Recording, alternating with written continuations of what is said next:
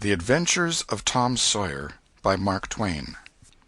To my wife, this book is affectionately dedicated. Preface. Most of the adventures recorded in this book really occurred. One or two were experiences of my own, the rest those of boys who were schoolmates of mine. Huck Finn is drawn from life, Tom Sawyer also, but not from an individual. He is a combination of the characteristics of three boys whom I knew, and therefore belongs to the composite order of architecture. The odd superstitions touched upon were all prevalent among children and slaves in the West at the period of this story, that is to say 30 or 40 years ago. Although my book is intended mainly for the entertainment of boys and girls, I hope it will not be shunned by men and women on that account, for part of my plan has been to try to pleasantly remind adults of what they once were themselves, and of how they felt and thought and talked, and what queer enterprises they sometimes engaged in. The Author. Hartford, 1876. Chapter 1. Tom. No answer. Tom. No answer. What's gone with that boy, I wonder? You, Tom! No answer. The old lady pulled her spectacles down and looked over them about the room. Then she put them up and looked out under them. She seldom or never looked through them for so small a thing as a boy. They were her state pair, the pride of her heart, and were built for style, not service. She could have seen through a pair of stove-lids just as well. She looked perplexed for a moment, and then said, not fiercely, but still loud enough for the furniture to hear, "Well, I lay if I get hold of you, I'll—" She did not finish, for by this time she was bending down and punching under the bed with a broom, and so she needed breath to punctuate the punches with. She resurrected nothing but the cat. "I never see the beat of that boy." She went to the open door and stood in it, and looked out among the tomato vines and jimpson weeds that constituted the garden. No Tom. So she lifted up her voice at an angle calculated for distance, and shouted, "You, Tom!" There was a slight noise behind her, and she turned just in time to seize a small boy by the slack of his roundabout and arrest his flight. "There! I might 'a' thought of that closet. What you been doing in there?" "Nothing." "Nothing? Look at your hands, and look at your mouth. What is that truck?" "I don't know, Aunt." "Well, I know. It's jam, that's what it is. 40 times I've said if you didn't let that jam alone I'll skin you. Hand me that switch." The switch hovered in the air. The peril was desperate. "My, look behind you, Aunt!" The old lady whirled round and snatched her skirts out of danger. The lad fled on the instant, scrambled up the high board fence, and disappeared over it. His Aunt Polly stood surprised a moment, and then broke into a gentle laugh. "Hang that boy! Can't I never learn anything? Ain't he played me tricks enough like that for me to be looking out for him by this time? But old fools is the biggest fools there is. Can't learn an old dog new tricks, as the saying is. But my goodness, he never plays them alike 2 days, and how is a body to know what's coming? He 'pears to know just how long he can torment me before I get my dander up, and he knows if he can make out to put me off for a minute or make me laugh, it's all down again and I can't hit him a lick. I ain't doing my duty by that boy, and that's the Lord's truth, goodness knows. Spare the rod and spile the child, as the good book says. I'm a laying up sin and suffering for us both, I know. He's full of the old scratch, but laws a me, he's my own dead sister's boy, poor thing, and I ain't got the heart to lash him somehow. Every time I let him off my conscience does hurt me so, and every time I hit him my old heart most breaks. Well, well, a man that is born of a woman is of few days and full of trouble, as the Scripture says, and I reckon it's so. He'll play hooky this evening. That's southwestern for afternoon. And I'll just be obleeged to make him work tomorrow to punish him.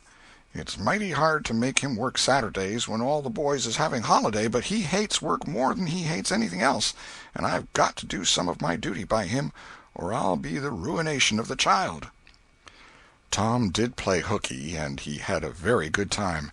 He got back home barely in season to help Jim. the small colored boy, saw next day's wood and split the kindling before supper. At least he was there in time to tell his adventures to Jim, while Jim did three-fourths of the work. Tom's younger brother, or rather half-brother, Sid, was already through with his part of the work, picking up chips, for he was a quiet boy and had no adventurous, troublesome ways. While Tom was eating his supper and stealing sugar as opportunity offered, Aunt Polly asked him questions that were full of guile and very deep, for she wanted to trap him into damaging revealments. Like many other simple-hearted souls, it was her pet vanity to believe she was endowed with a talent for dark and mysterious diplomacy, and she loved to contemplate her most transparent devices as marvels of low cunning. Said she, "Tom, it was middling warm in school, wasn't it?" "Yes'm." "Powerful warm, wasn't it?" "Yes'm." "Didn't you want to go in a-swimming, Tom?" A bit of a scare shot through Tom, a touch of uncomfortable suspicion. He searched Aunt Polly's face, but it told him nothing. So he said, "No'm, well, not very much." The old lady reached out her hand and felt Tom's shirt, and said, "But you ain't too warm now, though." And it flattered her to reflect that she had discovered that the shirt was dry without anybody knowing that that was what she had in her mind.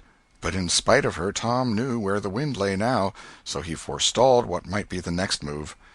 "Some of us pumped on our heads. Mine's damp yet, see?" Aunt Polly was vexed to think she had overlooked that bit of circumstantial evidence and missed a trick. Then she had a new inspiration. "Tom, you didn't have to undo your shirt collar where I sewed it, to pump on your head, did you? Unbutton your jacket." The trouble vanished out of Tom's face. He opened his jacket. His shirt collar was securely sewed. "Bother! Well, go 'long with you. I'd made sure you'd played hooky and been a-swimming, but I forgive you, Tom. I reckon you're a kind of singed cat, as the saying is, better'n you look, this time." She was half sorry her sagacity had miscarried, and half glad that Tom had stumbled into obedient conduct for once. But Sidney said, "Well, now if I didn't think you sewed his collar with white thread, but it's black." "Why, I did sew it with white." "Tom!" But Tom did not wait for the rest. As he went out the door, he said, "Siddy, I'll lick you for that." In a safe place Tom examined two large needles, which were thrust into the lapels of his jacket, and had thread bound about them. One needle carried white thread, and the other black. He said, "She'd never noticed if it hadn't been for Sid. Confound it! Sometimes she sews it with white, and sometimes she sews it with black. I wish to Jiminy she'd stick to one or t'other. I can't keep the run of 'em. But I bet I'll learn Sid for that. I'll learn him." He was not the model boy of the village. He knew the model boy very well, though, and loathed him. Within 2 minutes, or even less, he had forgotten all his troubles. Not because his troubles were one whit less heavy and bitter to him than a man's are to a man, but because a new and powerful interest bore them down and drove them out of his mind for the time, just as men's misfortunes are forgotten in the excitement of new enterprises. This new interest was a valued novelty in whistling, which he had just acquired from a negro, and he was suffering to practice it undisturbed. It consisted in a peculiar bird-like turn, a sort of liquid warble, produced by touching the tongue to the roof of the mouth at short intervals in the midst of the music. The reader probably remembers how to do it, if he has ever been a boy. Diligence and attention soon gave him the knack of it, and he strode down the street with his mouth full of harmony and his soul full of gratitude. He felt much as an astronomer feels who has discovered a new planet. No doubt, as far as strong, deep, unalloyed pleasure is concerned, the advantage was with the boy, not the astronomer. The summer evenings were long. It was not dark yet. Presently Tom checked his whistle. A stranger was before him, a boy a shade larger than himself. A newcomer of any age or either sex was an impressive curiosity in the poor little shabby village of St. Petersburg. This boy was well dressed, too, well dressed on a weekday. This was simply astounding. His cap was a dainty thing, his close-buttoned blue cloth roundabout was new and natty, and so were his pantaloons. He had shoes on, and it was only Friday. He even wore a necktie, a bright bit of ribbon. He had a citified air about him that ate into Tom's vitals. The more Tom stared at the splendid marvel, the higher he turned up his nose at his finery and the shabbier and shabbier his own outfit seemed to him to grow. Neither boy spoke. If one moved, the other moved, but only sidewise, in a circle. They kept face to face and eye to eye all the time. Finally Tom said, "I can lick you." "I'd like to see you try it." "Well, I can do it." "No, you can't either." "Yes, I can." "No, you can't." "I can." "You can't." Can't." An uncomfortable pause. Then Tom said, "What's your name?"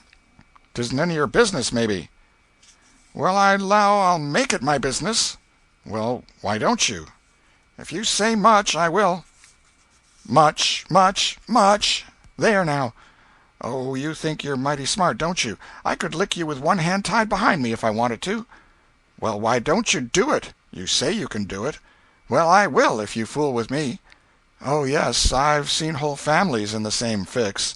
"Smarty, you think you're some, now, don't you? Oh, what a hat!" "You can lump that hat if you don't like it. I dare you to knock it off, and anybody that'll take a dare will suck eggs." "You're a liar." "You're another." "You're a fighting liar and doesn't take it up." "Ah, take a walk." "Say, if you give me much more of your sass, I'll take and bounce a rock off'n your head." "Oh, of course you will." "Well, I will." "Well, why don't you do it, then? Why do you keep saying you will, for? Why don't you do it? It's because you're afraid." "I ain't afraid." "You are." "I ain't." "You are." Another pause, and more eyeing and sidling around each other. Presently they were shoulder to shoulder. Tom said, "Get away from me." "Go away yourself." "I won't." "Well, I won't either." So they stood, each with a foot placed at an angle as a brace, and both shoving with might and main and glowering at each other with hate. But neither could get an advantage. After struggling till both were hot and flushed, each relaxed his strain with watchful caution, and Tom said, "You're a coward and a pup. I'll tell my big brother on you, and he can thrash you with his little finger, and I'll make him do it, too." "What do I care for your big brother? I've got a brother that's bigger than he is, and what's more, he can throw him over that fence, too." Both brothers were imaginary. "That's a lie." "Your saying so doesn't make it so." Tom drew a line in the dust with his big toe and said, "I dare you to step over that, and I'll lick you till you can't stand up. Anybody that'll take a dare will steal sheep." The new boy stepped over promptly and said, "Now you said you'd do it. Now let's see you do it." "Don't you crowd me, now. You better look out." "Well, you said you'd do it. Why don't you do it?" "By jingo, for 2 cents I will do it." The new boy took 2 broad coppers out of his pocket and held them out with derision. Tom struck them to the ground. In an instant both boys were rolling and tumbling in the dirt, gripped together like cats, and for the space of a minute they tugged and tore at each other's hair and clothes, punched and scratched each other's noses, and covered themselves with dust and glory. Presently the confusion took form, and through the fog of battle Tom appeared, seated astride the new boy, and pounding him with his fists. "Holler 'nuff," said he. The boy only struggled to free himself. He was crying, mainly from rage. "Holler 'nuff," and the pounding went on. At last the stranger got out a smothered "'Nuff," and Tom let him up and said, "Now that'll learn you. Better look out who you're fooling with next time." The new boy went off brushing the dust from his clothes, sobbing, snuffling, and occasionally looking back and shaking his head and threatening what he would do to Tom the next time he caught him out. To which Tom responded with jeers and started off in a high feather, and as soon as his back was turned the new boy snatched up a stone, threw it, and hit him between the shoulders, and then turned tail and ran like an antelope. Tom chased the traitor home, and thus found out where he lived. He then held a position at the gate for some time, daring the enemy to come outside, but the enemy only made faces at him through the window and declined. At last the enemy's mother appeared, and called Tom a bad, vicious, vulgar child, and ordered him away. So he went away, but he said he 'lowed to lay for that boy. He got home pretty late that night, and when he climbed cautiously in at the window he uncovered an ambuscade in the person of his aunt.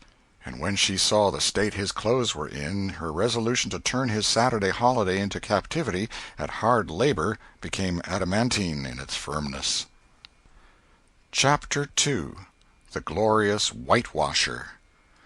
Saturday morning was come, and all the summer world was bright and fresh and brimming with life. There was a song in every heart, and if the heart was young, the music issued at the lips. There was cheer in every face, and a spring in every step. The locust trees were in bloom, and the fragrance of the blossoms filled the air. Cardiff Hill, beyond the village and above it, was green with vegetation, and it lay just far enough away to seem a delectable land, dreamy, reposeful, and inviting. Tom appeared on the sidewalk with a bucket of whitewash and a long-handled brush. He surveyed the fence, and all gladness left him, and a deep melancholy settled down upon his spirit. 30 yards of board fence 9 feet high. Life to him seemed hollow, and existence but a burden. Sighing, he dipped his brush and passed it along the topmost plank, repeated the operation, did it again, compared the insignificant whitewashed streak with the far-reaching continent of unwhitewashed fence, and sat down on a tree-box discouraged. Jim came skipping out at the gate with a tin pail and singing "Buffalo Gals." Bringing water from the town pump had always been hateful work in Tom's eyes before, but now it did not strike him so. He remembered that there was company at the pump. White, mulatto, and negro boys and girls were always there waiting their turns, resting, trading playthings, quarreling, fighting, skylarking. And he remembered that although the pump was only 150 yards off, Jim never got back with a bucket of water under an hour, and even then somebody generally had to go after him. Tom said, "Say, Jim, I'll fetch the water if you'll whitewash some." Jim shook his head and said, "Can't, Mars Tom. Old missus, she told me I got to go and get dis water and stop fooling around with anybody. She say she spec Mars Tom gwine to ax me to whitewash, and so she told me to go 'long and tend to my own business. She 'lowed she'd tend to de whitewashing." "Oh, never mind what she said, Jim. That's the way she always talks. Gimme the bucket. I won't be gone only a minute. She won't ever know." "Oh, I dasn't, Mars Tom. Ole missus she'd take and tar de head off'n me. 'Deed she would." She never licks anybody. Whacks 'em over the head with her thimble, and who cares for that, I'd like to know. She talks awful, but talk don't hurt. Anyways, it don't if she don't cry. Jim, I'll give you a marvel. I'll give you a white alley." Jim began to waver. "White alley, Jim, and it's a bully taw." "My, that's a mighty gay marvel, I tell you. But, Mars Tom, I's powerful 'fraid of ole missus. And besides, if you will, I'll show you my sore toe." Jim was only human. This attraction was too much for him. He put down his pail, took the white alley, and bent over the toe with absorbing interest while the bandage was being unwound. In another moment he was flying down the street with his pail and a tingling rear. Tom was whitewashing with vigor, and Aunt Polly was retiring from the field with a slipper in her hand and triumph in her eye. But Tom's energy did not last. He began to think of the fun he had planned for this day, and his sorrows multiplied. Soon the free boys would come tripping along on all sorts of delicious expeditions, and they would make a world of fun of him for having to work. The very thought of it burnt him like fire. He got out his worldly wealth and examined it. Bits of toys, marbles, and trash. Enough to buy an exchange of work, maybe, but not half enough to buy so much as half an hour of pure freedom. So he returned his straitened means to his pocket and gave up the idea of trying to buy the boys. At this dark and hopeless moment an inspiration burst upon him, nothing less than a great, magnificent inspiration. He took up his brush and went tranquilly to work. Ben Rogers hove in sight presently, the very boy of all boys, whose ridicule he had been dreading. Ben's gait was the hop, skip, and jump, proof enough that his heart was light and his anticipations high. He was eating an apple, and giving a long, melodious whoop at intervals, followed by a deep-toned ding-dong-dong, ding-dong-dong, for he was personating a steamboat. As he drew near, he slackened speed, took the middle of the road, leaned far over to starboard, and rounded to, ponderously and with laborious pomp and circumstance, for he was personating the big Missouri, and considered himself to be drawing 9 feet of water. He was boat and captain and engine bells combined, so he had to imagine himself standing on his own hurricane deck giving the orders and executing them. "Stop her, sir! ting-a-ling-a-ling. The headway ran almost out, and he drew up slowly towards the sidewalk. Ship up to back, ting-a-ling-a-ling. His arms straightened and stiffened down his sides. Set her back on the starboard, ting-a-ling-a-ling.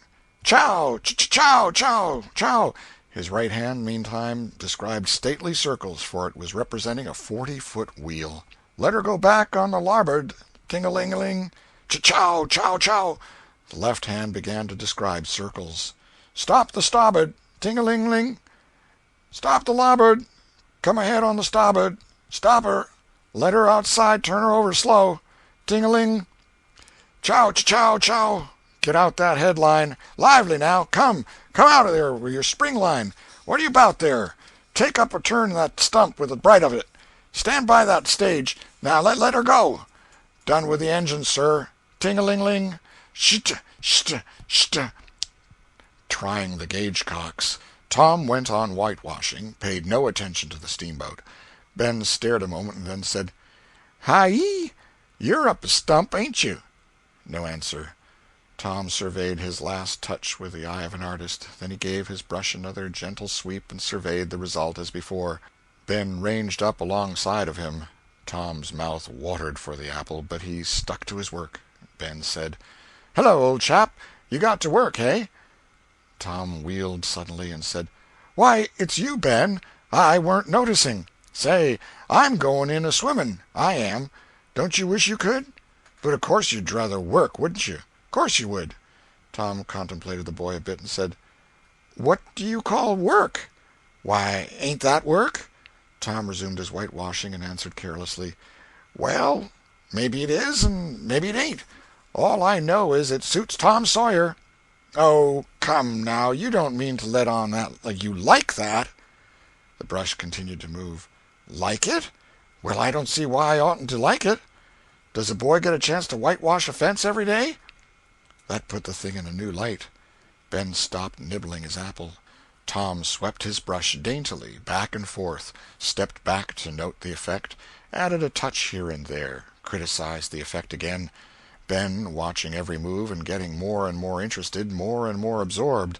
Presently he said, Say, Tom, let me whitewash a little. Tom considered, was about to consent, but he altered his mind. No, I reckon it wouldn't hardly do, Ben. You see, Aunt Polly's awful particular about this fence, right here on the street, you know. But if it was the back fence, I wouldn't mind, and she wouldn't. Yes, she's awful particular about this fence. It's got to be done very careful. I reckon there ain't one boy in 1,000, maybe 2,000, that can do it the way it's got to be done. No, is that so? Oh, come now, let me just try. Only just a little. I'd let you if you was me, Tom. Ben, I'd like to, honest Injun, but Aunt Polly, well, Jim wanted to do it, but she wouldn't let him. Sid wanted to do it, and she wouldn't let Sid. Now, don't you see how I'm fixed? If you was to tackle this fence and anything was to happen to it, oh, shucks, I'll be just as careful. Now let me try. Say, I'll give you the core of my apple. Well, here. No, Ben, no, now don't. I'm afeard. I'll give you all of it. Tom gave up the brush with reluctance in his face, but alacrity in his heart. And while the late steamer Big Missouri worked and sweated in the sun, the retired artist sat on a barrel in the shade close by, dangled his legs, munched his apple, and planned the slaughter of more innocents. There was no lack of material. Boys happened along every little while. They came to jeer, but remained to whitewash. By the time Ben was fagged out, Tom had traded the next chance to Billy Fisher for a kite in good repair, and when he played out, Johnny Miller brought in for a dead rat and a string to swing it with, and so on, hour after hour. And when the middle of the afternoon came, from being a poor poverty-stricken boy in the morning, Tom was literally rolling in wealth. He had, beside the things before mentioned, 12 marbles, part of a jew's harp, a piece of blue bottle glass to look through, a spool cannon, a key that wouldn't unlock anything, a fragment of chalk, a glass stopper of a decanter, a tin soldier, a couple of tadpoles, 6 firecrackers, a kitten with only one eye, a brass doorknob, a dog collar, but no dog, the handle of a knife, 4 pieces of orange peel, and a dilapidated old window-sash. He had had a nice, good, idle time all the while, plenty of company, and the fence had had 3 coats of whitewash on it. If he hadn't run out of whitewash, he would have bankrupted every boy in the village. Tom said to himself that it was not such a hollow world after all. He had discovered a great law of human action without knowing it, namely, that in order to make a man or boy covet a thing, it is only necessary to make the thing difficult to attain. If he had been a great and wise philosopher, like the writer of this book, he would now have comprehended that work consists of whatever a body is obliged to do, and that play consists of whatever a body is not obliged to do. And this would help him to understand why constructing artificial flowers or performing on a treadmill is work, while rolling 10-pins or climbing Mont Blanc is only amusement. There are wealthy gentlemen in England who drive 4-horse passenger coaches 20 or 30 miles on a daily line in the summer because the privilege costs them considerable money. But if they were offered wages for the service, that would turn it into work, and then they would resign.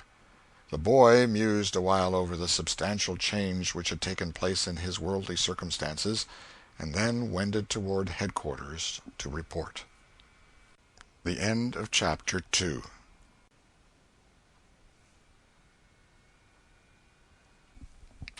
The Adventures of Tom Sawyer, Chapter 3. Busy at War and Love.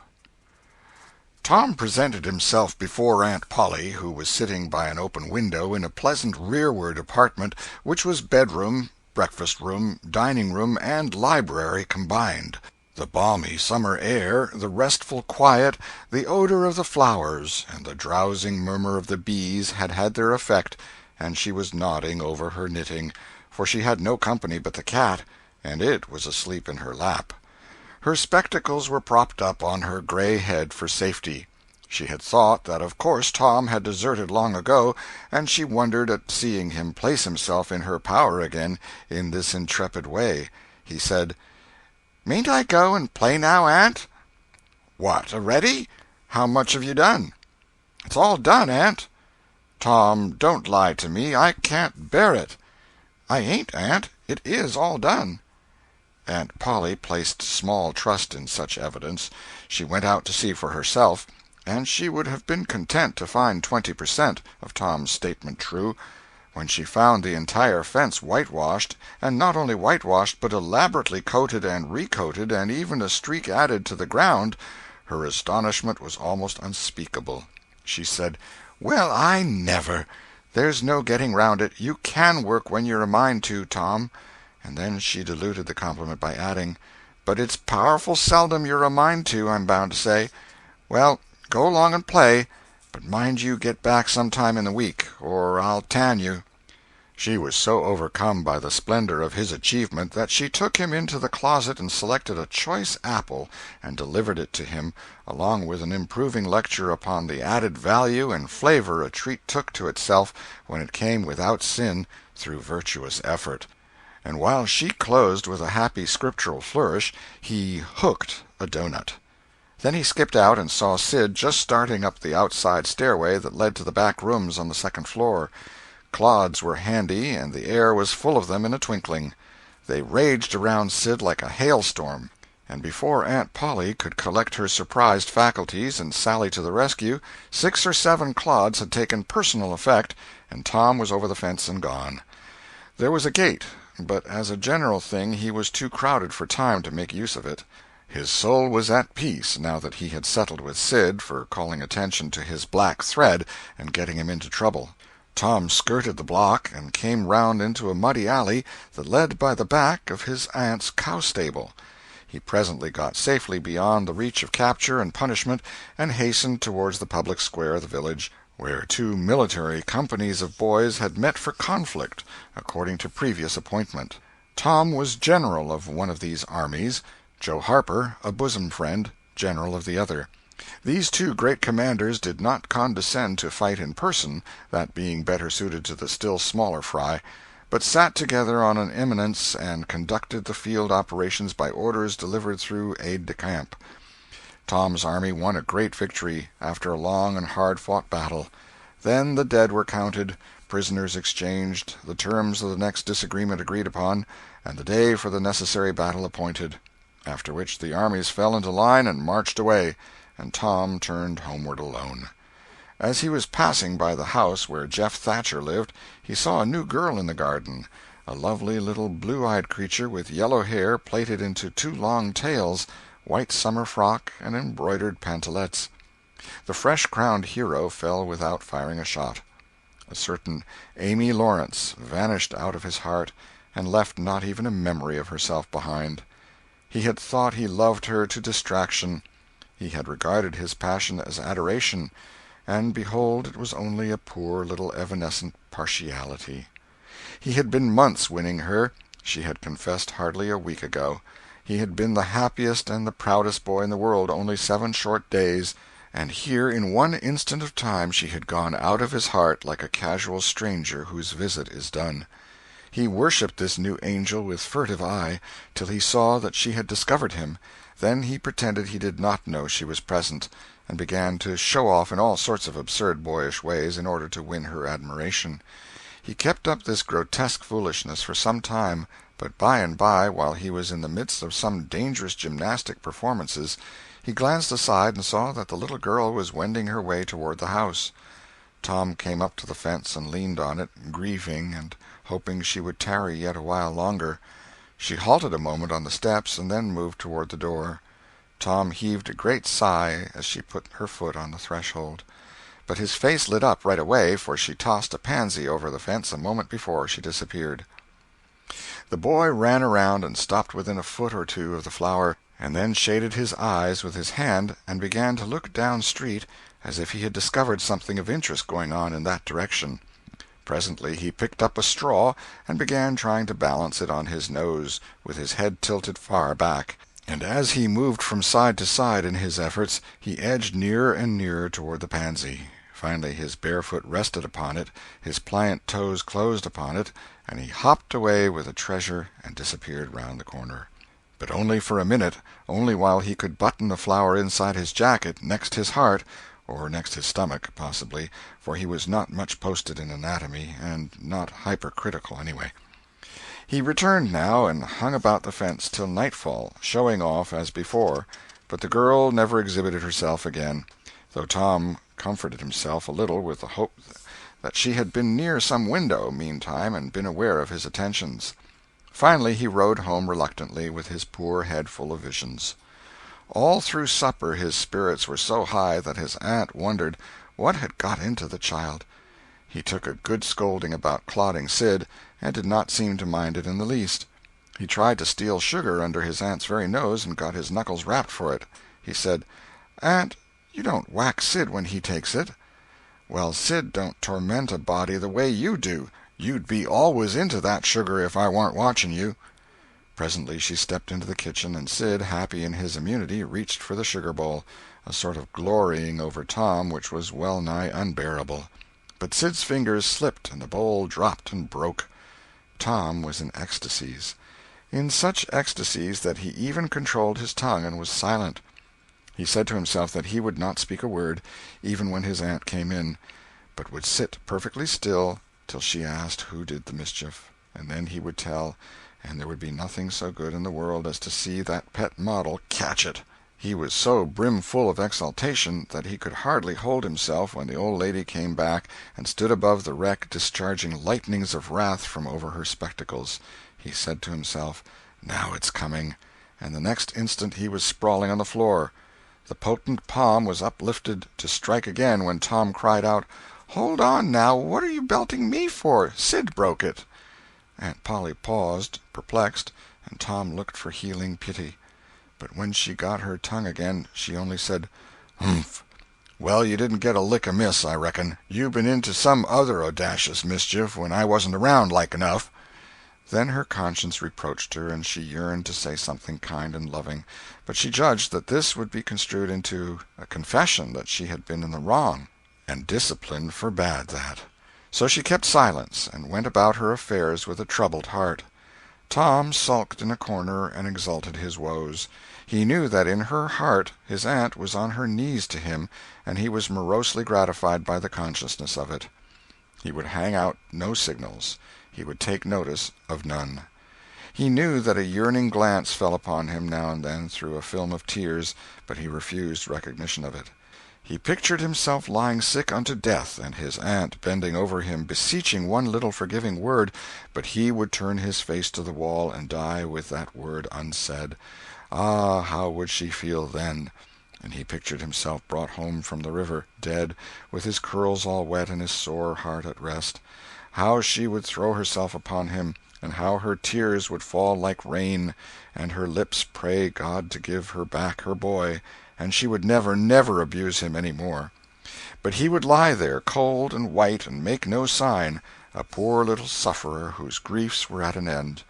He so worked upon his feelings with the pathos of these dreams that he had to keep swallowing, he was so like to choke, and his eyes swam in a blur of water which overflowed when he winked, and ran down and trickled from the end of his nose. And such a luxury to him was this petting of his sorrows that he could not bear to have any worldly cheeriness or any grating delight intrude upon it.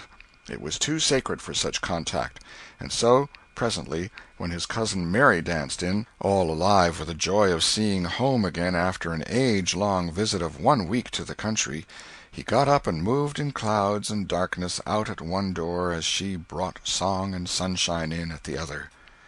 He wandered far from the accustomed haunts of boys, and sought desolate places that were in harmony with his spirit. A log raft in the river invited him, and he seated himself on its outer edge and contemplated the dreary vastness of the stream, wishing the while that he could only be drowned, all at once and unconsciously, without undergoing the uncomfortable routine devised by nature. Then he thought of his flower. He got it out, rumpled and wilted, and it mightily increased his dismal felicity. He wondered if she would pity him if she knew. Would she cry, and wish that she had a right to put her arms round his neck and comfort him? Or would she turn coldly away like all the hollow world? This picture brought such an agony of pleasurable suffering that he worked it over and over again in his mind, and set it up in new and varied lights till he wore it threadbare. At last he rose up, sighing, and departed in the darkness. About 9:30 or 10 o'clock he came along the deserted street to where the adored unknown lived. He paused a moment. No sound fell upon his listening ear. A candle was casting a dull glow upon the curtain of a second-story window. Was the sacred presence there? He climbed the fence, threaded his stealthy way through the plants, till he stood under that window. He looked up at it long and with emotion. Then he laid him down on the ground under it, disposing himself upon his back, with his hands clasped upon his breast and holding his poor wilted flower. And thus he would die, out in the cold world, with no shelter over his homeless head, no friendly hand to wipe the death damps from his brow, no loving face to bend pityingly over him when the great agony came. And thus she would see him when she looked out upon the glad morning, and oh, would she drop one little tear upon his poor lifeless form, would she heave one little sigh to see a bright young life so rudely blighted, so untimely cut down? The window went up, a maidservant's discordant voice profaned the holy calm, and a deluge of water drenched the prone martyr's remains. The strangling hero sprang up with a relieving snort. There was a whiz as of a missile in the air, mingled with the murmur of a curse, a sound as of shivering glass followed, and a small vague form went over the fence and shot away in the gloom. Not long after, as Tom, all undressed for bed, was surveying his drenched garments by the light of a tallow-dip, Sid woke up.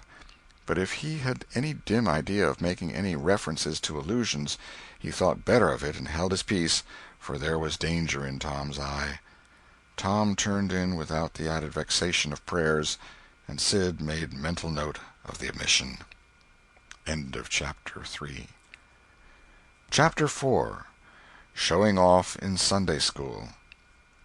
The sun rose upon a tranquil world and beamed down upon the peaceful village like a benediction. Breakfast over, Aunt Polly had family worship.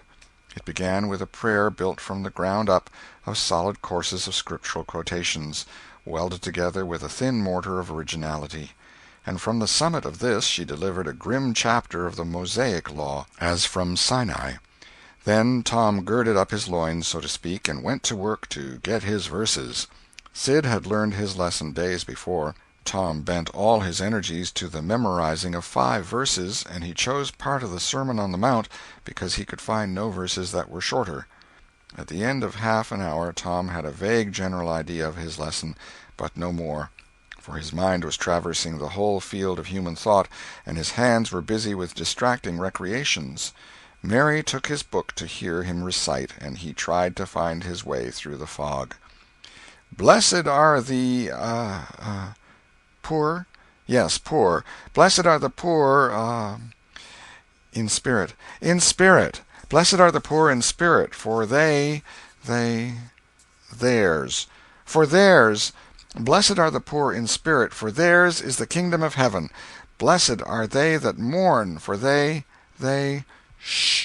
for they, S-H-A. For they, S-H, oh, I don't know what it is. Shall. Oh, shall. Shall mourn. Blessed are they that shall, they that shall mourn, for they shall what? Why don't you tell me, Mary? What do you want to be so mean for? Oh, Tom, you poor thick-headed thing, I'm not teasing you. I wouldn't do that. You must go and learn it again. Don't you be discouraged, Tom. You'll manage it, and if you do, I'll give you something ever so nice. There now, that's a good boy. All right. What is it, Mary? Tell me what it is. Never you mind, Tom. You know if I say it's nice, it is nice. You bet you that's so, Mary. All right, I'll tackle it again. And he did tackle it again, and under the double pressure of curiosity and prospective gain, he did it with such spirit that he accomplished a shining success. Mary gave him a brand-new Barlow knife worth 12.5 cents, and the convulsion of delight that swept his system shook him to his foundations. True, the knife would not cut anything, but it was a sure enough Barlow, and there was inconceivable grandeur in that, though where the Western boys ever got the idea that such a weapon could possibly be counterfeited to its injury is an imposing mystery and will always remain so, perhaps. Tom contrived to scarify the cupboard with it, and was arranging to begin on the bureau, when he was called off to dress for Sunday school. Mary gave him a tin basin of water and a piece of soap, and he went outside the door and set the basin on a little bench there. Then he dipped the soap in the water and laid it down, turned up his sleeves, poured out the water on the ground, gently, and then entered the kitchen and began to wipe his face diligently on the towel behind the door. But Mary removed the towel and said, "Now, ain't you ashamed, Tom? You mustn't be so bad. Water won't hurt you." Tom was a trifle disconcerted. The basin was refilled, and this time he stood over it a little while, gathering resolution, took in a big breath, and began. When he entered the kitchen presently, with both eyes shut and groping for the towel with his hands, an honorable testimony of suds and water was dripping from his face. But when he emerged from the towel he was not yet satisfactory, for the clean territory stopped short at his chin, and his jaws like a mask. Below and beyond this line there was a dark expanse of unirrigated soil that spread downward in front and backward around his neck. Mary took him in hand, and when she was done with him, he was a man and a brother without distinction of color, and his saturated hair was neatly brushed and its short curls wrought into a dainty and symmetrical general effect. He privately smoothed out the curls with labor and difficulty, and plastered his hair close down to his head, for he held curls to be effeminate, and his own filled his life with bitterness. Then Mary got out a suit of his clothing that had been used only on Sundays during 2 years. They were simply called his other clothes, and so by that we know the size of his wardrobe. The girl put him to rights after he had dressed himself. She buttoned his neat roundabout up to his chin, turned his vast shirt-collar down over his shoulders, brushed him off, and crowned him with his speckled straw hat. He now looked exceedingly improved and uncomfortable. He was fully as uncomfortable as he looked, for there was a restraint about whole clothes and cleanliness that galled him. He hoped that Mary would forget his shoes, but the hope was blighted. She coated them thoroughly with tallow, as was the custom, and brought them out. He lost his temper and said he was always being made to do everything he didn't want to do, but Mary said persuasively, "Please, Tom, that's a good boy." So he got into the shoes, snarling. Mary was soon ready, and the three children set out for Sunday school, a place that Tom hated with his whole heart, but Sid and Mary were fond of. Sabbath school hours were from 9 to 10:30, and then church service. Two of the children always remained for the sermon voluntarily, and the other always remained too, for stronger reasons. The church's high-backed, uncushioned pews would seat about 300 persons. The edifice was but a small, plain affair, with a sort of pine-board tree-box on top of it for a steeple. At the door Tom dropped back a step and accosted a Sunday-dressed comrade. "Say, Billy, got a yaller ticket?" "Yes." "What'll you take for her?" "What'll you give?" "Piece of licorice and a fish-hook." "Let's see 'em." Tom exhibited. They were satisfactory, and the property changed hands. Then Tom traded a couple of white alleys for 3 red tickets, and some small trifle or other for a couple of blue ones. He waylaid other boys as they came, and went on buying tickets of various colors 10 or 15 minutes longer. He entered the church, now with a swarm of clean and noisy boys and girls, proceeded to his seat, and started a quarrel with the first boy that came handy. The teacher, a grave elderly man, interfered, then turned his back a moment, and Tom pulled a boy's hair in the next bench, and was absorbed in his book when the boy turned round, stuck a pin in another boy presently in order to hear him say "ouch," and got a new reprimand from his teacher. Tom's whole class were of a pattern, restless, noisy, and troublesome. When they came to recite their lessons, not one of them knew his verses perfectly, but had to be prompted all along. However, they worried through, and each got his reward, in small blue tickets, each with a passage of Scripture on it. Each blue ticket was pay for 2 verses of the recitation. 10 blue tickets equaled a red one, and could be exchanged for it. 10 red tickets equaled a yellow one. For 10 yellow tickets the superintendent gave a very plainly bound Bible, worth 40 cents in those easy days, to the pupil. How many of my readers would have the industry and application to memorize 2,000 verses even for a Doré Bible? And yet Mary had acquired 2 Bibles in this way. It was the patient work of 2 years. And a boy of German parentage had won 4 or 5. He once recited 3,000 verses without stopping. But the strain upon his mental faculties was too great, and he was little better than an idiot from that day forth. A grievous misfortune for the school, for on great occasions before company the superintendent, as Tom expressed it, had always made this boy come out and spread himself. Only the older pupils managed to keep their tickets and stick to their tedious work long enough to get a Bible, and so the delivery of one of these prizes was a rare and noteworthy circumstance. The successful pupil was so great and conspicuous for that day that on the spot every scholar's heart was fired with a fresh ambition that often lasted a couple of weeks. It is possible that Tom's mental stomach had never really hungered for one of those prizes, but unquestionably his entire being had for many a day longed for the glory and the éclat that came with it. In due course the superintendent stood up in front of the pulpit with a closed hymn-book in his hand and his forefinger inserted between its leaves, and commanded attention. When a Sunday school superintendent makes his customary little speech, a hymn-book in the hand is as necessary as is the inevitable sheet of music in the hand of a singer who stands forward on the platform and sings a solo at a concert. Though why is a mystery, for neither the hymn-book nor the sheet of music is ever referred to by the sufferer. This superintendent was a slim creature of 35, with a sandy goatee and short sandy hair. He wore a stiff standing collar whose upper edge almost reached his ears, and whose sharp points curved forward abreast the corners of his mouth, a fence that compelled a straight lookout ahead, and a turning of the whole body when a side view was required. His chin was propped on a spreading cravat, which was as broad and as long as a bank-note, and had fringed ends. His boot-toes were turned sharply up, in the fashion of the day, like sleigh-runners, an effect patiently and laboriously produced by the young men by sitting with their toes pressed against a wall for hours together. Mr. Walters was very earnest of mien, and very sincere and honest at heart. and he held sacred things and places in such reverence, and so separated them from worldly matters, that unconsciously to himself his Sunday-school voice had acquired a peculiar intonation which was wholly absent on week-days.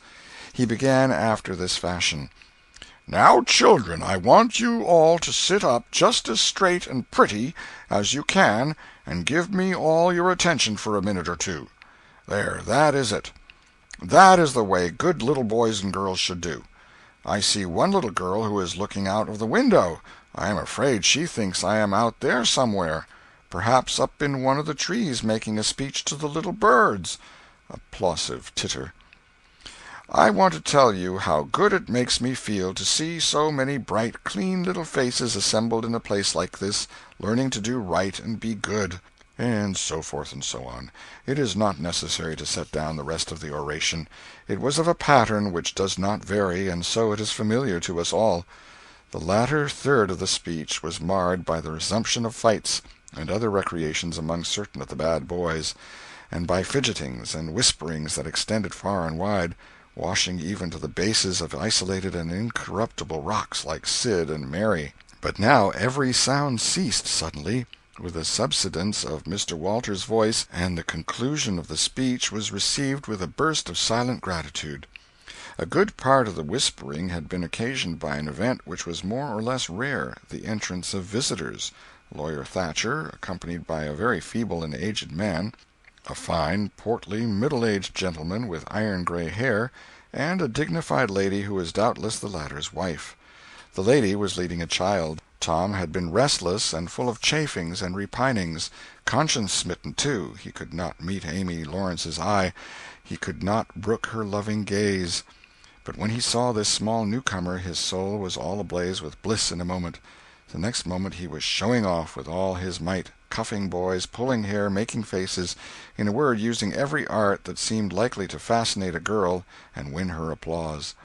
His exaltations had but one alloy, the memory of his humiliation in this angel's garden, and that record in sand was fast washing out under the waves of happiness that were sweeping over it now. The visitors were given the highest seat of honor, and as soon as Mr. Walters's speech was finished he introduced them to the school. The middle-aged man turned out to be a prodigious personage, no less a one than the county judge, altogether the most august creation these children had ever looked upon, and they wondered what kind of material he was made of, and they half wanted to hear him roar, and were half afraid he might, too. He was from Constantinople, 12 miles away, so he had traveled, and seen the world. These very eyes had looked upon the county courthouse, which was said to have a tin roof. The awe which these reflections inspired was attested by the impressive silences and the ranks of staring eyes. This was the great Judge Thatcher, brother of their own lawyer. Jeff Thatcher immediately went forward to be familiar with the great man and be envied by the school. It would have been music to his soul to hear the whisperings, "Look at him, Jim, he's a-going up there. Say, look, he's a-going to shake hands with him. He is shaking hands with him. By jings, don't you wish you was Jeff?"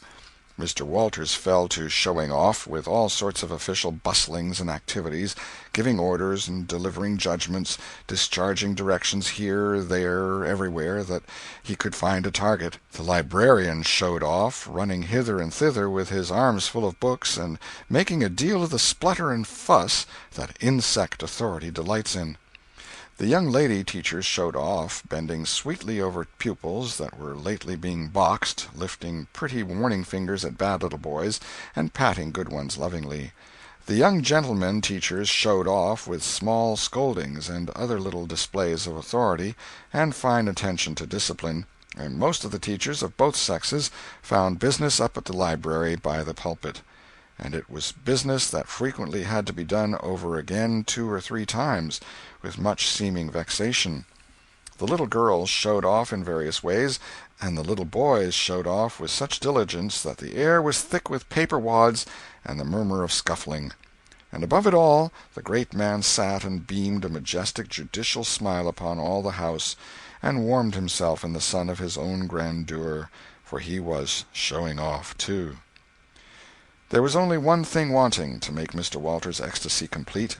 and that was a chance to deliver a Bible prize and exhibit a prodigy. Several pupils had a few yellow tickets, but none had enough, and he had been around among the star pupils inquiring. He would have given worlds now to have that German lad back again with a sound mind.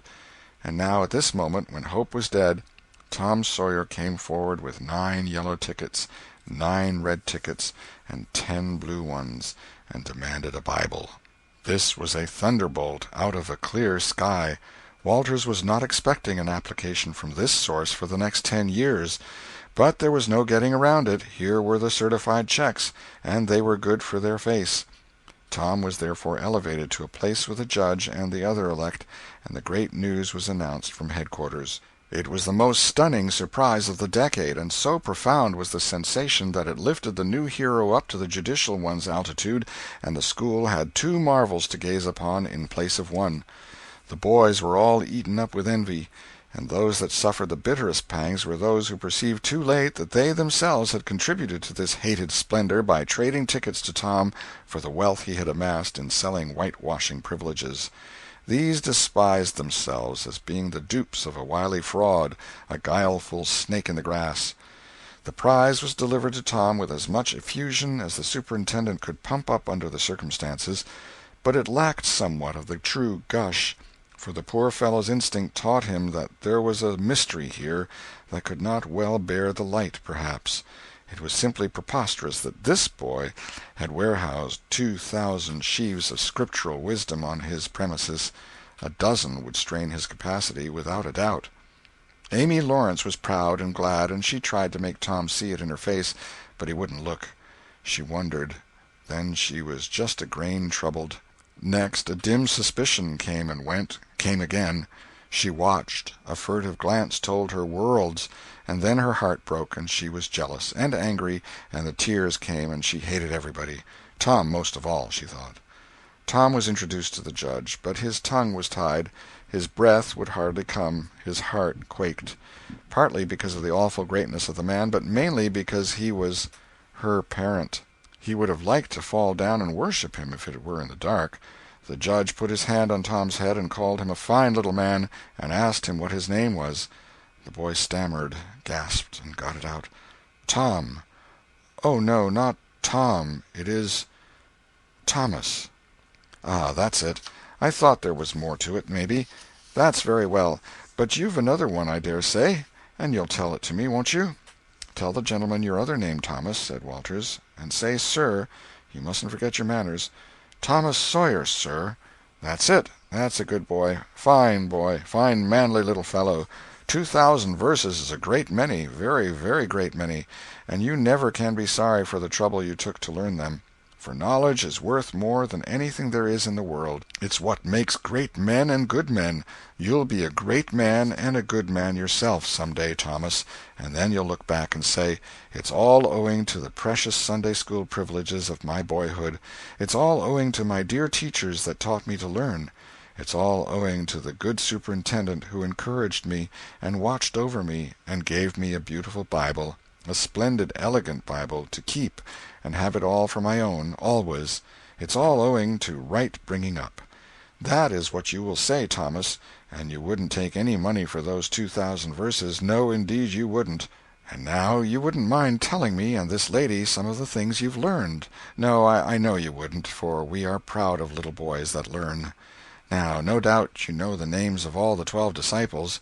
Won't you tell us the names of the first 2 that were appointed?" Tom was tugging at a buttonhole and looking sheepish. He blushed now, and his eyes fell. Mr. Walters' heart sank within him. He said to himself, "It is not possible that the boy can answer the simplest question. Why did the judge ask him?" Yet he felt obliged to speak up and say, "Answer the gentleman, Thomas. Don't be afraid." Tom still hung fire. "Now I know you'll tell me," said the lady. "The names of the first 2 disciples were David and Goliath." Let us draw the curtain of charity over the rest of the scene. End of Chapter 4. The Adventures of Tom Sawyer by Mark Twain. Chapter 5. The Pinch Bug and His Prey. About 10:30 the cracked bell of the small church began to ring, and presently the people began to gather for the morning sermon. The Sunday-school children distributed themselves about the house and occupied pews with their parents so as to be under supervision. Aunt Polly came, and Tom and Sid and Mary sat with her, Tom being placed next to the aisle, in order that he might be as far away from the open window and the seductive outside summer scenes as possible. The crowd filed up the aisles, the aged and needy postmaster, who had seen better days, the mayor and his wife, for they had a mayor there among other unnecessaries, the justice of the peace, the widow Douglas, fair, smart, and 40, a generous, good-hearted soul, and well-to-do, her hill mansion the only palace in the town, and the most hospitable and much the most lavish in the matter of festivities that St. Petersburg could boast, the bent and venerable Major and Mrs. Ward, Lawyer Riverson, the new notable from a distance, next the belle of the village, followed by a troop of lawn-clad and ribbon-decked young heartbreakers, then all the young clerks in town in a body, for they had stood in the vestibule sucking their cane-heads, a circling wall of oiled and simpering admirers, till the last girl had run their gauntlet. And last of all came the model boy, Willie Mufferson, taking as heedful care of his mother as if she were cut glass. He always brought his mother to church, and was the pride of all the matrons. The boys all hated him, he was no good. And besides, he had been thrown up to them so much. His white handkerchief was hanging out of his pocket behind, as usual on Sundays, accidentally. Tom had no handkerchief, and he looked upon boys who had as snobs. The congregation being fully assembled now, the bell rang once more, to warn laggards and stragglers, and then a solemn hush fell upon the church, which was only broken by the tittering and whispering of the choir in the gallery. The choir always tittered and whispered all through service. There was once a church choir that was not ill-bred, but I have forgotten where it was now. It was a great many years ago, and I can scarcely remember anything about it, but I think it was in some foreign country. The minister gave out the hymn, and read it through with a relish in a peculiar style which was much admired in that part of the country. His voice began on a medium key and climbed steadily up till it reached a certain point, where it bore with strong emphasis upon the topmost word, and then plunged down as if from a springboard. Shall I be carried to the skies on flowery beds of ease, whilst others fight to win the prize and sail through bloody seas? He was regarded as a wonderful reader. At church sociables he was always called upon to read poetry, and when he was through, the ladies would lift up their hands and let them fall helplessly in their laps, and wall their eyes and shake their heads, as much as to say, "Words cannot express it. It is too beautiful for this mortal earth." After the hymn had been sung, the Reverend Mr. Sprague turned himself into a bulletin board, and read off notices of meetings and societies and things till it seemed that the list would stretch out to the crack of doom, a queer custom which is still kept up in America, even in cities away here in this age of abundant newspapers. Often the less there is to justify a traditional custom, the harder it is to get rid of it. And now the minister prayed. A good, generous prayer it was, and went into details. It pleaded for the church, and the little children of the church, for the other churches of the village, for the village itself, for the county, for the state officers, for the United States, for the churches of the United States, for Congress, for the President, for the officers of the government, for poor sailors tossed by stormy seas, for the oppressed millions groaning under the heel of European monarchies and Oriental despotisms, for such as have the light and the good tidings, and yet have not eyes to see nor ears to hear withal, for the heathen in the far islands of the sea, and closed with a supplication that the words he was about to speak might find grace and favor, and be as seeds sown in fertile ground, yielding in time a grateful harvest of good. Amen. There was a rustling of dresses, and the standing congregation sat down. The boy whose history this book relates did not enjoy the prayer, he only endured it, if he even did that much. He was restive all through it. He kept tally of the details of the prayer unconsciously, for he was not listening, but he knew the ground of old and the clergyman's regular route over it, and when a little trifle of new matter was interlarded, his ear detected it and his whole nature resented it. He considered additions unfair and scoundrelly. In the midst of the prayer a fly had lit on the back of the pew in front of him, and tortured his spirit by calmly rubbing its hands together, embracing its head with its arms, and polishing it so vigorously that it seemed to almost part company with the body, and the slender thread of a neck was exposed to view. Scraping its wings with its hind legs, and smoothing them to its body as if they had been coat-tails, going through its whole toilet as tranquilly as if it knew it was perfectly safe, as indeed it was, for as sorely as Tom's hands itched to grab for it, they did not dare. He believed his soul would be instantly destroyed if he did such a thing while the prayer was going on. But with the closing sentence his hand began to curve and steal forward, and the instant the Amen was out, the fly was a prisoner of war. His aunt detected the act and made him let it go. The minister gave out his text and droned along monotonously through an argument that was so prosy that many a head by and by began to nod, and yet it was an argument that dealt in limitless fire and brimstone and thinned the predestined elect down to a company so small as to be hardly worth the saving. Tom counted the pages of the sermon. After church he always knew how many pages there had been, but he seldom knew anything else about the discourse. However, this time he was really interested for a little while. The minister made a grand and moving picture of the assembling together of the world's hosts at the millennium, when the lion and the lamb should lie down together and a little child should lead them. But the pathos, the lesson, the moral of the great spectacle were lost upon the boy. He only thought of the conspicuousness of the principal character before the onlooking nations. His face lit with the thought, and he said to himself that he wished he could be that child, if it was a tame lion. Now he lapsed into suffering again, as the dry argument was resumed. Presently he bethought him of a treasure he had, and got it out. It was a large black beetle with formidable jaws, a pinch-bug he called it. It was in a percussion cap box. The first thing the beetle did was to take him by the finger.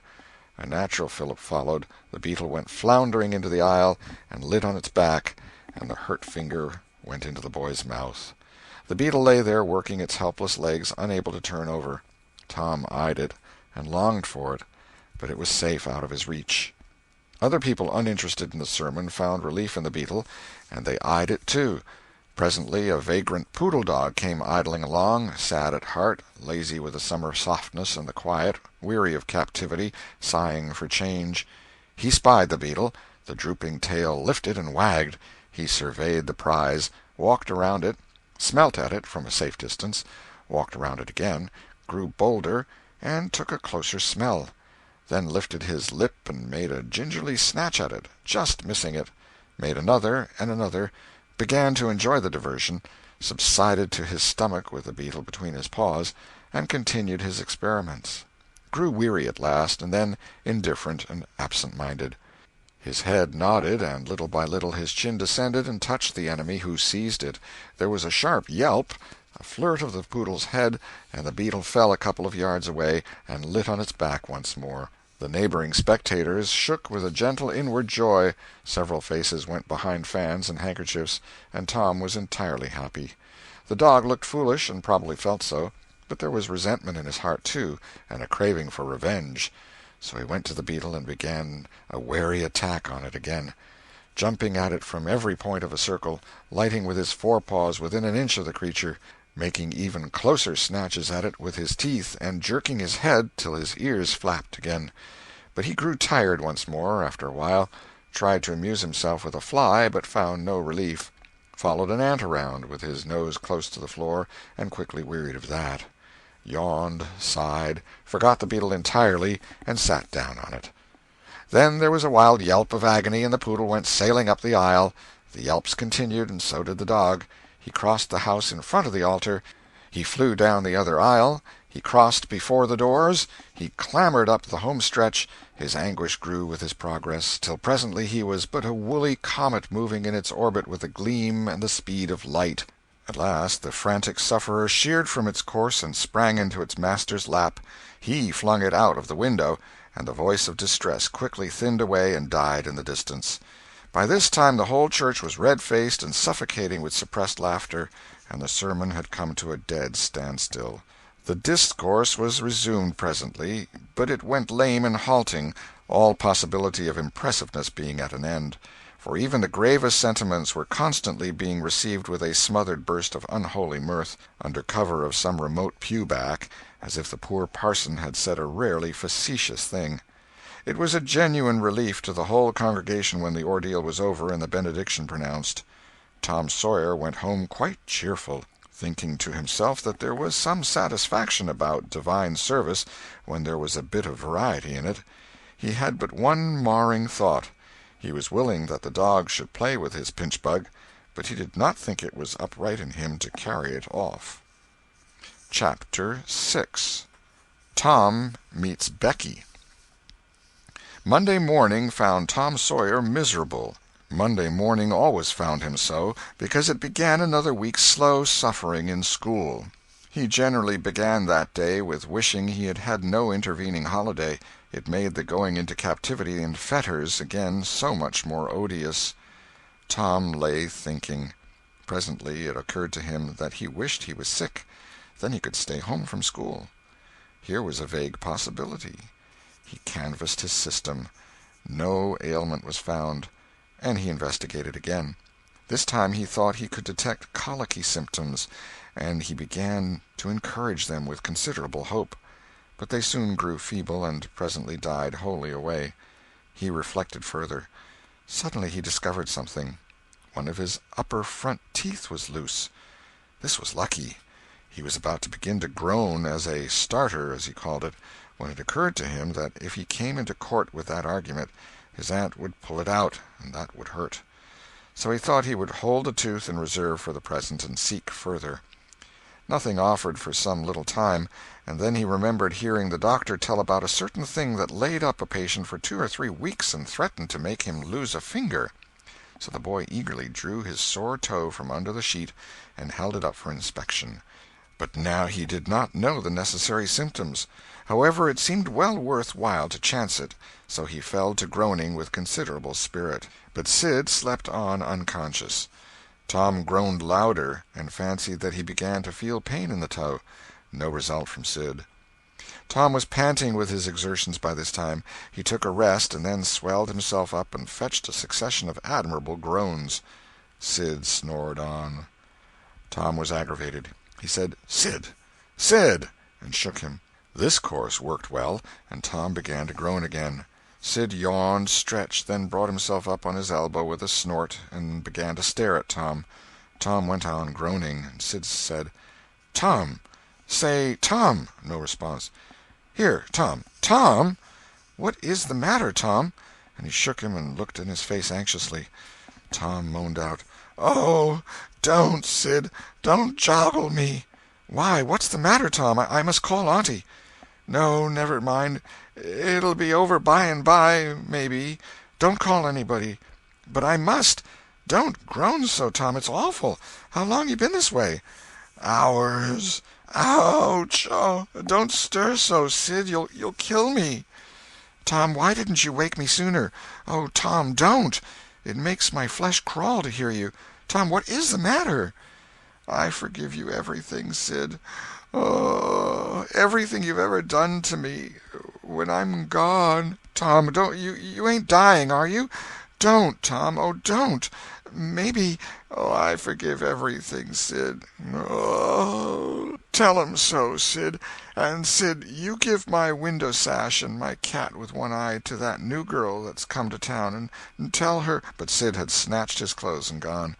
Tom was suffering in reality now, so handsomely was his imagination working, and so his groans had gathered quite a genuine tone. Sid flew downstairs and said, "Oh, Aunt Polly, come! Tom's dying." "Dying?" "Yes'm, don't wait, come quick." "Rubbish! I don't believe it." But she fled upstairs nevertheless, with Sid and Mary at her heels, and her face grew white, too, and her lip trembled. When she reached the bedside she gasped out, "You, Tom! Tom, what's the matter with you?" "Oh, auntie, What's the matter with you? What is the matter with you, child?" "Oh, auntie, my sore toes mortified." The old lady sank down into a chair and laughed a little, then cried a little, then did both together. This restored her, and she said, "Tom, what a turn you did give me! Now you shut up that nonsense and climb out of this." The groans ceased and the pain vanished from the toe. The boy felt a little foolish, and he said, "Aunt Polly, it seemed mortified, and it hurt so I never minded my tooth at all." "Your tooth, indeed! What's the matter with your tooth?" "One of them's loose, and it aches perfectly awful." "There, there, now, don't begin that groaning again. Open your mouth. Well, your tooth is loose, but you're not going to die about that. Mary, get me a silk thread and a chunk of fire out of the kitchen." Tom said, "Oh, please, auntie, don't pull it out. It don't hurt any more. I wish I may never stir if it does. Please don't, auntie. I don't want to stay home from school." "Oh, you don't you? So all this row was because you thought you'd get to stay home from school and go a-fishing. Tom, Tom, I love you so, and you seem to try every way you can to break my old heart with your outrageousness." By this time the dental instruments were ready. The old lady made one end of the silk thread fast to Tom's tooth with a loop, and tied the other to the bedpost. Then she seized the chunk of fire and suddenly thrust it almost into the boy's face. The tooth hung dangling by the bedpost now. But all trials bring their compensations. As Tom wended to school after breakfast, he was the envy of every boy he met because the gap in his upper row of teeth enabled him to expectorate in a new and admirable way. He gathered quite a following of lads interested in the exhibition, and one that had cut his finger and had been a center of fascination and homage up to this time, now found himself suddenly without an adherent, and shorn of his glory. His heart was heavy, and he said with a disdain which he did not feel that it wasn't anything to spit like Tom Sawyer, but another boy said, "Sour grapes," and he wandered away a dismantled hero. Shortly Tom came upon the juvenile pariah of the village, Huckleberry Finn, son of the town drunkard. Huckleberry was cordially hated and dreaded by all the mothers of the town, because he was idle and lawless and vulgar and bad, and because all their children admired him so, and delighted in his forbidden society, and wished they dared to be like him. Tom was like the rest of the respectable boys in that he envied Huckleberry his gaudy, outcast condition, and was under strict orders not to play with him. So he played with him every time he got a chance. Huckleberry was always dressed in the cast-off clothes of full-grown men, and they were in perennial bloom and fluttering with rags. His hat was a vast ruin with a wide crescent lopped out of its brim. His coat, when he wore one, hung nearly to his heels, and had the rearward buttons far down the back, but one suspender supported his trousers. The seat of the trousers bagged low and contained nothing. The fringed legs dragged in the dirt when not rolled up. Huckleberry came and went at his own free will. He slept on doorsteps in fine weather and in empty hogsheads in wet. He did not have to go to school or to church, or call any being master, or obey anybody. He could go fishing or swimming when and where he chose, and stay as long as it suited him. Nobody forbade him to fight. He could sit up as late as he pleased. He was always the first boy that went barefoot in the spring, and the last to resume leather in the fall. He never had to wash nor put on clean clothes. He could swear wonderfully. In a word, everything that goes to make life precious, that boy had. So thought every harassed, hampered, respectable boy in St. Petersburg. Tom hailed the romantic outcast. "Hello, Huckleberry." "Hello yourself, and see how you like it." "What's that you got?" "Dead cat." "Let me see him, Huck. My, he's pretty stiff. Where'd you get him?" "Bought him off'n a boy." "What'd you give?" "I give a blue ticket and a bladder that I got at the slaughterhouse." "Where'd you get the blue ticket?" "Bought it off'n Ben Rogers 2 weeks ago for a hoopstick." "Say, what is dead cats good for, Huck?" "Good for? Cure warts with." "No, is that so? I know something that's better." "I bet you don't. What is it?" "Why, spunk water." "Spunk water? I wouldn't give a dern for spunk water." "You wouldn't, wouldn't you? "Did you ever try it?" "No, I hain't." "But Bob Tanner did." "Who told you so?" "Why, he told Jeff Thatcher, and Jeff told Johnny Baker, and Johnny told Jim Hollis, and Jim told Ben Rogers, and Ben told a nigger, and the nigger told me. There now." "Well, what of it? They'll all lie. Leastwise, all but the nigger. I don't know him. But I never see a nigger that wouldn't lie." "Shucks! Now you tell me how Bob Tanner done it, Huck." "Why, he took and dipped his hand in a rotten stump where the rain-water was." "In the daytime?" "Certainly." "With his face to the stump?" "Yes. Least I reckon so." "Did he say anything?" "I don't reckon he did. I don't know." "Aha! Talk about trying to cure warts with spunk water such a blame fool way as that. Why, that ain't a-going to do any good. You got to go all by yourself to the middle of the woods where you know there's a spunk water stump, and just as it's midnight you back up against the stump and jam your hand in and say, 'Barleycorn, barleycorn, Injun meal shorts, spunk water, swaller these warts,' and then walk away quick 11 steps, with your eyes shut, and then turn around 3 times and walk home without speaking to anybody, because if you speak the charm's busted." "Well, that sounds like a good way, but that ain't the way Bob Tanner done." "No, sir, you can bet he didn't, because he's the wartiest boy in this town, and he wouldn't have a wart on him if he'd known how to work spunk water. I've took thousands of warts off my hands that way, Huck. I play with frogs so much I've always got considerable many warts. Sometimes I take 'em off with a bean." "Yes, bean's good. I've done that." "Have you? What's your way?"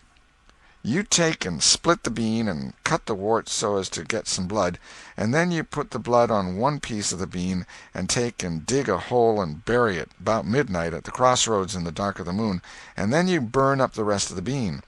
You see, that piece that's got the blood on it will keep drawing and drawing, trying to fetch the other piece to it, and so that helps the blood to draw the wart, and pretty soon off she comes."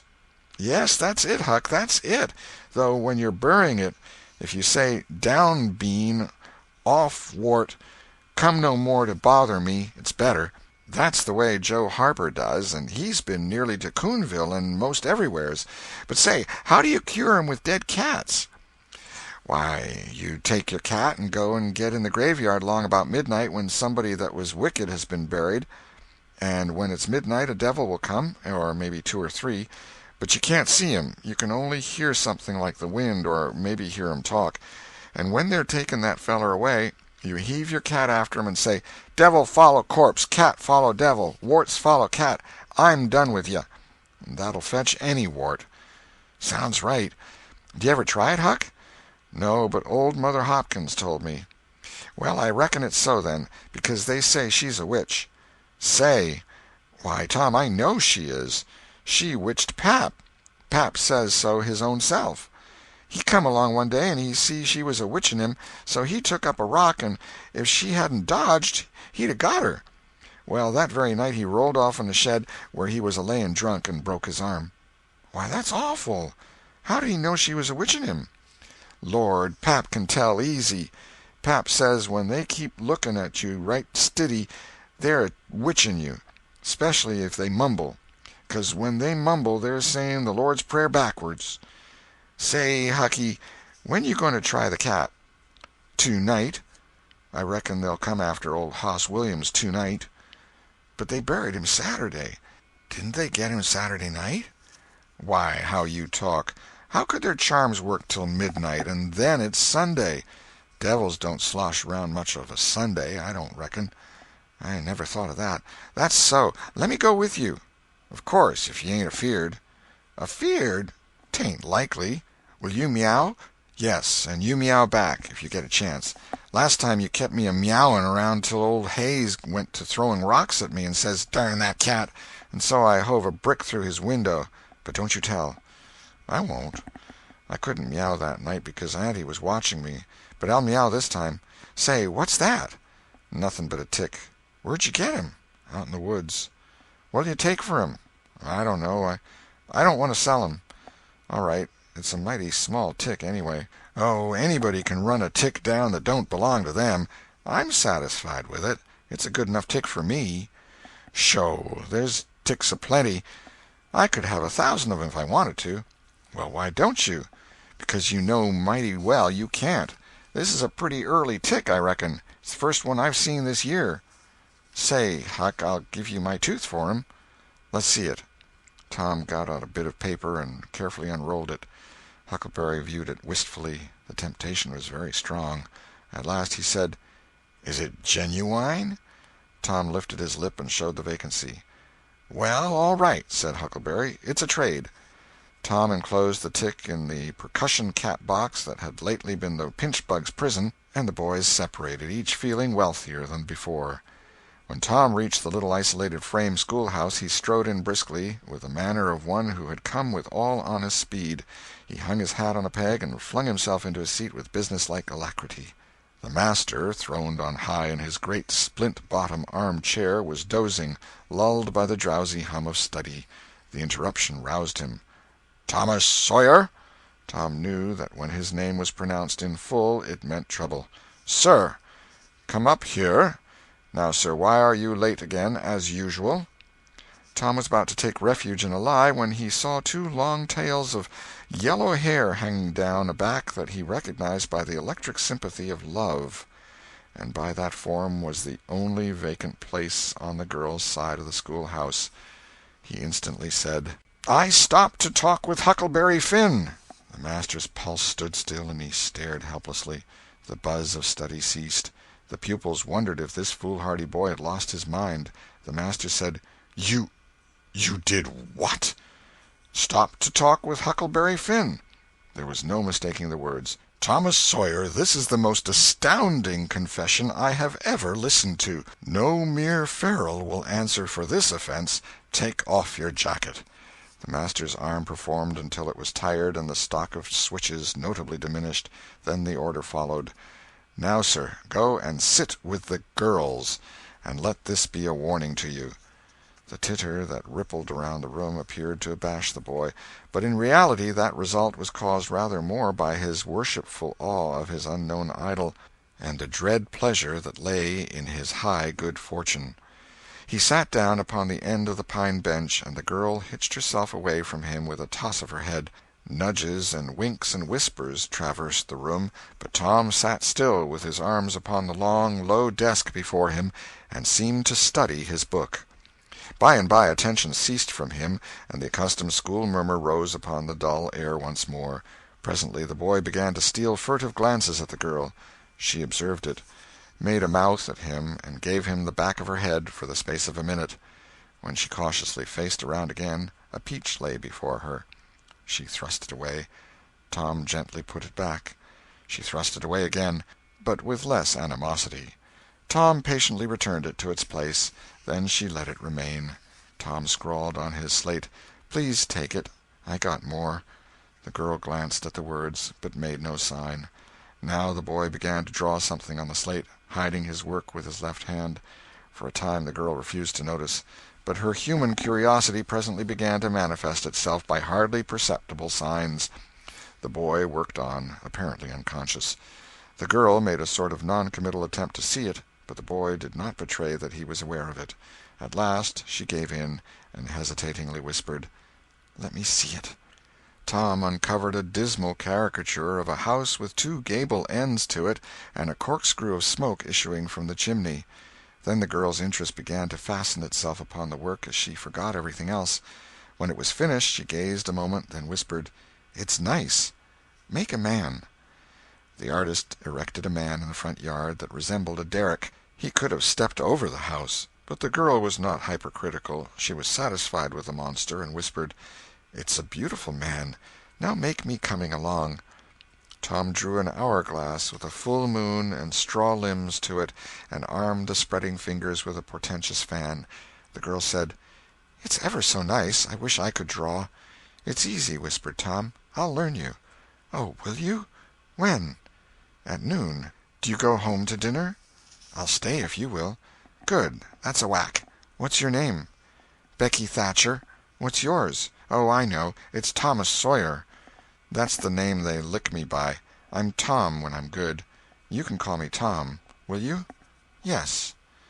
Now Tom began to scrawl something on the slate, hiding the words from the girl, but she was not backward this time. She begged to see. Tom said, "Oh, it ain't anything."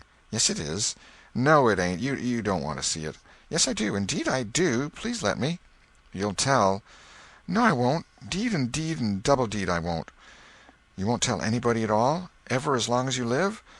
"No, I won't ever tell anybody. Now let me." "Oh, you don't want to see." "Now that you treat me so, I will see."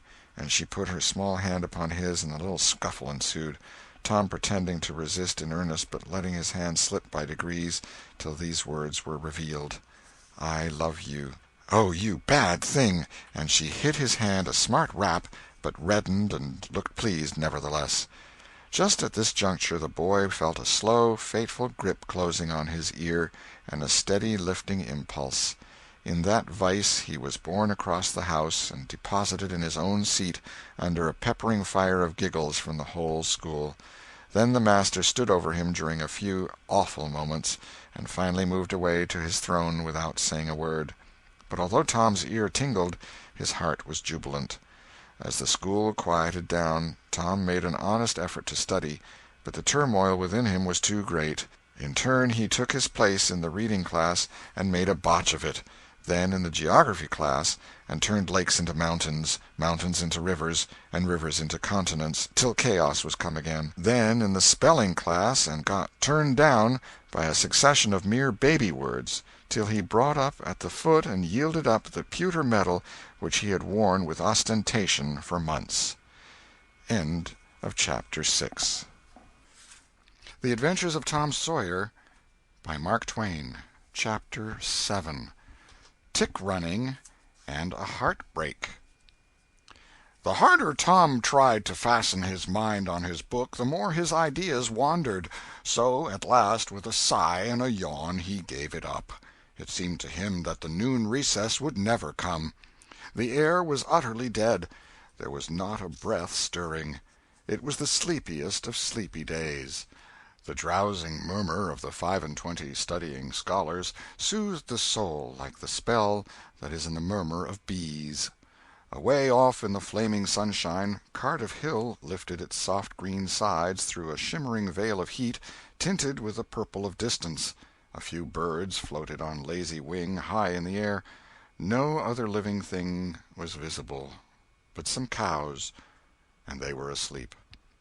Tom's heart ached to be free, or else to have something of interest to do to pass the dreary time.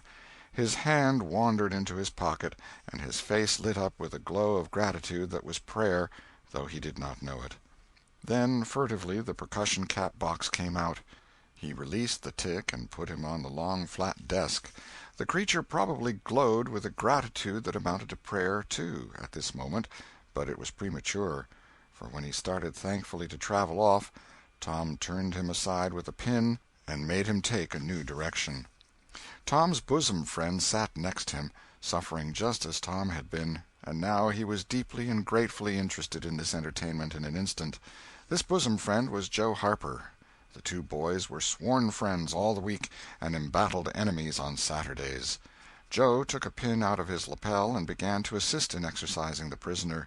The sport grew in interest momently. Soon Tom said that they were interfering with each other, and neither getting the fullest benefit of the tick. So he put Joe's slate on the desk and drew a line down the middle of it from top to bottom. "Now," said he, "as long as he is on your side, you can stir him up, and I'll let him alone. But if you let him get away and get on my side, you're to leave him alone as long as I can keep him from crossing over." "All right, go ahead. Start him up." The tick escaped from Tom presently and crossed the equator. Joe harassed him a while, and then he got away and crossed back again. This change of base occurred often. While one boy was worrying the tick with absorbing interest, the other would look on with interest as strong. The two heads bowed together over the slate, and the two souls dead to all things else. At last luck seemed to settle and abide with Joe. The tick tried this, that, and the other course, and got as excited and as anxious as the boys themselves, but time and again, just as he would have victory in his very grasp, so to speak, and Tom's fingers would be twitching to begin, Joe's pin would deftly head him off and keep possession. At last Tom could stand it no longer. The temptation was too strong, so he reached out and lent a hand with his pin. Joe was angry in a moment. Said he, "Tom, you let him alone." "I only just want to stir him up a little, Joe." "No, sir, it ain't fair. You just let him alone." "Blame it, I ain't going to stir him much." "Let him alone, I tell you." "Well, I won't." "You shall. He's on my side of the line." "Look here, Joe Harper, whose is that tick?" "I don't care whose tick he is. He's on my side of the line, and you shan't touch him." "Well, I'll just bet I will, though. He's my tick, and I'll do what I blame please with him, or die."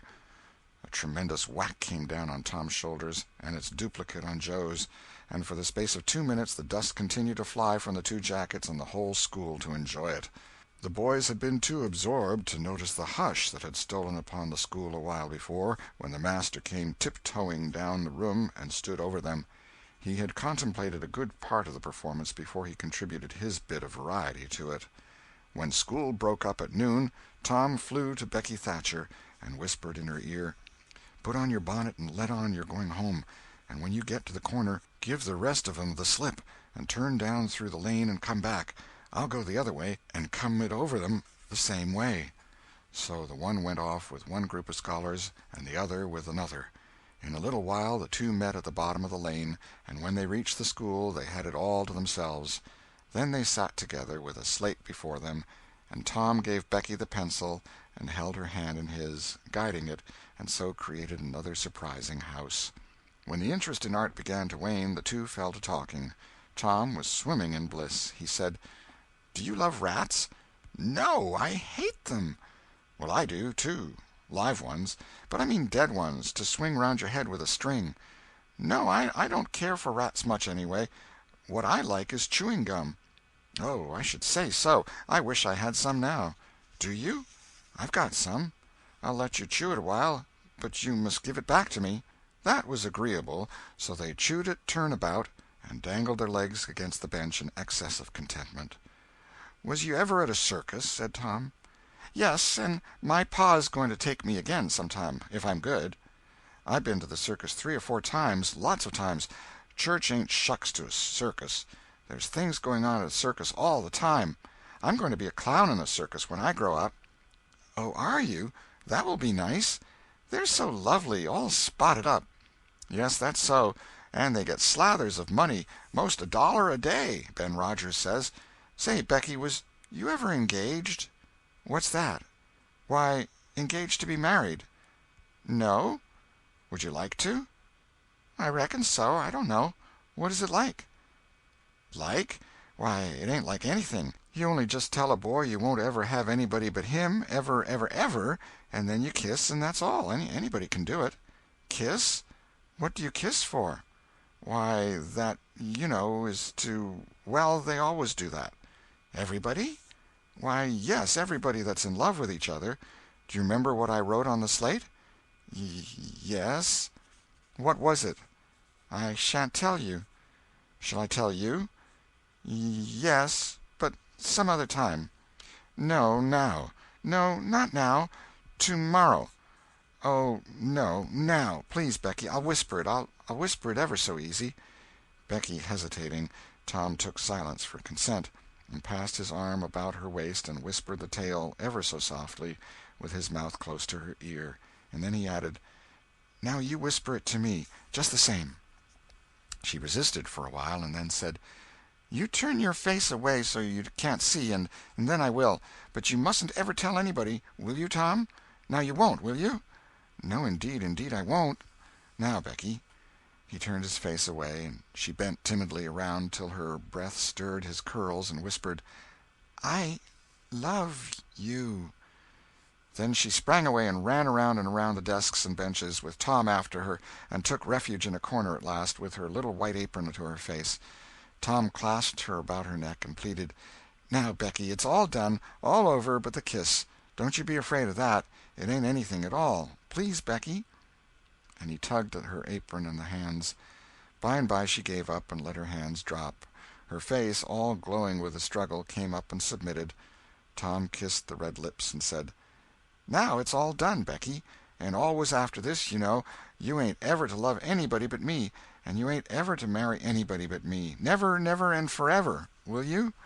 "No, I'll never love anybody but you, Tom, and I'll never marry anybody but you, and you ain't to ever marry anybody but me, either." "Certainly, of course. That's part of it. and always coming to school, or when we're going home you're to walk with me when there ain't anybody looking, and you choose me and I choose you at parties, because that's the way you do when you're engaged. It's so nice, I never heard of it before. Oh, it's ever so gay. Why, me and Amy Lawrence—" The big eyes told Tom his blunder, and he stopped confused. "Oh, Tom, then I ain't the first you've ever been engaged to." The child began to cry, and Tom said, "Oh, don't cry, Becky. I don't care for her any more." "Yes, you do, Tom. You know you do."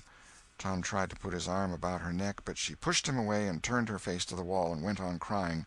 Tom tried again, with soothing words in his mouth, and was repulsed again. Then his pride was up, and he strode away and went outside. He stood about, restless and uneasy, for a while, glancing at the door every now and then, hoping she would repent and come to find him. But she did not. Then he began to feel badly, and fear that he was in the wrong. It was a hard struggle with him to make new advances, now, but he nerved himself to it, and entered. She was still standing back there in the corner, sobbing, with her face to the wall. Tom's heart smote him. He went to her and stood a moment, not knowing exactly how to proceed. Then he said hesitatingly, "Becky, I don't care for anybody but you." No reply, but sobs. "Becky," pleadingly, "Becky, won't you say something?" More sobs. Tom got out his chiefest jewel, a brass knob from the top of an andiron, and passed it around her so that she could see it, and said, "Please, Becky, won't you take it?" She struck it to the floor. Then Tom marched out of the house and over the hills and far away, to return to school no more that day. Presently Becky began to suspect. She ran to the door. He was not in sight. She flew around to the play-yard. He was not there. Then she called, "Tom? Come back, Tom!" She listened intently, but there was no answer. She had no companions but silence and loneliness. So she sat down to cry again and upbraid herself. And by this time the scholars began to gather again, and she had to hide her griefs and still her broken heart and take up the cross of a long, dreary, aching afternoon, with none among the strangers about her to exchange sorrows with. End of Chapter 7. Chapter 8. A Pirate Bold to Be. Tom dodged hither and thither through lanes until he was well out of the track of returning scholars, and then fell into a moody jog. He crossed a small branch 2 or 3 times, because of a prevailing juvenile superstition that to cross water baffles pursuit. Half an hour later he was disappearing behind the Douglas mansion on the summit of Cardiff Hill, and the schoolhouse was hardly distinguishable away off in the valley behind him. He entered a dense wood, picked his pathless way to the center of it, and sat down on a mossy spot under a spreading oak. There was not even a zephyr stirring. The dead noonday heat had even stilled the songs of the birds. Nature lay in a trance that was broken by no sound but the occasional far-off hammering of a woodpecker, and this seemed to render the pervading silence and sense of loneliness the more profound. The boy's soul was steeped in melancholy. His feelings were in happy accord with his surroundings. He sat long with his elbows on his knees and his chin in his hands, meditating. It seemed to him that life was but a trouble at best, and he more than half envied Jimmy Hodges, so lately released. It must be very peaceful, he thought, to lie and slumber and dream forever and ever, with the wind whispering through the trees and caressing the grass and the flowers over the grave, and nothing to bother and grieve about, ever any more. If he only had a clean Sunday-school record, he could be willing to go, and be done with it all. Now, as to this girl, what had he done? Nothing.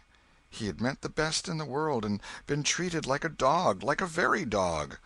She would be sorry some day, maybe when it was too late. Ah, if he could only die temporarily.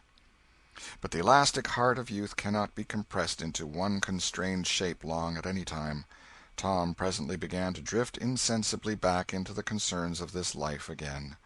What if he turned his back now, and disappeared mysteriously? What if he went away, ever so far away, into unknown countries beyond the seas, and never came back any more? How would she feel then? The idea of being a clown recurred to him now, only to fill him with disgust. for frivolity and jokes and spotted tights were an offense when they intruded themselves upon a spirit that was exalted into the vague, august realm of the romantic. No, he would be a soldier, and return after long years all war-worn and illustrious. No, better still, he would join the Indians, and hunt buffaloes and go on the warpath in the mountain ranges and the trackless great plains of the far west, and away in the future come back a great chief, bristling with feathers, hideous with paint, and prance into Sunday school some drowsy summer morning, with a blood-curdling war-whoop, and sear the eyeballs of all his companions with unappeasable envy. But no, there was something gaudier even than this. He would be a pirate. That was it. Now his future lay plain before him, and glowing with unimaginable splendor. How his name would fill the world, and make people shudder! How gloriously he would go plowing the dancing seas in his long, low, black-hulled racer, the Spirit of the Storm, with his grisly flag flying at the fore! And at the zenith of his fame, how he would suddenly appear at the old village and stalk into church, brown and weather-beaten, in his black velvet doublet and trunks, his great jack-boots, his crimson sash, his belt bristling with horse-pistols, his crime-rusted cutlass at his side, his slouch hat with waving plumes, his black flag unfurled, with a skull and crossbones on it, and hear, with swelling ecstasy, the whisperings, "It's Tom Sawyer the pirate, the Black Avenger of the Spanish Main!" Yes, it was settled. His career was determined. He would run away from home and enter upon it. He would start the very next morning. Therefore he must now begin to get ready. He would collect his resources together. He went to a rotten log near at hand and began to dig under one end of it with his barlow knife. He soon struck wood that sounded hollow. He put his hand there and uttered this incantation impressively: "What hasn't come here, come. What's here, stay here." Then he scraped away the dirt and exposed a pine shingle. He took it up and disclosed a shapely little treasure-house whose bottom and sides were of shingles. In it lay a marble. Tom's astonishment was boundless. He scratched his head with perplexed air and said, "Well, that beats anything." Then he tossed the marble away pettishly and stood cogitating. The truth was that a superstition of his had failed, here, which he and all his comrades had always looked upon as infallible. If you buried a marble with certain necessary incantations and left it alone a fortnight, and then opened the place with the incantation he had just used, you would find that all the marbles you had ever lost had gathered themselves together there, meantime, no matter how widely they had been separated. But now this thing had actually and unquestionably failed. Tom's whole structure of faith was shaken to its foundations. He had many a time heard of this thing succeeding, but never of its failing before. It did not occur to him that he had tried it several times before, himself, but could never find the hiding-places afterward. He puzzled over the matter some time, and finally decided that some witch had interfered and broken the charm. He thought he would satisfy himself on that point, so he searched around till he found a small sandy spot with a little funnel-shaped depression in it. He laid himself down and put his mouth close to this depression and called, "Doodle-bug, doodle-bug, tell me what I want to know. Doodle-bug, doodle-bug, tell me what I want to know." The sand began to work, and presently a small black bug appeared for a second and then darted under again in a fright. "He doesn't tell. So it was a witch that done it. I just knowed it." He well knew the futility of trying to contend against witches, so he gave up discouraged. But it occurred to him that he might as well have the marble he had just thrown away, and therefore he went and made a patient search for it. But he could not find it. Now he went back to his treasure-house and carefully placed himself just as he had been standing when he tossed the marble away. Then he took another marble from his pocket and tossed it in the same way, saying, "Brother, go find your brother." He watched where it stopped, and went there and looked. But it must have fallen short or gone too far, so he tried twice more. The last repetition was successful. The two marbles lay within a foot of each other. Just here the blast of a toy tin trumpet came faintly down the green aisles of the forest. Tom flung off his jacket and trousers, turned a suspender into a belt, raked away some brush behind the rotten log, disclosing a rude bow and arrow, a lath sword, and a tin trumpet, and in a moment had seized these things and bounded away, bare-legged, with fluttering shirt. He presently halted under a great elm, blew an answering blast, and then began to tiptoe and look warily out, this way and that. He said cautiously to an imaginary company, "Hold, my merry men, keep hid till I blow." Now appeared Joe Harper, as airily clad and elaborately armed as Tom. Tom called, "Hold! Who comes into Sherwood Forest without my pass?" "Guy of Guisborne wants no man's pass. Who art thou that dares to hold such language?" said Tom, prompting, for they talked by the book from memory. "Who art thou that dares to hold such language?" "I, indeed. I am Robin Hood, as thy caitiff carcass soon shall know." "Then art thou indeed that famous outlaw? Right gladly will I dispute with thee the passes of the merry wood. Have at thee!" They took their lath swords, dumped their other traps on the ground, and struck a fencing attitude, foot to foot, and began a grave, careful combat, two up and two down. Presently Tom said, "Now if you've got the hang, go it lively." So they went it lively, panting and perspiring with the work. By and by Tom shouted, "Fall! Fall! Why don't you fall?" "I sha'n't." "Why don't you fall yourself? You're getting the worst of it." "Why, that ain't anything. I can't fall. That ain't the way it is in the book. The book says, then with one black-handed stroke he slew poor Guy of Guisborne. You're to turn round and let me hit you on the back." There was no getting around the authorities, so Joe turned, received the whack, and fell. "Now," said Joe, getting up, "you got to let me kill you. That's fair." "Why, I can't do that. It ain't in the book." "Well, it's blamed mean, that's all." "Well, say, Joe, you can be Friar Tuck or Much, the miller's son, and lam me with a quarter-staff. Or I'll be the Sheriff of Nottingham, and you be Robin Hood a little while and kill me." This was satisfactory, and so these adventures were carried out. Then Tom became Robin Hood again, and was allowed by the treacherous nun to bleed his strength away through his neglected wound. And at last Joe, representing a whole tribe of weeping outlaws, dragged him sadly forth, gave his bow into his feeble hands, and Tom said, "Where this arrow falls, there bury poor Robin Hood under the greenwood tree." Then he shot the arrow and fell back and would have died, but he lit on a nettle and sprang up too gaily for a corpse. The boys dressed themselves, hid their accoutrements, and went off grieving that there were no outlaws any more, and wondering what modern civilization could claim to have done to compensate for their loss. They said they would rather be outlaws a year in Sherwood Forest than President of the United States forever. End of Chapter 8. The Adventures of Tom Sawyer by Mark Twain. Chapter 9. Tragedy in the Graveyard. At 9:30 that night, Tom and Sid were sent to bed as usual. They said their prayers, and Sid was soon asleep. Tom lay awake and waited, in restless impatience. When it seemed to him that it must be nearly daylight, he heard the clock strike 10. This was despair. He would have tossed and fidgeted as his nerves demanded, but he was afraid he might wake Sid, so he lay still and stared up into the dark. Everything was dismally still. By and by, out of the stillness, little, scarcely perceptible noises began to emphasize themselves. The ticking of the clock began to bring itself into notice. Old beams began to crack mysteriously. The stairs creaked faintly. Evidently spirits were abroad. A measured, muffled snore issued from Aunt Polly's chamber. And now the tiresome chirping of a cricket that no human ingenuity could locate began. Next, the ghastly ticking of a death-watch in the wall at the bed's head made Tom shudder. It meant that somebody's days were numbered.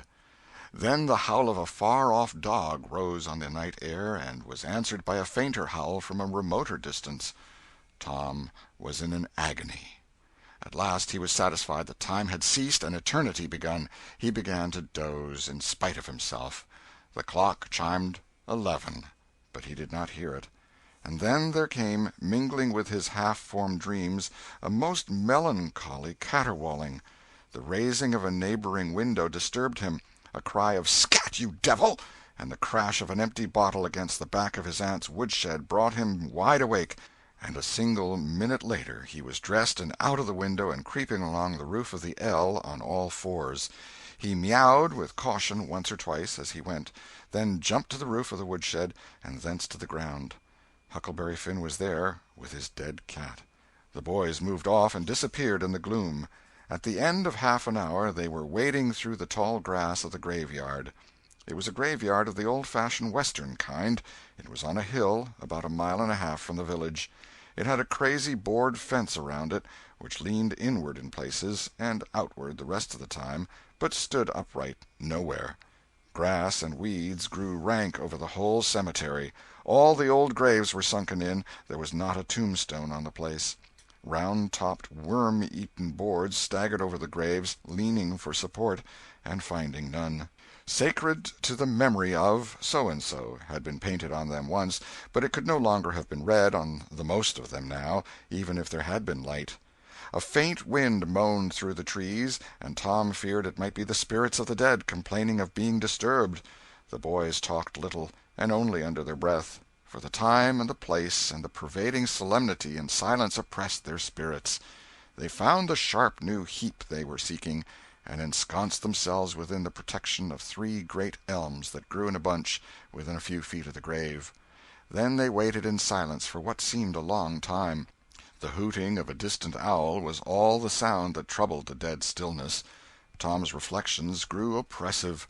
He must force some talk, so he said in a whisper, "Hucky, do you believe the dead people like it for us to be here?" Huckleberry whispered, "I wisht I knowed. It's awful solemn like, ain't it?" "I bet it is." There was a considerable pause while the boys canvassed this matter inwardly. Then Tom whispered, "Say, Hucky, do you reckon Hoss Williams hears us talking?" "Oh, of course he does. Least his spirit does." Tom, after a pause, "I wish I'd said Mr. Williams, but I never meant any harm. Everybody called him Hoss." "Well, a body can't be too particular how they talk about these yer dead people, Tom." This was a damper, and conversation died again. Presently Tom seized his comrade's arm and said, "Sh! What is it, Tom?" And the two clung together with beating hearts. "Sh! There 'tis again. Didn't you hear it?" "There, now you hear it." "Lord, Tom, they're coming. They're coming, sure. What'll we do?" "I don't know. Think they'll see us?" "Oh, Tom, they can see in the dark, same as cats. I wisht I hadn't come." "Oh, don't be feared. I don't believe they'll bother us. We ain't doing any harm. If we keep perfectly still, maybe they won't notice us at all." "I'll try to, Tom, but Lord, I'm all a shiver. Listen." The boys bent their heads together and scarcely breathed. A muffled sound of voices floated up from the far end of the graveyard. "Look! See, there!" whispered Tom. "What is it?" "It's devil fire. Oh, Tom, this is awful." Some vague figures approached through the gloom, swinging an old-fashioned tin lantern that freckled the ground with innumerable little spangles of light. Presently Huckleberry whispered with a shudder, "It's the devils, sure enough. 3 of them. Lordy, Tom, we're goners. Can you pray?" "I'll try, but don't you be afeard. They ain't going to hurt us. Now I lay me down to sleep, Shh! What is it, Huck?" "They're humans. One of 'em is, anyway. One of 'em's old Muff Potter's voice." "No, 'tain't so, is it?" "I bet I know it. Don't you stir nor budge. He ain't sharp enough to notice us. Drunk the same as usual, likely. Blamed old Rip." "All right, I'll keep still. Now they're stuck. Can't find it. Here they come again. Now they're hot. Cold again. Hot again. Red hot. They're pointed right this time.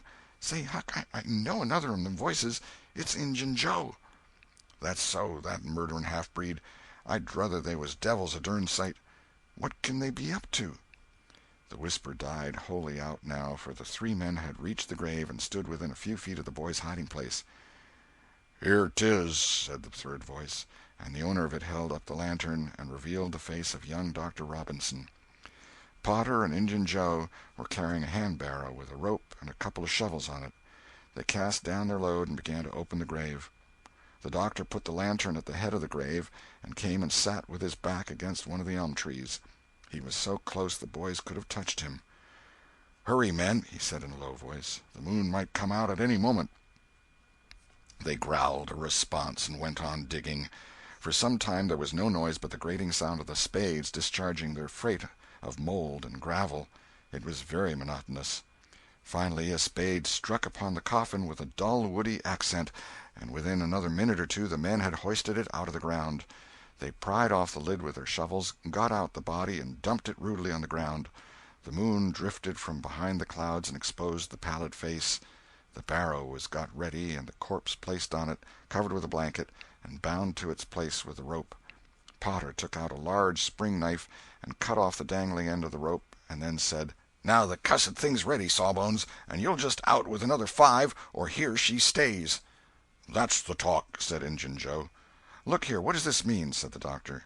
"You required your pay in advance, and I've paid you." "Yes, and you've done more than that," said Injun Joe, approaching the doctor, who was now standing. 5 years ago you drove me away from your father's kitchen one night when I come to ask for something to eat, and you said I warn't there for any good, and when I swore I'd get even with you if it took 100 years, your father had me jailed for a vagrant. Did you think I'd forget? The Injun blood ain't in me for nothing. And now I've got you, and you got to settle, you know." He was threatening the doctor, with his fist in his face by this time. The doctor struck out suddenly and stretched the ruffian on the ground. Potter dropped his knife and exclaimed, "Here, now, don't you hit my pard!" And the next moment he was grappled with the doctor, and the two were struggling with might and main, trampling the grass and tearing the ground with their heels. Injun Joe sprang to his feet, his eyes flaming with passion, snatched up Potter's knife, and went creeping, cat-like and snooping, round and round about the combatants, seeking an opportunity. All at once the doctor flung himself free, seized the heavy headboard of William's grave, and felled Potter to the earth with it, and in the same instant the half-breed saw his chance and drove the knife to the hilt in the young man's breast. He reeled and fell partly upon Potter, flooding him with his blood, and in the same moment the clouds blotted out the dreadful spectacle, and the two frightened boys went speeding away in the dark. Presently, when the moon emerged again, Injun Joe was standing over the two forms, contemplating them. The doctor murmured inarticulately, gave a long gasp or two, and was still. The half-breed muttered, "That score is settled, damn you!" Then he robbed the body, after which he put the fatal knife in Potter's open right hand and sat down on the dismantled coffin. 3, 4, 5 minutes passed, and then Potter began to stir and moan. His hand closed upon the knife. He raised it, glanced at it, and let it fall with a shudder. Then he sat up, pushing the body from him, and gazed at it, and then around him confusedly. His eyes met Joe's. "Lord, how is this, Joe?" he said. "It's a dirty business," said Joe, without moving. "What did you do it for?" I never done it." "Look here, that kind of talk won't wash." Potter trembled and grew white. "I thought I'd got sober. I'd no business to drink tonight, but it's in my head yet, worse'n when we started here. I'm all in a muddle, can't recollect anything of it hardly. Tell me, Joe, honest now, old feller, did I do it? Joe, I never meant to, 'pon my soul and honor, I never meant to, Joe. Tell me how it was, Joe. Oh, it's awful, and him so young and promising." "Why, you two was scuffling, and he fetched you one with the headboard, and you fell flat, and then up you come, all reeling and staggering like, and snatched the knife and jammed it into him, just as he fetched you another awful clip, and here you've laid, as dead as a wedge till now." "Oh, I didn't know what I was doing. I wish I may die this minute if I did. It was all on account of the whiskey, and the excitement, I reckon. I never used a weepon in my life before, Joe. I've fought, but never with weepons. They'll all say that. Joe, don't tell. Say you won't tell, Joe. That's a good feller. I always liked you, Joe, and stood up for you, too. Don't you remember? You won't tell, will you, Joe?" And the poor creature dropped on his knees before the stolid murderer and clasped his appealing hands. "No, you've always been fair and square with me, Muff Potter, and I won't go back on you. There, now, that's as fair as a man can say." "Oh, Joe, you're an angel. I'll bless you for this the longest day I live." And Potter began to cry. "Come, now, that's enough of that. This ain't any time for blubbering. You be off yonder way, and I'll go this. Move now, and don't leave any tracks behind you." Potter started on a trot that quickly increased to a run. The half-breed stood looking after him. He muttered, "If he's as much stunned with the lick and fuddled with the rum as he had the look of being, he won't think of the knife till he's gone so far he'll be afraid to come back after it to such a place by himself, chicken heart." 2 or 3 minutes later the murdered man, the blanketed corpse, the lidless coffin, and the open grave were under no inspection but the moon's. The stillness was complete again, too. End of Chapter 9. Chapter 10. Dire Prophecy of the Howling Dog. The two boys flew on and on toward the village, speechless with horror. They glanced backwards over their shoulders from time to time, apprehensively, as if they feared they might be followed. Every stump that started up in their path seemed a man and an enemy, and made them catch their breath. And as they sped by some outlying cottages that lay near the village, the barking of the aroused watch-dogs seemed to give wings to their feet. "If we can only get to the old tannery before we break down," whispered Tom in short catches between breaths. "I can't stand it much longer." Huckleberry's hard pantings were his only reply, and the boys fixed their eyes on the goal of their hopes and bent to their work to win it. They gained steadily on it, and at last, breast to breast, they burst through the open door and fell grateful and exhausted in the sheltering shadows beyond. By and by their pulses slowed down, and Tom whispered, "Huckleberry, what do you reckon'll come of this?" "If Dr. Robinson dies, I reckon hanging'll come of it." "Do you, though?" "Why, I know it, Tom." Tom thought a while, then he said, "Who'll tell? We?" "What are you talking about? Suppose something happened and Injun Joe didn't hang. Why, he'd kill us some time or other, just as dead sure as we're laying here." "That's just what I was thinking to myself, Huck." "If anybody tells, let Muff Potter do it, if he's fool enough. He's generally drunk enough." Tom said nothing, went on thinking. Presently he whispered, "Huck, Muff Potter don't know it. How can he tell?" "What's the reason he don't know it?" "Because he'd just got that whack when Injun Joe done it. Do you reckon he could see anything? Do you reckon he knowed anything?" "By hokey, that's so, Tom." "And besides, look here, maybe that whack done for him." "No, 'tain't likely, Tom. He had liquor in him, I could see that, and besides he always has. Well, when pap's full, you might take and belt him over the head with a church and you couldn't faze him. He says so his own self. So it's the same with Muff Potter, of course. But if a man was dead sober, I reckon maybe that whack might fetch him. I don't know." After another reflective silence, Tom said, "Hucky, you sure you can keep mum?" "Tom, we got to keep mum. You know that. That Injun devil wouldn't make any more of drowning us than a couple of cats, if we was to squeak about this and they didn't hang him. Now looky here, Tom, let's take and swear to one another. That's what we got to do. Swear to keep mum." "I'm agreed. It's the best thing. Would you just hold hands and swear that we—" "Oh, no, that wouldn't do for this. That's good enough for little rubbishy common things, specially with gals, 'cause they go back on you anyway, and blab if they get in a huff, but there oughter be writing about a big thing like this, and blood." Tom's whole being applauded this idea. It was deep and dark and awful. The hour, the circumstances, the surroundings were in keeping with it. He picked up a clean pine shingle that lay in the moonlight, took a little fragment of red keel out of his pocket, got the moon on his work, and painfully scrawled these lines, emphasizing each slow downstroke by clamping his tongue between his teeth and letting up the pressure on the upstrokes. See next page. Huckleberry was filled with admiration of Tom's facility in writing and the sublimity of his language. He at once took a pin from his lapel and was going to prick his flesh, but Tom said, "Hold on, don't do that. A pin's brass. It might have verdigrease on it." "What's verdigrease?" "It's pison. That's what it is. You just swaller some of it once, you'll see." So Tom unwound the thread from one of his needles, and each boy pricked the ball of his thumb and squeezed out a drop of blood. "Huck Finn and Tom Sawyer swears they will keep mum about this, and they wish they may drop down dead in their tracks if they ever tell, and rot." In time, after many squeezes, Tom managed to sign his initials, using the ball of his little finger for a pen. Then he showed Huckleberry how to make an H and an F, and the oath was complete. They buried the shingle close to the wall, with some dismal ceremonies and incantations, and the fetters that bound their tongues were considered to be locked and the key thrown away. A figure crept stealthily through a break in the other end of the ruined building now, but they did not notice it. "Tom," whispered Huckleberry, "does this keep us from ever telling always?" "Of course it does. It don't make any difference what happens. We got to keep mum. We'd drop down dead. Don't you know that?" "Yes, I reckon that's so." They continued to whisper for some little time. Presently a dog set up a long, lugubrious howl just outside, within 10 feet of them.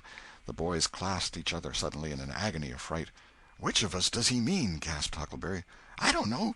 Peep through the crack, quick!" "No, you, Tom." I can't do it, Huck." "Please, Tom.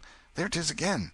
"Oh, Lordy, I'm thankful," whispered Tom. "I know his voice. It's Bull Harbison." Note: If Mr. Harbison had owned a slave named Bull, Tom would have spoken of him as Harbison's Bull, but a son or a dog of that name was Bull Harbison. "Oh, that's good. I tell you, Tom, I was scared to death, and I'd 'a' bet anything it was a stray dog." The dog howled again. The boys' hearts sank once more. "Oh, my, "That ain't no Bull Harbison," whispered Huckleberry. do, Tom." Tom, quaking with fear, yielded and put his eye to the crack. His whisper was hardly audible when he said: "Oh, Huck, it's a stray dog." "Quick, Tom, quick! Who does he mean?" "Huck, he must mean us both. We're right together." "Oh, Tom, I reckon we're goners. I reckon there ain't no mistake 'bout where I'll go to. I been so wicked." "Dag fetch it, this comes of playing hookey and doing everything a feller's told not to do. I might 'a' been good like Sid if I'd 'a' tried, but no, I wouldn't, of course. But if ever I get off of this time, I lay I'll just waller in Sunday schools." And Tom began to snuffle a little. "You bad?" And Huckleberry began to snuffle, too. "Consound it, Tom Sawyer, you're just old pie, 'longside of what I am. Oh, Lordy, Lordy, Lordy, I wisht I'd only had half your chance." Tom choked off and whispered: "Look, Hucky, look! He's got his back to us." Hucky looked with joy in his heart. "Well, he has, by jingoes! Did he before?" "Yes, he did, but like a fool, I never thought. Oh, this is bully, you know. Now who can he mean?" The howling stopped, and Tom pricked up his ears. "Sh! What's that?" he whispered. "Sounds like hogs grunting." "No, it's somebody snoring, Tom." "That is it. Whereabouts is it, Huck?" "I believe it's down at t'other end. Sounds so, anyway. Pap used to sleep there sometimes, 'long with the hogs, but laws bless you, he just lifts things when he snores. Besides, I reckon he ain't ever coming back to this town any more." The spirit of adventure rose in the boys' souls once more. "Hucky, do you dast to go if I lead?" "I don't like to much. Tom, s'pose it's Injun Joe." Tom quailed, but presently the temptation rose up strong again, and the boys agreed to try, with the understanding that they would take to their heels if the snoring stopped. So they went tiptoeing stealthily down, the one behind the other. When they had got to within 5 steps of the snorer, Tom stepped on a stick, and it broke with a sharp snap. The man moaned, writhed a little, and his face came into the moonlight. It was Muff Potter. The boys' hearts had stood still, and their hopes, too, when the man moved, but their fears passed away now. They tiptoed out, through the broken weather-boarding, and stopped at a little distance to exchange a parting word.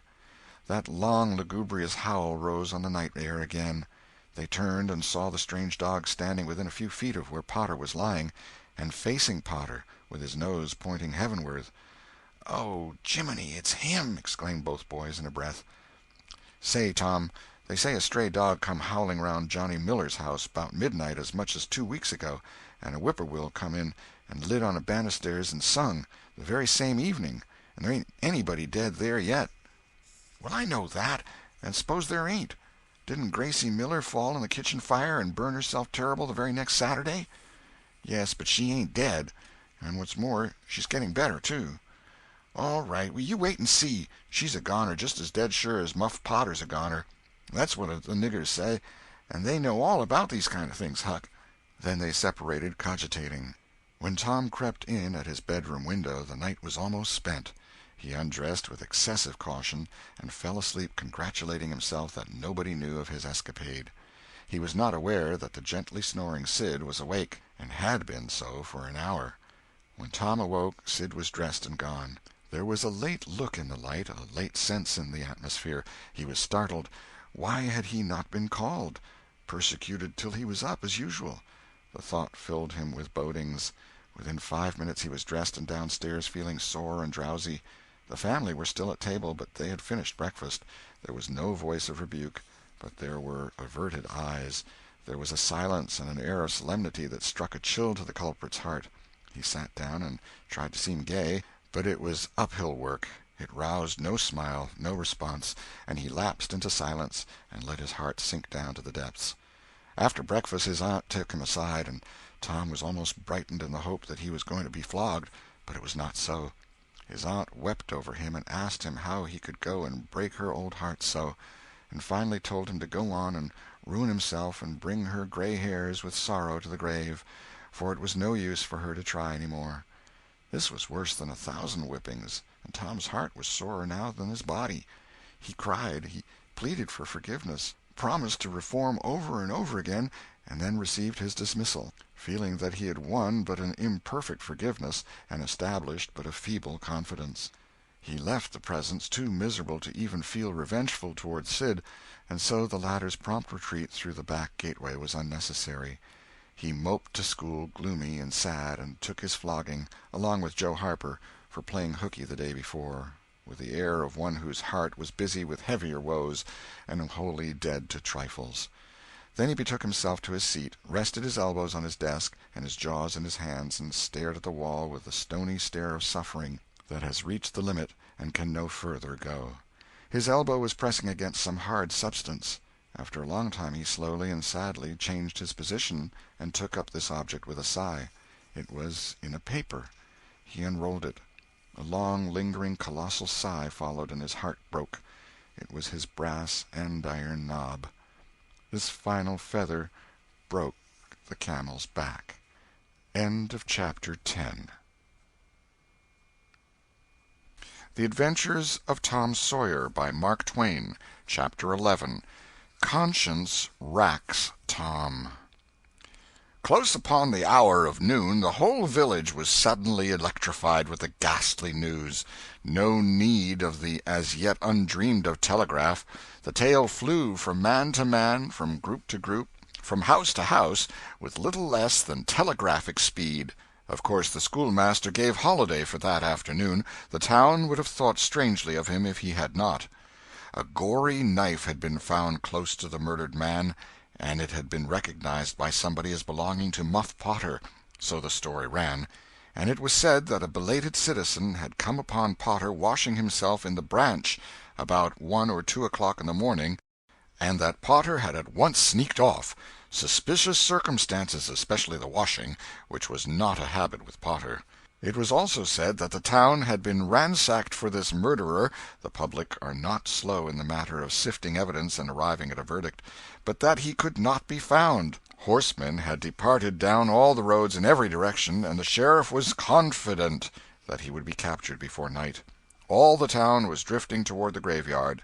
Tom's heartbreak vanished, and he joined the procession, not because he would not 1,000 times rather go anywhere else, but because an awful, unaccountable fascination drew him on. Arrived at the dreadful place, he wormed his small body through the crowd and saw the dismal spectacle. It seemed to him an age since he was there before. Somebody pinched his arm. He turned, and his eyes met Huckleberry's. Then both looked elsewhere at once, and wondered if anybody had noticed anything in their mutual glance. But everybody was talking, and intent upon the grisly spectacle before them. "Poor fellow! Poor young fellow! This ought to be a lesson to grave robbers. Muff Potter'll hang for this if they catch him." This was the drift of remark, and the minister said, "It was a judgment. His hand is here." Now Tom shivered from head to heel, for his eye fell upon the stolid face of Injun Joe. At this moment the crowd began to sway and struggle, and voices shouted, "It's him! It's him! He's coming himself!" "Who? Who?" from 20 voices. "Muff Potter." "Hello, he's stopped! Look out, he's turning! Don't let him get away!" People in the branches of the trees over Tom's head said he wasn't trying to get away, he only looked doubtful and perplexed. "Infernal impudence," said a bystander. "Wanted to come and take a quiet look at his work, I reckon. Didn't expect any company." The crowd fell apart now, and the sheriff came through, ostentatiously leading Potter by the arm. The poor fellow's face was haggard, and his eyes showed the fear that was upon him. When he stood before the murdered man he shook as with a palsy, and he put his face in his hands and burst into tears. "I didn't do it, friends," he sobbed. "'Pon my word and honor, I never done it." "Who's accused you?" shouted a voice. This shot seemed to carry home. Potter lifted his face and looked around him with a pathetic hopelessness in his eyes. He saw Injun Joe, and exclaimed, "Oh, Injun Joe, you promised me you'd never—" "Is that your knife?" and it was thrust before him by the sheriff. Potter would have fallen if they had caught him and eased him to the ground. Then he said, "Something's told me if I didn't come back and get—" He shuddered, and then waved his nerveless hand with a vanquished gesture and said, "Tell 'em, Joe, tell 'em. It ain't any use any more." Then Huckleberry and Tom stood dumb and staring, and heard the stony-hearted liar reel off his serene statement, they expecting every moment that the clear sky would deliver God's lightnings upon his head, and wondering to see how long the stroke was delayed.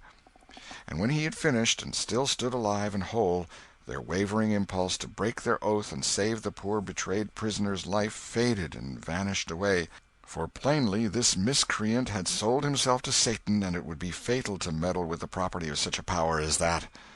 "Why didn't you leave? What did you want to come here for?" somebody said. "I couldn't help it, I couldn't help it," Potter moaned.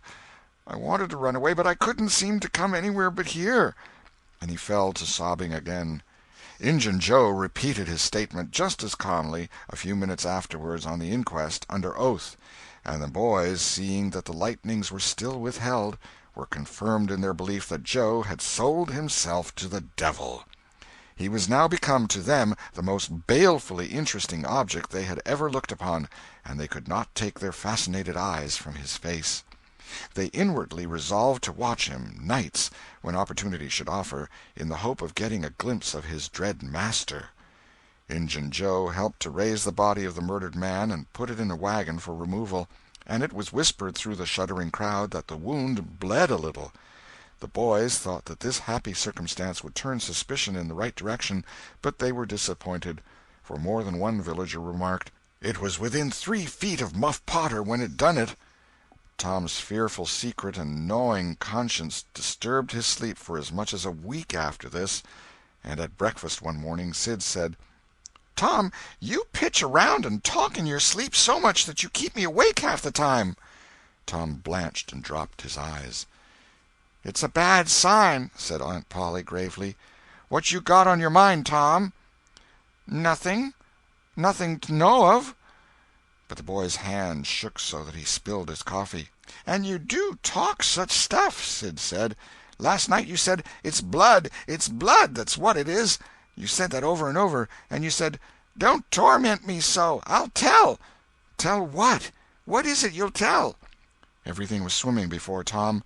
There's no telling what might have happened now, but luckily the concern passed out of Aunt Polly's face, and she came to Tom's relief without knowing it. She said, "Sho, it's that dreadful murder. I dream about it most every night myself. Sometimes I dream it's me that done it." Mary said she had been affected much the same way. Sid seemed satisfied. Tom got out of the presence as quick as he plausibly could, and after that he complained of a toothache for a week, and tied up his jaws every night. He never knew that Sid lay nightly watching, and frequently slipped the bandage free and then leaned on his elbow, listening a good while at a time, and afterward slipped the bandage back to its place again. Tom's distress of mind wore off gradually, and the toothache grew irksome and was discarded. If Sid really managed to make anything out of Tom's disjointed mutterings, he kept it to himself. It seemed to Tom that his schoolmates never would get done holding inquests on dead cats, and thus keeping his trouble present to his mind.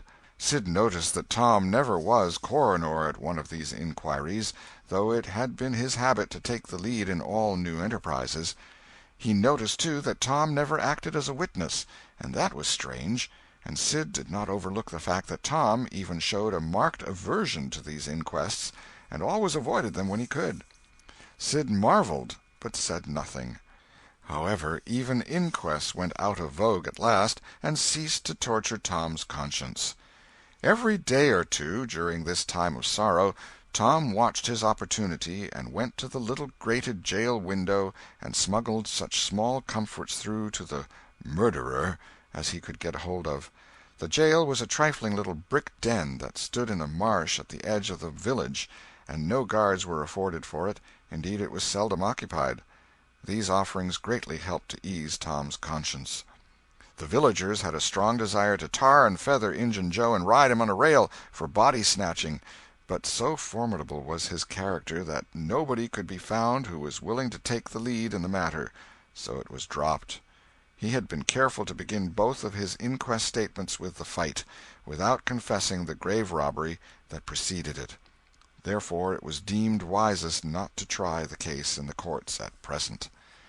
End of Chapter 11.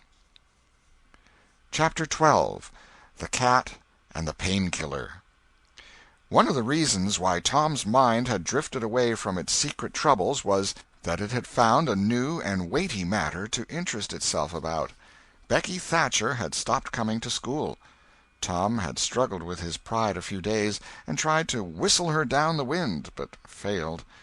He began to find himself hanging around her father's house nights, and feeling very miserable. She was ill. What if she should die? There was distraction in the thought. He no longer took an interest in war, nor even in piracy. The charm of life was gone. There was nothing but dreariness left. He put his hoop away, and his bat. There was no joy in them any more. His aunt was concerned. She began to try all manner of remedies on him. She was one of those people who are infatuated with patent medicines and all newfangled methods of producing health or mending it. She was an inveterate experimenter in these things. When something fresh in this line came out, she was in a fever, right away, to try it. Not on herself, for she was never ailing, but on anybody else that came handy. She was a subscriber for all the health periodicals and phenomenological frauds, and the solemn ignorance they were inflated with was breath to her nostrils. All the rot they contained about ventilation, and how to go to bed, and how to get up, and what to eat, and what to drink, and how much exercise to take, and what frame of mind to keep one's self in, and what sort of clothing to wear, was all gospel to her, and she never observed that her health journals of the current month customarily upset everything they had recommended the month before. She was as simple-hearted and honest as the day was long, and so she was an easy victim. She gathered together her quack periodicals and her quack medicines, and thus, armed with death, went about on her pale horse, metaphorically speaking, with the hell following after. But she never suspected that she was not an angel of healing and the balm of Gilead in disguise to the suffering neighbors. The water treatment was new, now, and Tom's low condition was a windfall to her. She had him out at daylight every morning, stood him up in the woodshed, and drowned him with a deluge of cold water. Then she scrubbed him down with a towel like a file, and so brought him to. Then she rolled him up in a wet sheet and put him away under blankets till she sweated his soul clean, and the yellow stains of it came through his pores, as Tom said. Yet, notwithstanding all this, the boy grew more and more melancholy and pale and dejected. She added hot baths, sitz baths, shower baths, and plunges. The boy remained as dismal as a hearse. She began to assist the water with a slim oatmeal diet and blister plasters. She calculated his capacity as she would a jug's, and filled him up every day with quack cure-alls. Tom had become indifferent to persecution by this time. This phase filled the old lady's heart with consternation. This indifference must be broken up at any cost. Now she heard of painkiller for the first time. She ordered a lot at once. She tasted it and was filled with gratitude. It was simply fire in a liquid form. She dropped the water treatment and everything else, and pinned her faith to painkiller. She gave Tom a teaspoonful and watched with the deepest anxiety for the result. Her troubles were instantly at rest, her soul at peace again, for the indifference was broken up. The boy could not have shown a wilder, heartier interest if she had built a fire under him. Tom felt that it was time to wake up. This sort of life might be romantic enough in his blighted condition, but it was getting to have too little sentiment and too much distracting variety about it. So he thought over various plans for relief, and finally hit upon that of professing to be fond of painkiller. He asked for it so often that he became a nuisance, and his aunt ended by telling him to help himself and quit bothering her. If it had been Sid, she would have had no misgivings to alloy her delight, but since it was Tom, she watched the bottle clandestinely. She found that the medicine did really diminish, but it did not occur to her that the boy was mending the health of a crack in the sitting-room floor with it.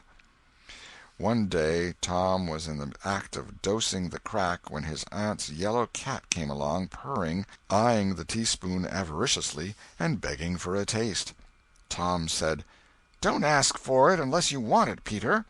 But Peter signified that he did want it. "You better make sure." Peter was sure. "Now you've asked for it, and I'll give it to you, because there ain't anything mean about me.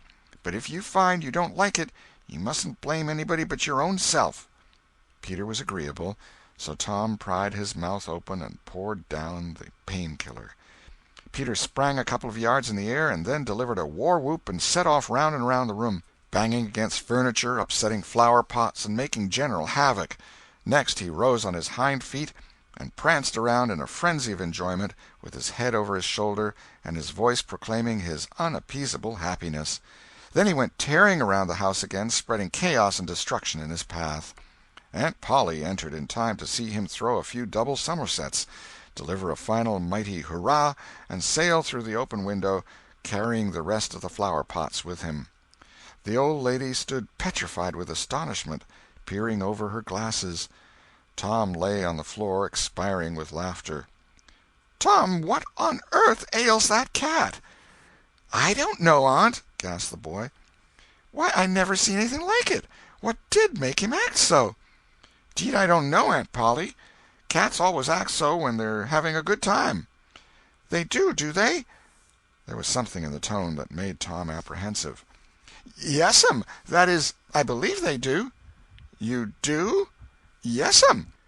The old lady was bending down, Tom watching, with interest emphasized by anxiety. Too late he divined her drift. The handle of the tell-tale teaspoon was visible under the bed valance. Aunt Polly took it, held it up. Tom winced and dropped his eyes. Aunt Polly raised him by the usual handle, his ear, and cracked his head soundly with her thimble. "Now, sir, what did you want to treat that poor dumb beast so for?" "I done it out of pity for him, because he hadn't any aunt." "Hadn't any aunt, you numbskull! What has that got to do with it?" "Heaps. Because if he'd 'a' had one, she'd 'a' burnt him out herself.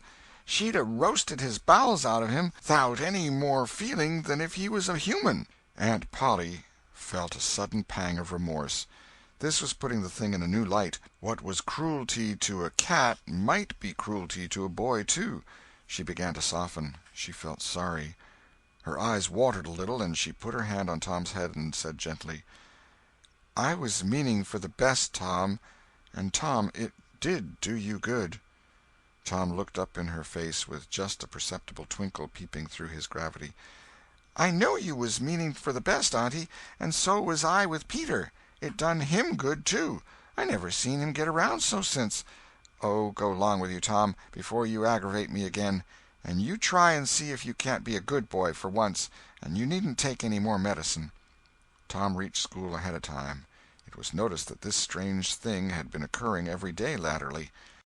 And now, as usual of late, he hung about the gate of the schoolyard instead of playing with his comrades. He was sick, he said, and he looked it.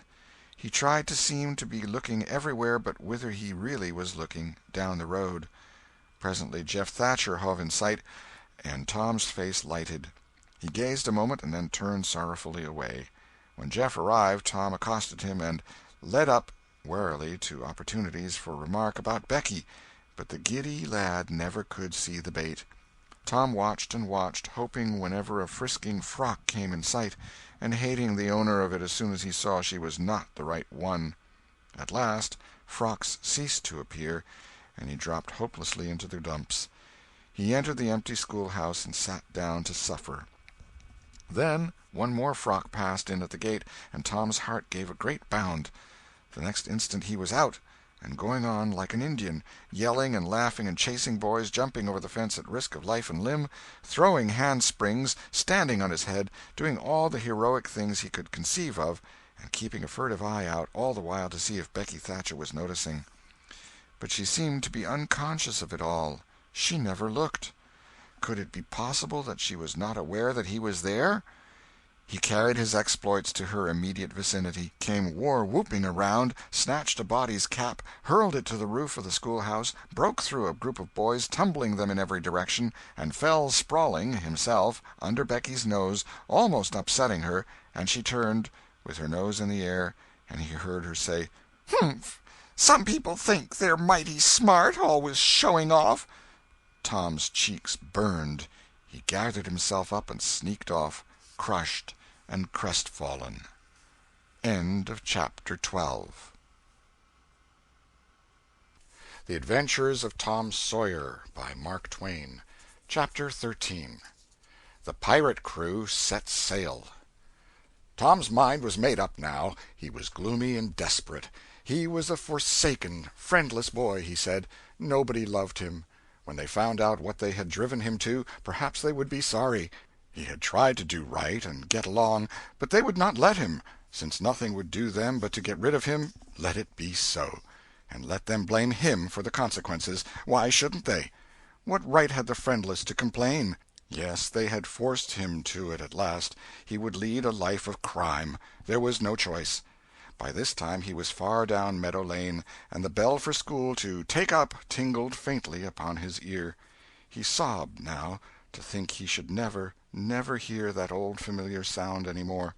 It was very hard, but it was forced on him. Since he was driven out into the cold world, he must submit. But he forgave them.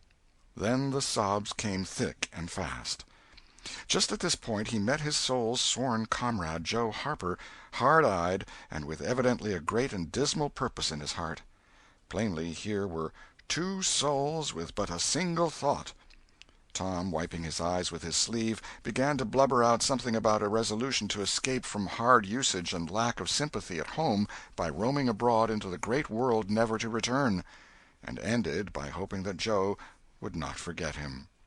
But it transpired that this was a request which Joe had just been going to make of Tom, and had come to hunt him up for that purpose.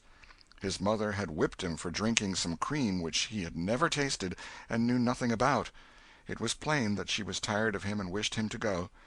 If she felt that way, there was nothing for him to do but succumb. He hoped she would be happy, and never regret having driven her poor boy out into the unfeeling world to suffer and die. As the two boys walked sorrowing along, they made a new compact to stand by each other and be brothers, and never separate till death relieved them of their troubles. Then they began to lay their plans. Joe was for being a hermit, and living on crusts in a remote cave, and dying, sometime, of cold and want and grief. But after listening to Tom, he conceded that there were some conspicuous advantages about a life of crime, and so he consented to be a pirate. 3 miles below St. Petersburg, at a point where the Mississippi River was a trifle over a mile wide, there was a long, narrow, wooded island, with a shallow bar at the head of it, and this offered well as a rendezvous. It was not inhabited. It lay far over towards the further shore, abreast a dense and almost wholly unpeopled forest. So Jackson's Island was chosen. Who were to be the subjects of their piracies was a matter that did not occur to them. Then they hunted up Huckleberry Finn, and he joined them promptly, for all careers were one to him. He was indifferent. They presently separated, to meet at a lonely spot on the river bank 2 miles above the village, at the favorite hour, which was midnight. There was a small log raft there which they meant to capture. Each would bring hooks and lines, and such provision as he could steal in the most dark and mysterious way, as became outlaws, and before the afternoon was done they had all managed to enjoy the sweet glory of spreading the fact that pretty soon the town would hear something. All who got this vague hint were cautioned to be mum and wait. About midnight Tom arrived with a boiled ham and a few trifles, and stopped in a dense undergrowth on a small bluff overlooking the meeting-place. It was starlight and very still. The mighty river lay like an ocean at rest. Tom listened a moment, but no sound disturbed the quiet. Then he gave a low, distinct whistle. It was answered from under the bluff. Tom whistled twice more. These signals were answered in the same way. Then a guarded voice said, "Who goes there?" "Tom Sawyer, the Black Avenger of the Spanish Main. Name your names." "Huck Finn, the Red-Handed, and Joe Harper, the Terror of the Seas." Tom had furnished these titles from his favorite literature. "'Tis well. Give the countersign." Two hoarse whispers delivered the same awful word simultaneously to the brooding night. "Blood!" Then Tom tumbled his ham over the bluff and let himself down after it, tearing both skin and clothes to some extent in the effort. There was an easy, comfortable path along the shore under the bluff, but it lacked the advantages of difficulty and danger so valued by a pirate.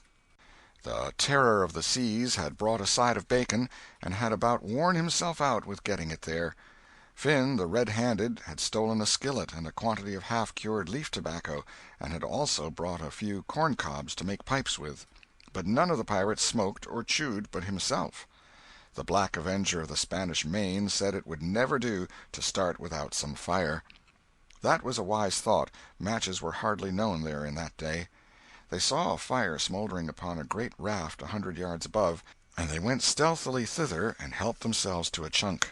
They made an imposing adventure of it, saying "Hist!" every now and then, and suddenly halting with finger on lip, moving with hands on imaginary dagger hilts, and giving orders in dismal whispers that if the foe stirred, to let him have it to the hilt, because dead men tell no tales. They knew well enough that the raftsmen were all down at the village laying in stores or having a spree, but still that was no excuse for their conducting this thing in an unpiratical way.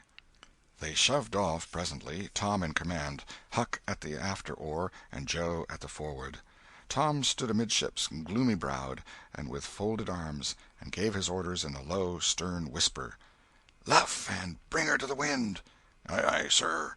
"Steady, steady." "Steady it is, sir." "Let her go off a point." "Point it is, sir." As the boys steadily and monotonously drove the raft toward midstream, it was no doubt understood that these orders were given only for style, and were not intended to mean anything in particular. "What sail's she carrying?" "Courses, topsails, and flying jib, sir." "Send the r'yals up. Lay out aloft there, half a dozen of ye, fore-topmaststuns'l. Lively, now." "Aye, aye, sir." "Shake out that main t'gallants'l. Sheets and braces. Now, my hearties." "Aye, aye, sir." "Heel 'em a lee, hard a port. Stand by to meet her when she comes. Port, port, now, men, with a will. Steady." "Steady it is, sir." The raft drew beyond the middle of the river. The boys pointed her head right, and then lay on their oars. The river was not high, so there was not more than a 2 or 3 mile current. Hardly a word was said during the next 3/4 of an hour. Now the raft was passing before the distant town. 2 or 3 glimmering lights showed where it lay, peacefully sleeping, beyond the vague vast sweep of a star-gemmed water, unconscious of the tremendous event that was happening. The Black Avenger stood still with folded arms, looking his last upon the scene of his former joys and his later sufferings, and wishing she could see him now, abroad on the wild sea, facing peril and death with dauntless heart, going to his doom with a grim smile on his lips. It was but a small strain on his imagination to remove Jackson Island beyond eye-shot of the village, and so he "looked his last" with a broken and satisfied heart. The other pirates were looking their last, too, and they all looked so long that they came near letting the current drift them out of the range of the island, but they discovered the danger in time and made shift to avert it. About 2 o'clock in the morning the raft grounded on the bar 200 yards above the head of the island, and they waded back and forth until they had landed their freight. Part of the little raft's belongings consisted of an old sail, and this they spread over a nook in the bushes for a tent to shelter their provisions, but they themselves would sleep in the open air in good weather, as became outlaws. They built a fire against the side of a great log 20 or 30 steps within the somber depths of the forest, and then cooked some bacon in the frying-pan for supper, and used up half of the corn-pone stock they had brought.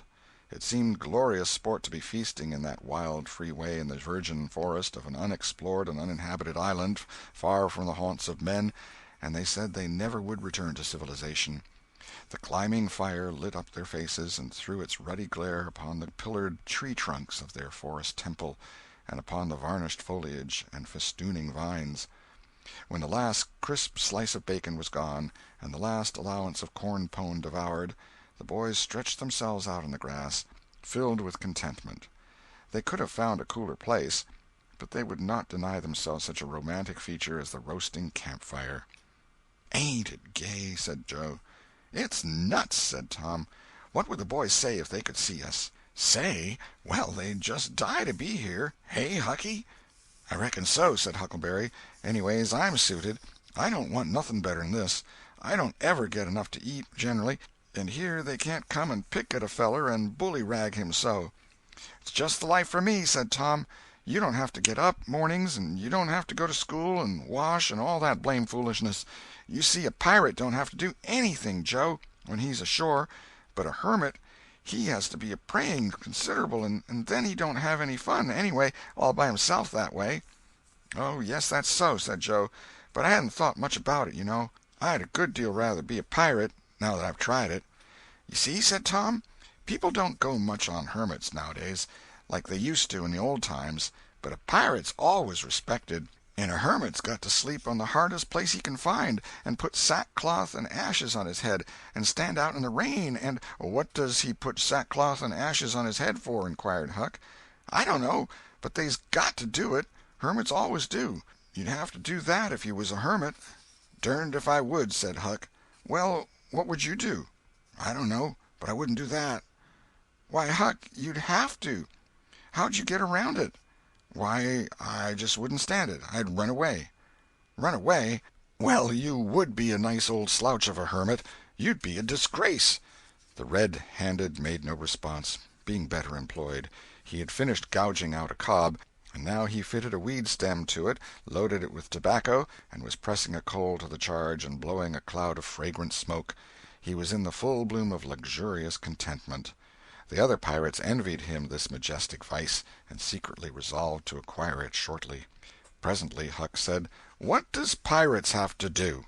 Tom said, "Oh, they have just a bully time. Take ships and burn them, and get the money and bury it in awful places in their island where there's ghosts and things to watch it, and kill everybody in the ships, and make 'em walk a plank."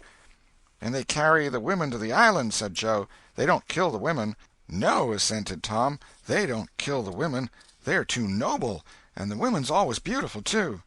"And don't they wear the bulliest clothes? Oh, no, all gold and silver and diamonds," said Joe, with enthusiasm. "Who?" said Huck. "Why, the pirates."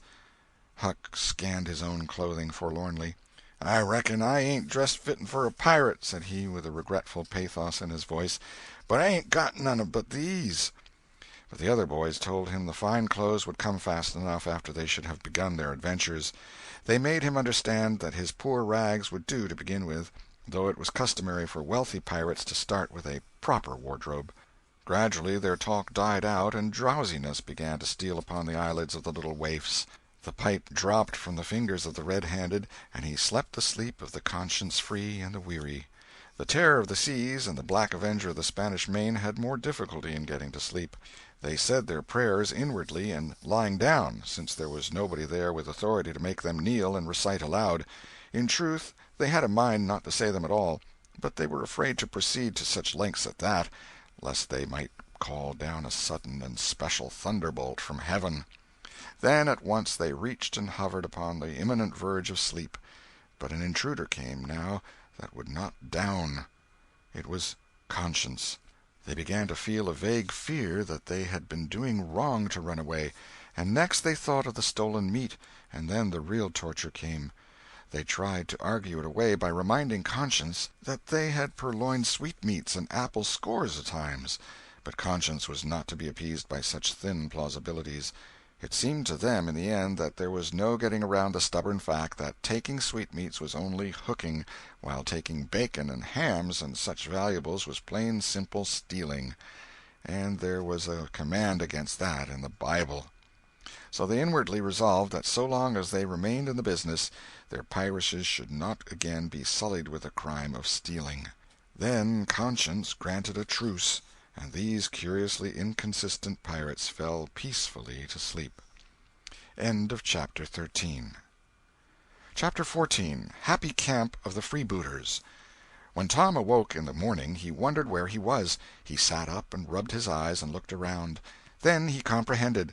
It was the cool, gray dawn, and there was a delicious sense of repose and peace in the deep, pervading calm and silence of the woods. Not a leaf stirred, not a sound obtruded upon great Nature's meditation. Beaded dewdrops stood upon the leaves and grasses, a white layer of ashes covered the fire, and a thin blue breath of smoke rose straight into the air. Joe and Huck still slept. Now, far away in the woods, a bird called. Another answered. Presently the hammering of a woodpecker was heard. Gradually the cool, dim gray of the morning whitened, and as gradually sounds multiplied and life manifested itself. The marvel of nature shaking off sleep and going to work unfolded itself to the musing boy. A little green worm came crawling over a dewy leaf, lifting two-thirds of his body into the air from time to time and sniffing around, then proceeding again, for he was measuring, Tom said, and when the worm approached him of its own accord, he sat as still as a stone, with his hopes rising and falling by turns, as the creature still came toward him or seemed inclined to go elsewhere. And when at last it considered a painful moment with its curved body in the air and then came decisively down upon Tom's leg and began journeying over him, his whole heart was glad, for that meant that he was going to have a new suit of clothes, without the shadow of a doubt a gaudy piratical uniform. Now a procession of ants appeared, from nowhere in particular, and went about their labors. One struggled manfully by with a dead spider 5 times as big as itself in its arms, and lugged it straight up a tree trunk. A brown-spotted ladybug climbed the dizzy height of a grass-blade, and Tom bent down close to it and said, "Ladybug, ladybug, fly away home. Your house is on fire, your children's alone." And she took wing and went off to see about it, which did not surprise the boy, for he knew of old that this insect was credulous about conflagrations, and he had practised upon its simplicity more than once. A tumblebug came next, heaving sturdily at its ball, and Tom touched the creature to see it shut its legs against its body and pretend to be dead. The birds were fairly rioting by this time. A catbird, the northern mocker, lit in a tree over Tom's head, and trilled out her imitations of her neighbors in a rapture of enjoyment.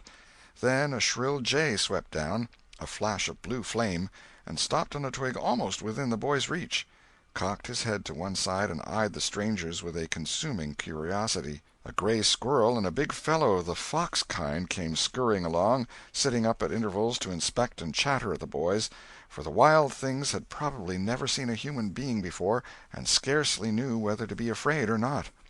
All nature was wide awake and stirring now. Long lances of sunlight pierced down through the dense foliage far and near, and a few butterflies came fluttering upon the scene. Tom stirred up the other pirates, and they all clattered away with a shout, and in a minute or two were stripped and chasing after and tumbling over each other in the shallow limpid water of the white sandbar. They felt no longing for the little village sleeping in the distance beyond the majestic waste of water. A vagrant current, or a slight rise in the river, had carried off their raft, but this only gratified them, since its going was something like burning the bridge between them and civilization. They came back to camp wonderfully refreshed, glad-hearted, and ravenous, and they soon had the campfire blazing up again. Huck found a spring of clear cold water close by, and the boys made cups of broad oak or hickory leaves, and felt that water, sweetened with such wildwood charm as that, would be a good enough substitute for coffee. While Joe was slicing bacon for breakfast, Tom and Huck asked him to hold on a minute. They stepped to a promising nook in the river bank and threw in their lines. Almost immediately they had reward. Joe had not had time to get impatient before they were back again with some handsome bass, a couple of sun perch, and a small catfish, provisions enough for quite a family. They fried the fish with the bacon, and were astonished, for no fish had ever seemed so delicious before. They did not know that the quicker a fresh-water fish is on the fire after it is caught the better he is, and they reflected little upon what a sauce open-air sleeping, open-air exercise, bathing, and a large ingredient of hunger makes, too. They lay around in the shade after breakfast while Huck had a smoke, and then went off through the woods on an exploring expedition. They tramped gaily along over decaying logs, through tangled underbrush, among solemn monarchs of the forest, hung from their crowns to the ground with a drooping regalia of grapevines. Now and then they came upon snug nooks carpeted with grass and jeweled with flowers. They found plenty of things to be delighted with, but nothing to be astonished at. They discovered that the island was about 3 miles long and a quarter of a mile wide, and that the shore it lay closest to was only separated from it by a narrow channel hardly 200 yards wide. They took a swim about every hour, so it was close upon the middle of the afternoon when they got back to the camp. They were too hungry to stop to fish, but they fared sumptuously upon cold ham, and then threw themselves down in the shade to talk. But the talk soon began to drag, and then died. The stillness, the solemnity that brooded in the woods, and the sense of loneliness began to tell upon the spirits of the boys. They fell to thinking. A sort of undefined longing crept upon them. This took dim shape presently. It was budding homesickness. Even Finn, the red-handed, was dreaming of his doorsteps and empty hogsheads. But they were all ashamed of their weakness, and none was brave enough to speak his thought. For some time now the boys had been dully conscious of a particular sound in the distance, just as one sometimes is of the ticking of a clock which he takes no distinct note of. But now this mysterious sound became more pronounced and forced a recognition. The boys started, glanced at each other, and then each assumed a listening attitude. There was a long silence, profound and unbroken, and then a deep sullen boom came floating down out of the distance. "What is it?" exclaimed Joe under his breath. "I wonder," said Tom in a whisper. "'Tain't thunder," said Huckleberry in an awed tone, "'cause thunder—" "Hark!" said Tom. "Listen, don't talk." They waited a time that seemed an age, and then the same muffled boom troubled the solemn hush. "Let's go and see." They sprang to their feet and hurried to the shore toward the town. They parted the bushes on the bank and peered out over the water. The little steam ferry-boat was about a mile below the village, drifting with the current. Her broad deck seemed crowded with people. There was a great many skiffs rowing about or floating with the stream in the neighborhood of the ferry-boat, but the boys could not determine what the men in them were doing. Presently a great jet of white smoke burst from the ferry-boat's side, and as it expanded and rose in a lazy cloud, that same dull throb of sound was borne to the listeners again. "I know now!" exclaimed Tom. "Somebody's drownded." "That's it," said Huck. "They done that last summer when Bill Turner got drownded. They shoot a cannon over the water, and that makes him come up to the top." "Yes, and they take loaves of bread and put quicksilver in 'em and set 'em afloat, and wherever there's anybody that's drownded they'll float right there and stop." "Yes, I've heard about that," said Joe. "I wonder what makes the bread do that." "Oh, it ain't the bread so much," said Tom. "I reckon it's mostly what they say over it before they start it out." "But they don't say anything over it," said Huck. "I've seen 'em and they don't." "Well, that's funny," said Tom. "But maybe they say it to themselves. Of course they do. Anybody might know that." The other boys agreed that there was reason in what Tom said, because an ignorant lump of bread, uninstructed by an incantation, could not be expected to act very intelligently when sent upon an errand of such gravity. "By jings, I wish I was over there now," said Joe. "I do too," said Huck. "I'd give heaps to know who it is." The boys still listened and watched. Presently a revealing thought flashed through Tom's mind, and he exclaimed: "Boys, I know who's drownded. It's us!" They felt like heroes in an instant. Here was a gorgeous triumph. They were missed. They were mourned. Hearts were breaking on their account. Tears were being shed. Accusing memories of unkindness to these poor lost lads were rising up, and unavailing regrets and remorse were being indulged. And best of all, the departed were the talk of the whole town, and the envy of all the boys, as far as this dazzling notoriety was concerned. This was fine. It was worth while to be a pirate after all. As twilight drew on, the ferry-boat went back to her accustomed business, and the skiffs disappeared. The pirates returned to camp. They were jubilant with vanity over their new grandeur and the illustrious trouble they were making. They caught fish, cooked supper and ate it, and then fell to guessing at what the village was thinking and saying about them, and the pictures they drew of the public distress on their account were gratifying to look upon from their point of view. But when the shadows of night closed them in, they gradually ceased to talk, and sat gazing into the fire, with their minds evidently wandering elsewhere. The excitement was gone, now, and Tom and Joe could not keep back thoughts of certain persons at home who were not enjoying this fine frolic as much as they were. Misgivings came. They grew troubled and unhappy. A sigh or two escaped unawares. By and by Joe timidly ventured upon a roundabout feeler as to how the others might look upon a return to civilization. Not right now, but Tom withered him with derision.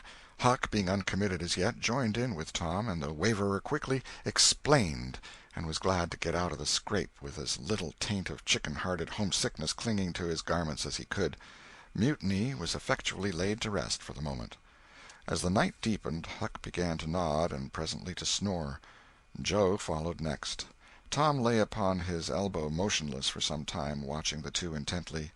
At last he got up cautiously on his knees and went searching among the grass and the flickering reflections flung by the camp-fire. He picked up and inspected several large semi-cylinders of the thin white bark of a sycamore, and finally chose two which seemed to suit him. Then he knelt by the fire and painfully wrote something upon each of these with his red keel. One he rolled up and put in his jacket pocket, and the other he put in Joe's hat and removed it to a little distance from the owner. And he also put into the hat certain schoolboy treasures of almost inestimable value, among them a lump of chalk, an india-rubber ball, 3 fish-hooks, and one of that kind of marbles known as the sure-enough crystal. Then he tiptoed his way cautiously among the trees till he felt that he was out of hearing, and straightway broke into a keen run in the direction of the sandbar. Chapter 14. Chapter 15. Tom's Stealthy Visit Home. A few minutes later Tom was in the shoal water of the bar, wading toward the Illinois shore. Before the depth reached his middle he was half-way over. The current would permit no more wading now, so he struck out confidently to swim the remaining 100 yards. He swam quartering upstream, but still was swept downward rather faster than he had expected. However, he reached the shore finally, and drifted along till he found a low place and drew himself out. He put his hand on his jacket pocket, found his piece of bark safe, and then struck through the woods, following the shore with streaming garments. Shortly before 10 o'clock he came out into an open place opposite the village, and saw the ferryboat lying in the shadow of the trees and the high bank. Everything was quiet under the blinking stars. He crept down the bank, watching with all his eyes, slipped into the water, swam 3 or 4 strokes, and climbed into the skiff that did yawl duty at the boat's stern. He laid himself down under the thwarts and waited, panting. Presently the cracked bell tapped, and a voice gave the order to "cast off." A minute or two later the skiff's head was standing high up against the boat's swell, and the voyage was begun. Tom felt happy in his success, for he knew it was the boat's last trip for the night. At the end of a long 12 or 15 minutes the wheel stopped, and Tom slipped overboard and swam ashore in the dusk, landing 50 yards downstream, out of danger of possible stragglers. He flew along unfrequented alleys, and shortly found himself at his aunt's back fence. He climbed over, approached the L, and looked in at the sitting-room window, for a light was burning there. There sat Aunt Polly, Sid, Mary, and Joe Harper's mother, grouped together, talking. They were by the bed, and the bed was between them and the door. Tom went to the door and began to softly lift the latch. Then he pressed gently, and the door yielded a crack. He continued pushing cautiously, and quaking every time it creaked, till he judged he might squeeze through on his knees. So he put his head through and began warily. "What makes the candles blow so?" said Aunt Polly. Tom hurried up. "Why, that door's open, I believe. Why, of course it is. No end of strange things now. Go along and shut it, Sid." Tom disappeared under the bed just in time. He lay and breathed himself for a while, then crept to where he could almost touch his aunt's foot. "But as I was saying," said Aunt Polly, "he warn't bad, so to say, only mischievous, only just giddy and harum-scarum, you know. He warn't any more responsible than a colt. He never meant any harm, and he was the best-hearted boy that ever was," and she began to cry. "It was just so with my Joe, always full of his devilment and up to every kind of mischief, but he was just as unselfish and kind as he could be. And laws bless me, to think I went and whipped him for taking that cream, never once recollecting that I throwed it out myself because it was sour, and I never to see him again in this world, never, never, never, poor abused boy."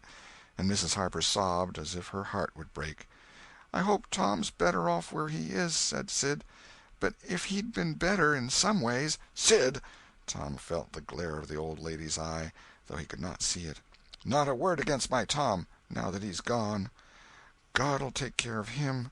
Never you trouble yourself, sir. Oh, Mrs. Harper, I don't know how to give him up. I don't know how to give him up. He was such a comfort to me, although he tormented my old heart out of me, most. The Lord giveth and the Lord hath taken away. Blessed be the name of the Lord. But it's so hard, oh, it's so hard. Only last Saturday my Joe busted a firecracker right under my nose, and I knocked him sprawling. Little did I know then how soon. Oh, if it was to do over again, I'd hug him and bless him for it." "Yes, yes, yes, I know just how you feel, Mrs. Harper. I know just exactly how you feel. No longer ago than yesterday noon, my Tom took and filled the cat full of pain-killer, and I did think the creature would tear the house down. And God forgive me, I cracked Tom's head with my thimble, poor boy, poor dead boy. But he's out of all his troubles now, and the last words I ever heard him say was to reproach—" But this memory was too much for the old lady, and she broke entirely down. Tom was snuffling now himself, and more in pity of himself than anybody else. He could hear Mary crying, and putting in a kindly word for him from time to time. He began to have a nobler opinion of himself than ever before. Still, he was sufficiently touched by his aunt's grief to long to rush out from under the bed and overwhelm her with joy, and the theatrical gorgeousness of the thing appealed strongly to his nature, too, but he resisted and lay still.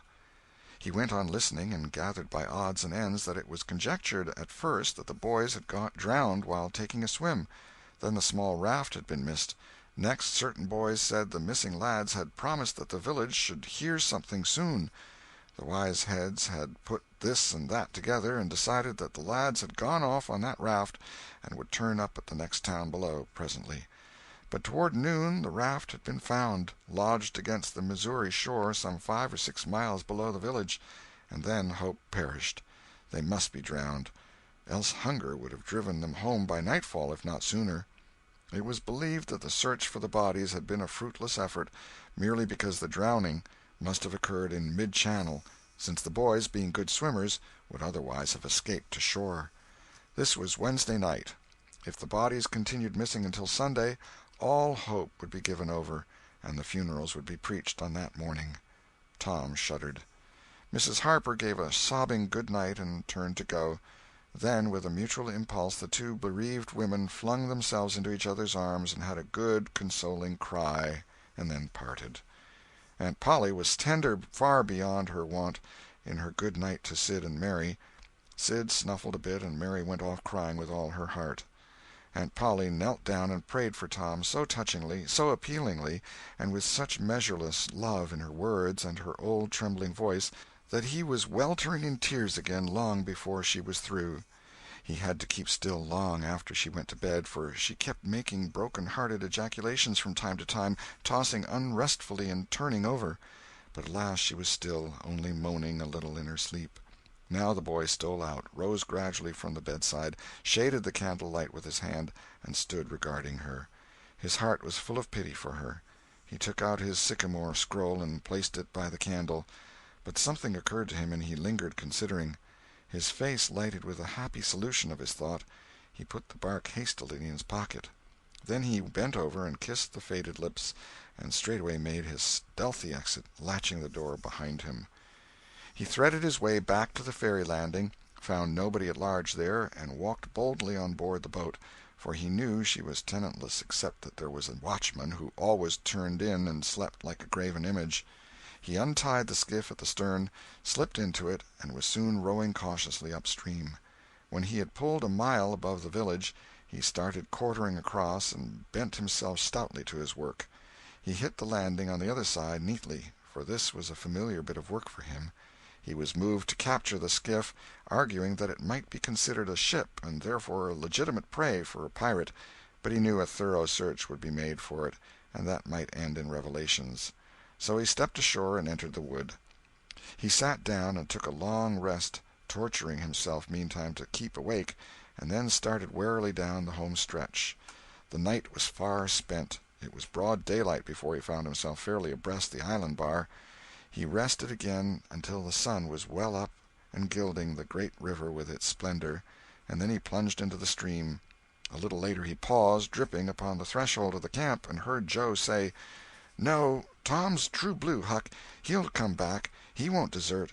He knows that would be a disgrace to a pirate, and Tom's too proud for that sort of thing. He's up to something or other. I wonder what." "Well, the things is ours, anyway, ain't they?" "Pretty near, but not yet, Huck. The writing says they are if he ain't back here to breakfast." "Which he is!" exclaimed Tom, with fine dramatic effect, stepping grandly into camp. A sumptuous breakfast of bacon and fish was shortly provided, and as the boys set to work upon it, Tom recounted, and adorned, his adventures. They were a vain and boastful company of heroes when the tale was done. Then Tom hid himself away in a shady nook to sleep till noon, and the other pirates got ready to fish and explore. End of chapter 15. The Adventures of Tom Sawyer by Mark Twain. Chapter 16. First Pipes. I've Lost My Knife.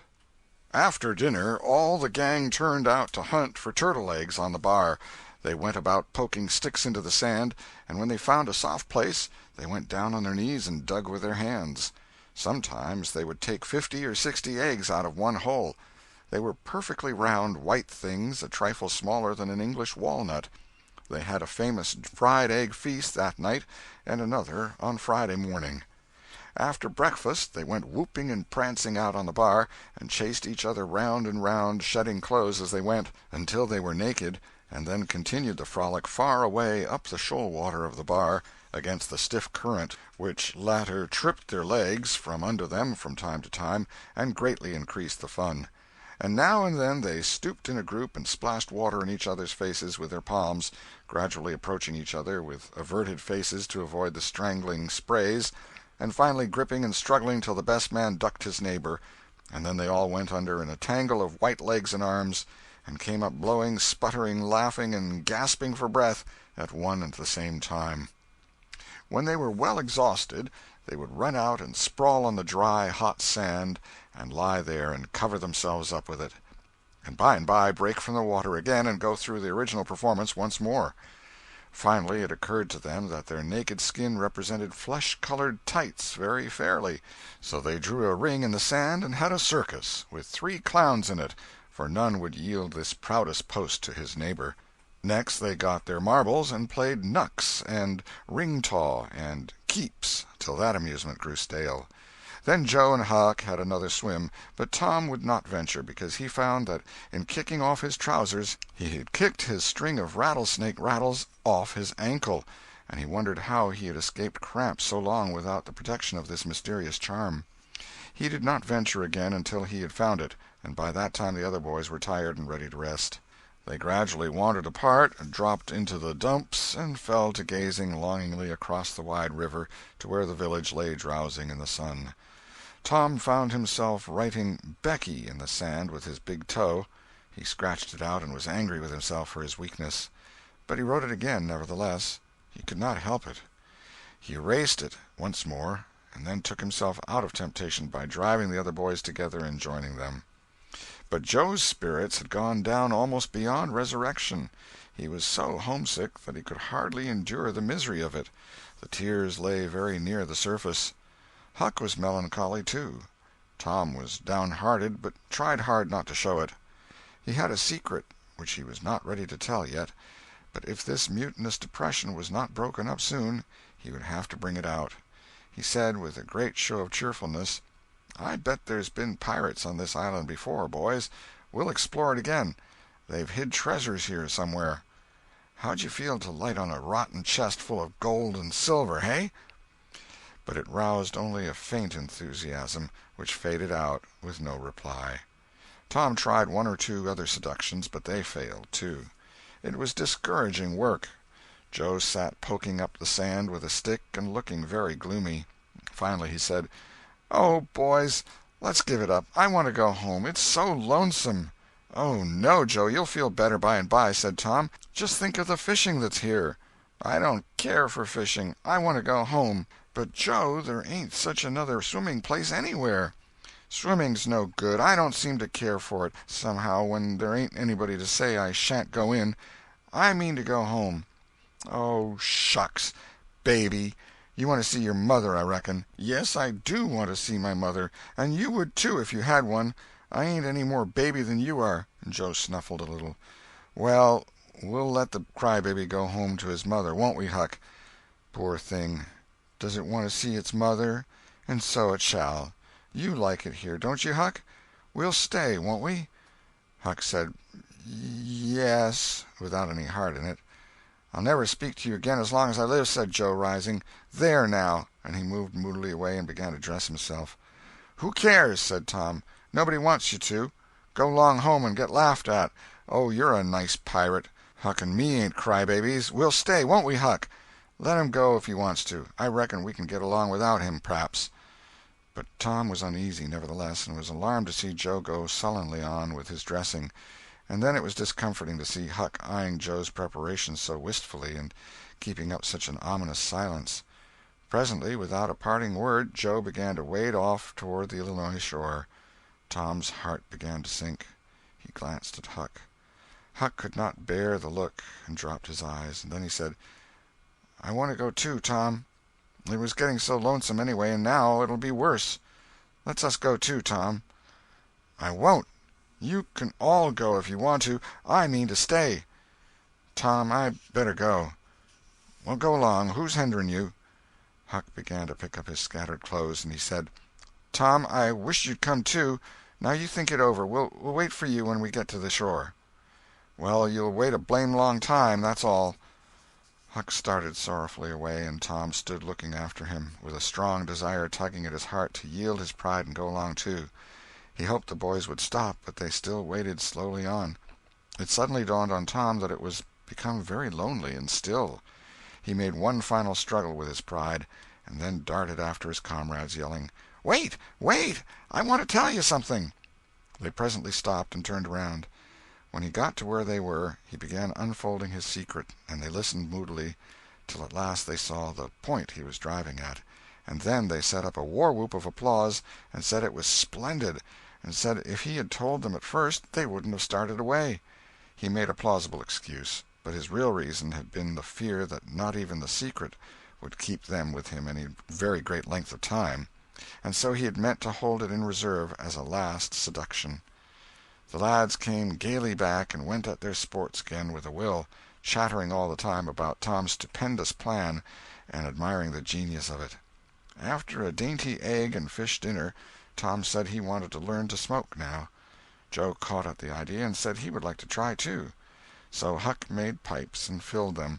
These novices had never smoked anything before but cigars made of grapevine, and they bit the tongue and were not considered manly anyway. Now they stretched themselves out on their elbows and began to puff, charily and with slender confidence.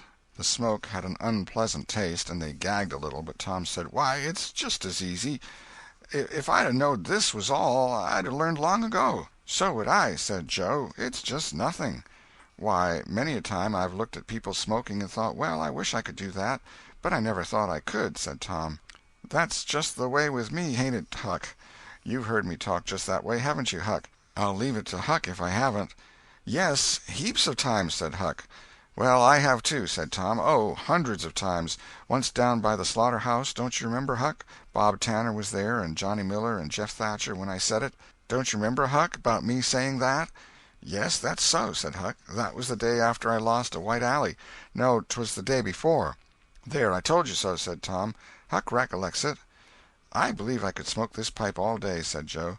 "I don't feel sick." "Neither do I," said Tom. "I could smoke it all day, but I bet you Jeff Thatcher couldn't." "Jeff Thatcher?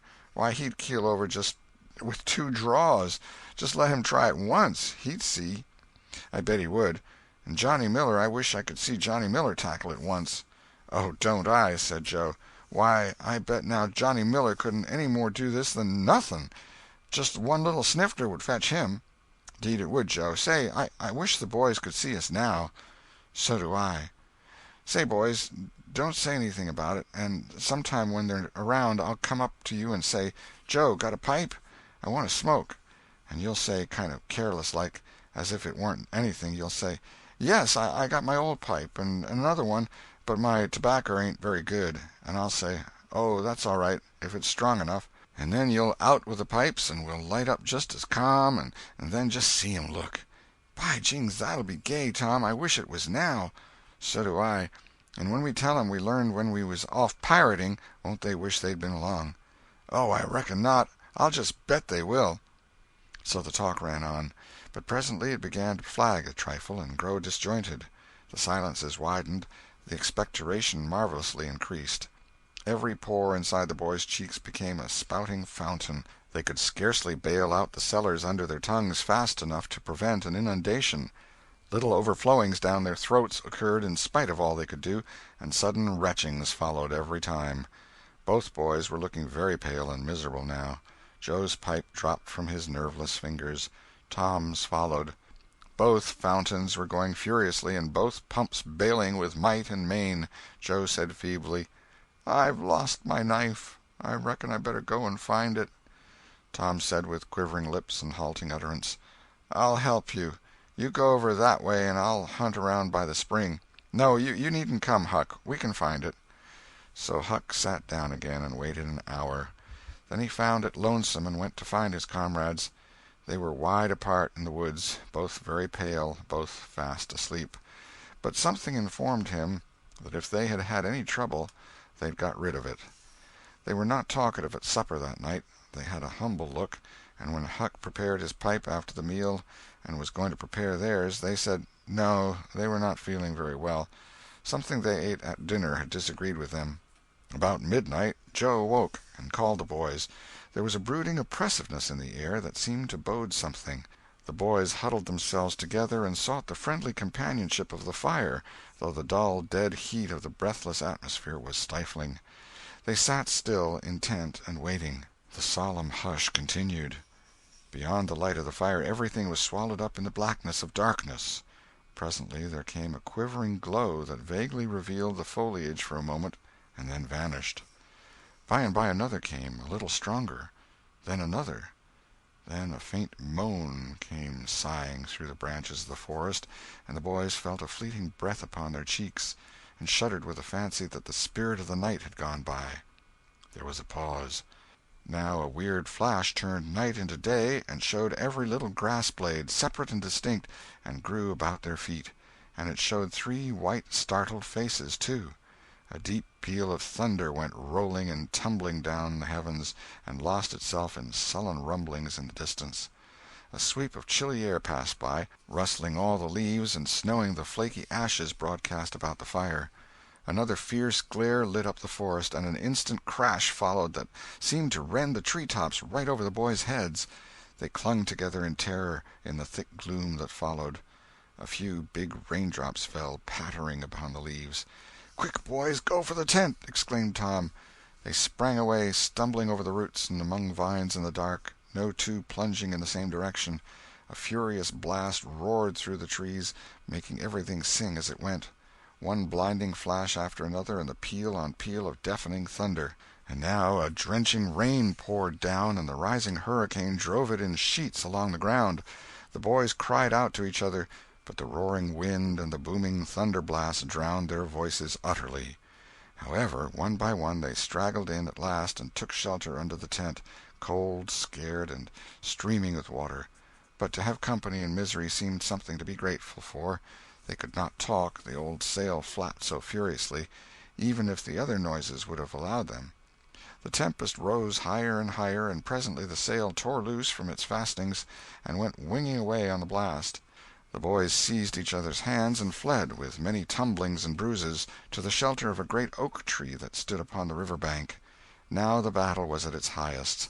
Under the ceaseless conflagration of lightning that flamed in the skies, everything below stood out in clean-cut and shadowless distinction.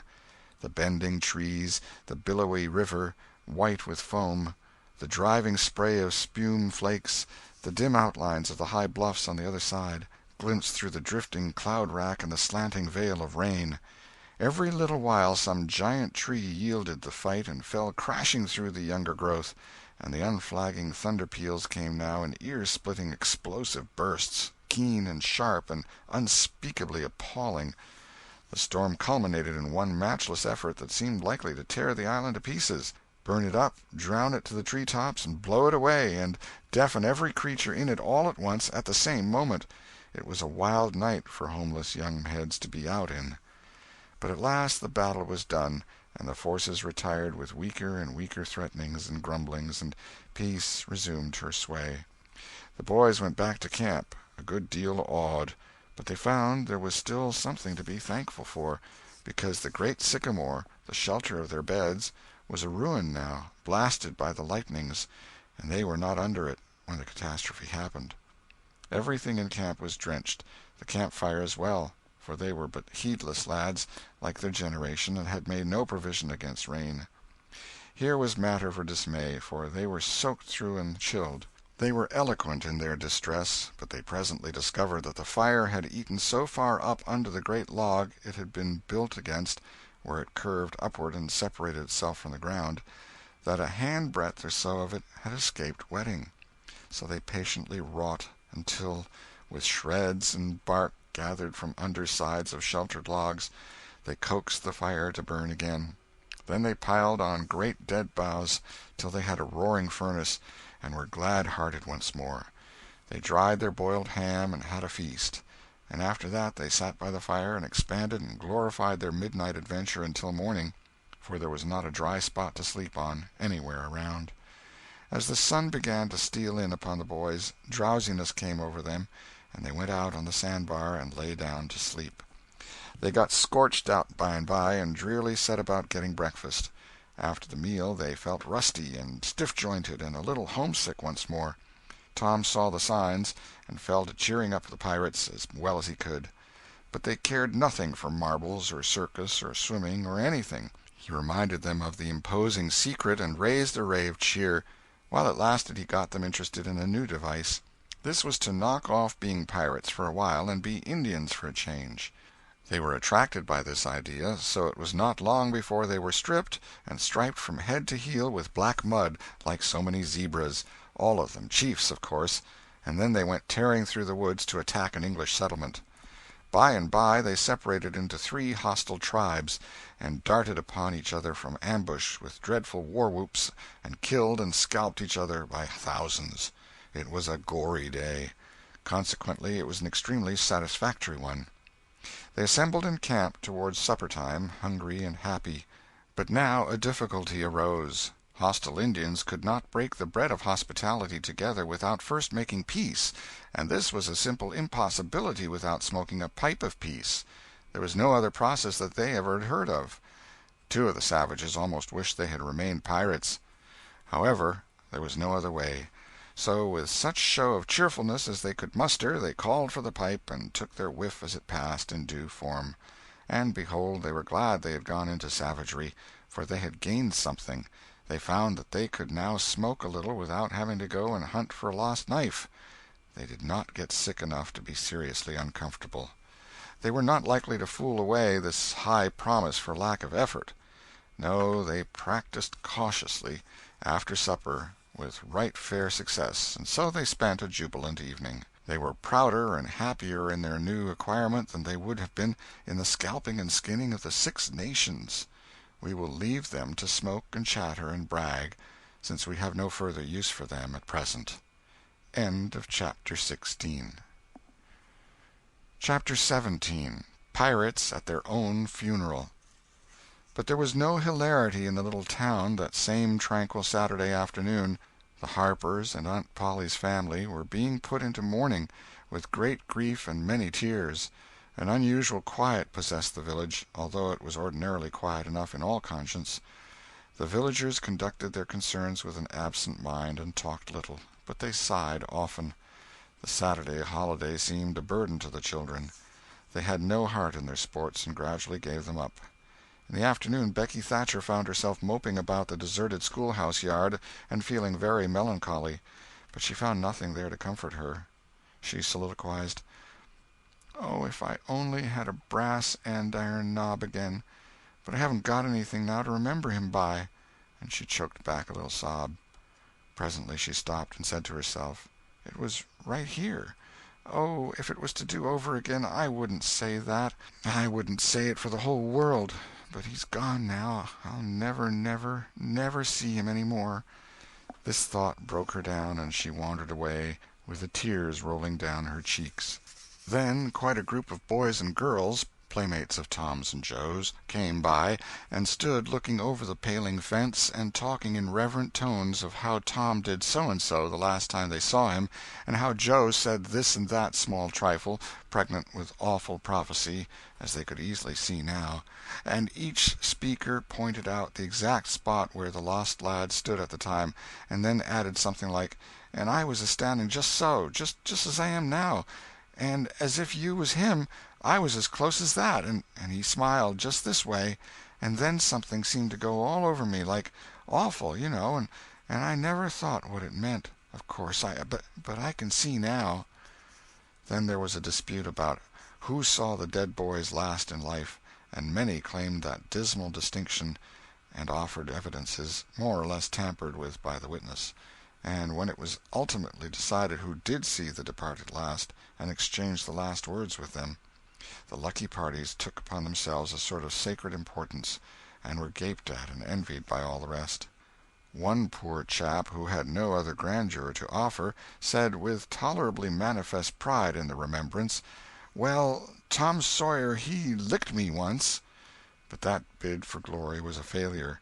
Most of the boys could say that, and so that cheapened the distinction too much. The group loitered away, still recalling memories of the lost heroes in awed voices. When the Sunday-school hour was finished the next morning, the bell began to toll instead of ringing in the usual way. It was a very still Sabbath, and the mournful sound seemed in keeping with the musing hush that lay upon nature. The villagers began to gather, loitering a moment in the vestibule to converse in whispers about the sad event. But there was no whispering in the house, only the funereal rustling of dresses as the women gathered to their seats disturbed the silence there. None could remember when the little church had been so full before.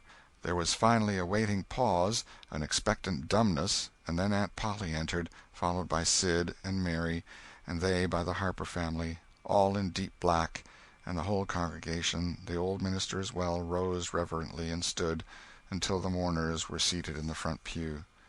There was another communing silence, broken at intervals by muffled sobs, and then the minister spread his hands abroad and prayed. A moving hymn was sung, and the text followed, "I am the resurrection and the life." As the service proceeded, the clergyman drew such pictures of the graces, the winning ways, and the rare promise of the lost lads, that every soul there, thinking he recognized these pictures, felt a pang in remembering that he had persistently blinded himself to them always before, and had as persistently seen only faults and flaws in the poor boys. The minister related many a touching incident in the lives of the departed, too, which illustrated their sweet, generous natures, and the people could easily see now how noble and beautiful those episodes were, and remembered with grief that at the time they occurred they had seemed rank rascalities, well deserving of the cowhide. The congregation became more and more moved as the pathetic tale went on, till at last the whole company broke down and joined the weeping mourners in a chorus of anguished sobs, the preacher himself giving way to his feelings and crying in the pulpit. There was a rustle in the gallery which nobody noticed. A moment later the church door creaked. The minister raised his streaming eyes above his handkerchief and stood transfixed. First one, and another pair of eyes followed the minister's, and then almost with one impulse the congregation rose and stared while the three dead boys came marching up the aisle, Tom in the lead, Joe next, and Huck, a ruin of drooping rags, sneaking sheepishly in the rear. They had been hid in the unused gallery, listening to their own funeral sermon. Aunt Polly, Mary, and the Harpers threw themselves upon their restored ones, smothered them with kisses, and poured out thanksgivings, while poor Huck stood abashed and uncomfortable, not knowing exactly what to do or where to hide from so many unwelcoming eyes. He wavered and started to slink away, but Tom seized him and said, "Aunt Polly, it ain't fair. Somebody's got to be glad to see Huck." "And so they shall. I'm glad to see him, poor motherless thing."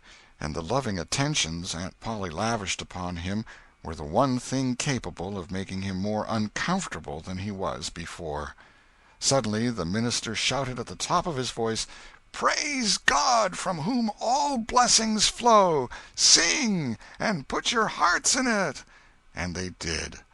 Old Hundred swelled up with a triumphant burst, and while it shook the rafters, Tom Sawyer the pirate looked around upon the envying juveniles about him, and confessed in his heart that this was the proudest moment of his life. As the souled congregation trooped out, they said they would almost be willing to be made ridiculous again to hear Old Hundred sung like that once more. Tom got more cuffs and kisses that day, according to Aunt Polly's varying moods, than he had earned before in a year, and he hardly knew which expressed the most gratefulness to God and affection for himself. End of chapter 17. The Adventures of Tom Sawyer by Mark Twain. Chapter 18. Tom Reveals His Dream Secret. That was Tom's great secret, the scheme to return home with his brother pirates and attend their own funerals. They had paddled over to the Missouri shore in a log, at dusk on Saturday, landing 5 or 6 miles below the village. They had slept in the woods at the edge of the town till nearly daylight, and had then crept through back lanes and alleys and finished their sleep in the gallery of the church among a chaos of invalided benches. At breakfast Monday morning, Aunt Polly and Mary were very loving to Tom, and very attentive to his wants. There was an unusual amount of talk. In the course of it, Aunt Polly said, "Well, I don't say it wasn't a fine joke, Tom, to keep everybody suffering most a week so you boys had a good time, but it is a pity you could be so hard-hearted as to let me suffer so. If you could have come over on a log to go to your funeral, you could have come over and give me a hint some way that you warn't dead but only run off." "Yes, you could have done that, Tom," said Mary, "and I believe you would if you had thought of it." "Would you, Tom?" said Aunt Polly, her face lightening wistfully. "Say, now, would you if you'd thought of it?" Well, I don't know. 'Twould have spoiled everything." "Tom, I hoped you loved me that much," said Aunt Polly with a grieved tone that discomforted the boy. "It would have been something if you'd cared enough to think of it, even if you didn't do it." "Now, Auntie, that ain't any harm," pleaded Mary. "It's only Tom's giddy way. He's always in such a rush that he never thinks of anything." "More's the pity. Sid would have thought, and Sid would have come and done it, too. Tom, you'll look back some day, when it's too late, and wish you'd cared a little more for me, when it would have cost you so little." "Now, Auntie, you know I do care for you," said Tom. "I'd know it better if you acted more like it." "I wish now I'd thought," said Tom with a repentant tone. "But I dreamed about you, anyway. That's something, ain't it?" "It ain't much. A cat does that much. But it's better than nothing. What did you dream?" "Why, Wednesday night I dreamt that you was sitting over there by the bed, and Sid was sitting by the wood-box, and Mary next to him." "Well, so we did. So we always do. I'm glad your dreams could take even that much trouble about us. And I dreamt that Joe Harper's mother was here." "Why, she was here. Did you dream any more?" "Oh, lots, but it's so dim now." "Well, try to recollect, can't you?" "Somehow it seems to me that the wind blowed, Try harder, Tom. The wind did blow something. Come." Tom pressed his fingers to his forehead an anxious minute, and then said, I've got it now. It blowed the candle." "Mercy on us! Go on, Tom, go on." "And it seems to me that you said, 'Why, I believe that door—'" "Go on, Tom." "Just let me study a moment. Just a moment. Oh, yes, you said you believed the door was open." "As I'm sitting here, I did. Didn't I, Mary? Go on." "And then, well, I won't be certain, but it seems like as if you made Sid go and— Well, what did I make him do, Tom? What did I make him do?" "You made him— you— oh, you made him shut it." "Well, for land's sake, I never heard the beat of that in all my days. Don't tell me there ain't anything in dreams any more. Serenity Harper shall know of this before I'm an hour older. I'd like to see her get around this with her rubbage about superstition. Go on, Tom." "Oh, it's all getting just as bright as day now. Next you said I warn't bad, only mischievous and harum-scarum, and not any more responsible than— Then I think it was a colt or something." "And so it was. Well, goodness gracious, go on, Tom." "And then you began to cry." "So I did, so I did. Not the first time, neither." "And then?" "Then Mrs. Harper she began to cry, and said Joe was just the same, and she wished she hadn't whipped him for taking cream when she'd throwed it out of her own self." "Tom, the Spirit was upon you. You was a prophesying. That's what you was a-doing. Land alive, go on, Tom." "Well, then Sid, he said—" "Well, I don't think I said anything," said Sid. "Yes, you did, Sid," said Mary. "Shut your heads and let Tom go. What did he say, Tom?" "He said—I think he said he hoped I was better off where I was gone to, but if I'd been better sometimes—" "There, d'you hear that? It was his very words." "And you shut him up sharp." "I lay I did. There must 'a' been an angel there. There was an angel there, somewheres." "And Mrs. Harper told about Joe scaring her with a firecracker, and you told about Peter and the pain-killer, just as true as I live. And then there was a whole lot of talk about dragging the river for us, and about having the funeral Sunday, and then you and old Miss Harper hugged and cried, and she went. It happened just so. It happened just so, as sure as I'm sitting in these very tracks. Tom, you couldn't 'a' told it more like if you'd 'a' seen it. And then what? Go on, Tom." "Then I thought you prayed for me, and I could see you and hear every word you said. And you went to bed, and I was so sorry that I took and wrote on a piece of sycamore bark, 'We ain't dead, we are only off being pirates,' and put it on the table by the candle, and then you looked so good laying there asleep that I thought I went and leaned over and kissed you on the lips." "Did you, Tom, did you? I just forgive you everything for that." And she seized the boy in a crushing embrace that made him feel like the guiltiest of villains. "It was very kind, even though it was only a dream," Sid soliloquized, just audibly. "Shut up, Sid. A body does just the same in a dream as he'd do if he was awake. Here's a big Milam apple I've been saving for you, Tom, if you was ever found again. Now go 'long to school. I'm thankful to the good God and Father of us all I've got you back. That's long-suffering and merciful to them that believe on Him and keep His word, though goodness knows I'm unworthy of it. But if only the worthy ones got His blessings, and had His hand to help them over the rough places, there's few enough would smile here or ever enter into His rest when the long night comes. Go 'long, Sid, Mary, Tom. Take yourselves off. You've hindered me long enough." The children left for school, and the old lady to call on Mrs. Harper and vanquish her realism with Tom's marvelous dream. Sid had better judgment than to utter the thought that was in his mind as he left the house. It was this: "Pretty thin, as long as a dream as that, without any mistakes in it." What a hero Tom was become now!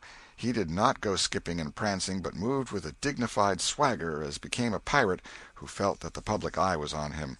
And indeed it was. He tried not to seem to see the looks or hear the remarks as he passed along, but they were food and drink to him. Smaller boys than himself flocked at his heels, as proud to be seen with him and tolerated by him as if he had been the drummer at the head of a procession, or the elephant leading a menagerie into town. Boys of his own size pretended not to know he had been away at all, but they were consuming with envy nevertheless. They would have given anything to have had that swarthy sun-tanned skin of his, and his glittering notoriety, and Tom would not have parted with either for a circus. At school the children made so much of him and of Joe, and delivered such eloquent admiration from their eyes, that the two heroes were not long in becoming insufferably stuck up. They began to tell their adventures to hungry listeners, but they only began. It was not a thing likely to have an end, with imaginations like theirs to furnish material. And finally, when they got out their pipes and went serenely puffing around, the very summit of glory was reached. Tom decided that he could be independent of Becky Thatcher now. Glory was sufficient. He would live for glory. Now that he was distinguished, maybe she would be wanting to "make up." Well, let her. She should see that he could be as indifferent as some other people. Presently she arrived. Tom pretended not to see her. He moved away and joined a group of boys and girls and began to talk. Soon he observed that she was tripping gaily back and forth with flushed face and dancing eyes, pretending to be busy chasing schoolmates, and screaming with laughter when she made a capture. But he noticed that she always made her captures in his vicinity, and that she seemed to cast a conscious eye in his direction at such times, too. It gratified all the vicious vanity that was in him, and so, instead of winning him, it only set him up the more, and made him the more diligent to avoid betraying that he knew she was about. Presently she gave over skylarking, and moved irresolutely about, sighing once or twice and glancing furtively and wistfully toward Tom. Then she observed that now Tom was talking more particularly to Amy Lawrence than to anyone else. She felt a sharp pang, and grew disturbed and uneasy at once. She tried to go away, but her feet were treacherous, and carried her to the group instead. She said to a girl almost at Tom's elbow, with sham vivacity, "Why, Mary Austin, you bad girl, why didn't you come to Sunday school?" "I did come. Didn't you see me?" "Why, no. Did you? Where did you sit?" "I was in Miss Peters' class, where I always go. I saw you." "Did you? Why, it's funny I didn't see you. I wanted to tell you about the picnic." "Oh, that's jolly. Who's going to give it?" "My ma's going to let me have one." "Oh, goody. I hope she'll let me come." "Well, she will. The picnic's for me. She'll let anybody come that I want, and I want you." "That's ever so nice. When is it going to be?" "By and by. Maybe about vacation." "Oh, won't it be fun! You going to have all the girls and boys?" "Yes, every one that's friends to me, or wants to be," and she glanced ever so furtively at Tom. But he talked right along to Amy Lawrence about the terrible storm on the island, and how the lightning tore the great sycamore tree all to flinders while he was standing within 3 feet of it. "Oh, may I come?" said Gracie Miller. "Yes." "And me?" said Sally Rogers. "Yes." "And me, too?" said Susie Harper. "And Joe?" "Yes." And so on, with clapping of joyful hands, till all the group had begged for invitations but Tom and Amy. Then Tom turned coolly away, still talking, and took Amy with him. Becky's lips trembled and the tears came to her eyes. She hid these signs with a forced gaiety and went on chattering, but the life had gone out of the picnic now, and out of everything else. She got away as soon as she could, and hid herself and had what her sex call a good cry. Then she sat moody with wounded pride till the bell rang.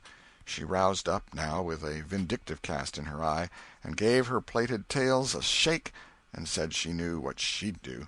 At recess Tom continued his flirtation with Amy with jubilant self-satisfaction, and he kept drifting about to find Becky and lacerate her with the performance. At last he spied her, but there was a sudden falling of his mercury. She was sitting cozily on a little bench behind the schoolhouse looking at a picture book with Alfred Temple, and so absorbed were they, and their heads so close together over the book, that they did not seem to be conscious of anything in the world besides. Jealousy ran red-hot through Tom's veins. He began to hate himself for throwing away the chance Becky had offered for a reconciliation. He called himself a fool, and all the hard names he could think of. He wanted to cry with vexation. Amy chatted happily along as they walked, for her heart was singing, but Tom's tongue had lost its function. He did not hear what Amy was saying, and whenever she paused expectantly he could only stammer an awkward assent, which was as often misplaced as otherwise. He kept drifting to the rear of the schoolhouse again and again to sear his eyeballs with the hateful spectacle there. He could not help it, and it maddened him to see, as he thought he saw, that Becky Thatcher never once suspected that he was even in the land of the living. But she did see, nevertheless, and she knew she was winning her fight, too, and was glad to see him suffer as she had suffered. Amy's happy prattle became intolerable. Tom hinted at things he had to attend to, things that must be done, and time was fleeting. But in vain. The girl chirped on. Tom thought, "Oh, hang her, ain't I ever going to get rid of her?" At last he must be attending to those things, and she said artlessly that she would be around when school let out, and he hastened away, hating her for it. Any other boy, Tom thought, grating his teeth, any boy in the whole town but that St. Louis smarty that thinks he dresses so fine and is aristocracy. Oh, all right, I licked you the first day you ever saw this town, mister, and I'll lick you again. You just wait till I catch you out. I'll just take and he went through the motions of thrashing an imaginary boy, pummeling the air and kicking and gouging. "Oh, you do you? You holler enough, do you? Now, then, let that learn you." And so the imaginary flogging was finished to his satisfaction. Tom fled home at noon. His conscience could not endure any more of Amy's grateful happiness, and his jealousy could bear no more of the other distress. Becky resumed her picture inspections with Alfred, but as the minutes dragged along and no Tom came to suffer, her triumph began to cloud, and she lost interest. Gravity and absent-mindedness followed, and then melancholy. 2 or 3 times she pricked up her ear at a footstep, but it was a false hope. No Tom came. At last she grew entirely miserable, and wished she hadn't carried it so far. When poor Alfred, seeing that he was losing her, he did not know how, kept exclaiming, "Oh, here's a jolly one! Look at this!" she lost patience at last, and said, "Oh, don't bother me! I don't care for them!" and burst into tears and got up and walked away. Alfred dropped alongside and was going to try to comfort her, but she said, "Go away and leave me alone, can't you? I hate you!" So the boy halted, wondering what he could have done, for she had said she would look at pictures all through the nooning, and she walked on crying. Then Alfred went musing into the deserted schoolhouse. He was humiliated and angry. He easily guessed his way to the truth. The girl had simply made a convenience of him, to vent her spite upon Tom Sawyer. He was far from hating Tom the less when this thought occurred to him. He wished there was some way to get that boy into trouble without much risk to himself. Tom's spelling-book fell under his eye. Here was his opportunity. He gratefully opened to the lesson for the afternoon and poured ink upon the page. Becky, glancing in at a window behind him at the moment, saw the act and moved on without discovering herself. She started homeward now, intending to find Tom and tell him. Tom would be thankful, and their troubles would be healed. Before she was halfway home, however, she had changed her mind. The thought of Tom's treatment of her when she was talking about her picnic came scorching back and filled her with shame. She resolved to let him get whipped on the damaged spelling-book's account, and to hate him forever into the bargain. End of Chapter 18. Chapter 19. The Cruelty of "I Didn't Think." Tom arrived at home in a dreary mood, and the first thing his aunt said to him showed him that he had brought his sorrows to an unpromising market. "Tom, I've a notion to skin you alive." "Auntie, what have I done?" "Well, you've done enough. Here I go over to Serenity Harper like an old softy, expecting I'm going to make her believe all that rubbish about that dream, when lo and behold you, she'd found out from Joe that you was over here and heard all the talk we had that night. Tom, I don't know what is to become of a boy that will act like that. It makes me feel so bad to think that you could let me go to Serenity Harper and make such a fool of myself and never say a word." This was a new aspect of the thing. His smartness of the morning had seemed to Tom a good joke before, and very ingenious. It merely looked mean and shabby now. He hung his head and could not think of anything to say for a moment. Then he said, "Auntie, I wished I hadn't done it, but I didn't think." "Oh, child, you never think. You never think of anything but your own selfishness. You could think to come all the way over here from Jackson's Island in the night to laugh at our troubles, and you could think to fool me with a lie about a dream, but you couldn't ever think to pity us and save us from sorrow." "Auntie, I know now it was mean, but I didn't mean it to be mean. I didn't, honest. And besides, I didn't come over here to laugh at you that night." "What did you come for, then?" "It was to tell you not to be uneasy about us, because we hadn't got drownded." "Tom, Tom, I would be the thankfulest soul in this world if I could believe you ever had as good a thought as that. But you know you never did, and I know it, Tom." Indeed I did, Auntie. I wish I may never stir if I didn't." "Oh, Tom, don't lie. Don't do it. It only makes things 100 times worse." "It ain't a lie, Auntie. It's the truth. I wanted to keep you from grieving. That was all that made me come." "I'd give the whole world to believe that. It would cover up a power of sins, Tom. I'd most be glad you'd run off and acted so bad. But it ain't reasonable. Because why didn't you tell me, child?" "Why, you see, when you got to talking about the funeral, I just got all full of the idea of our coming and hiding in the church, and I couldn't somehow bear to spoil it. So I just put the bark back in my pocket and kept mum." "What bark?"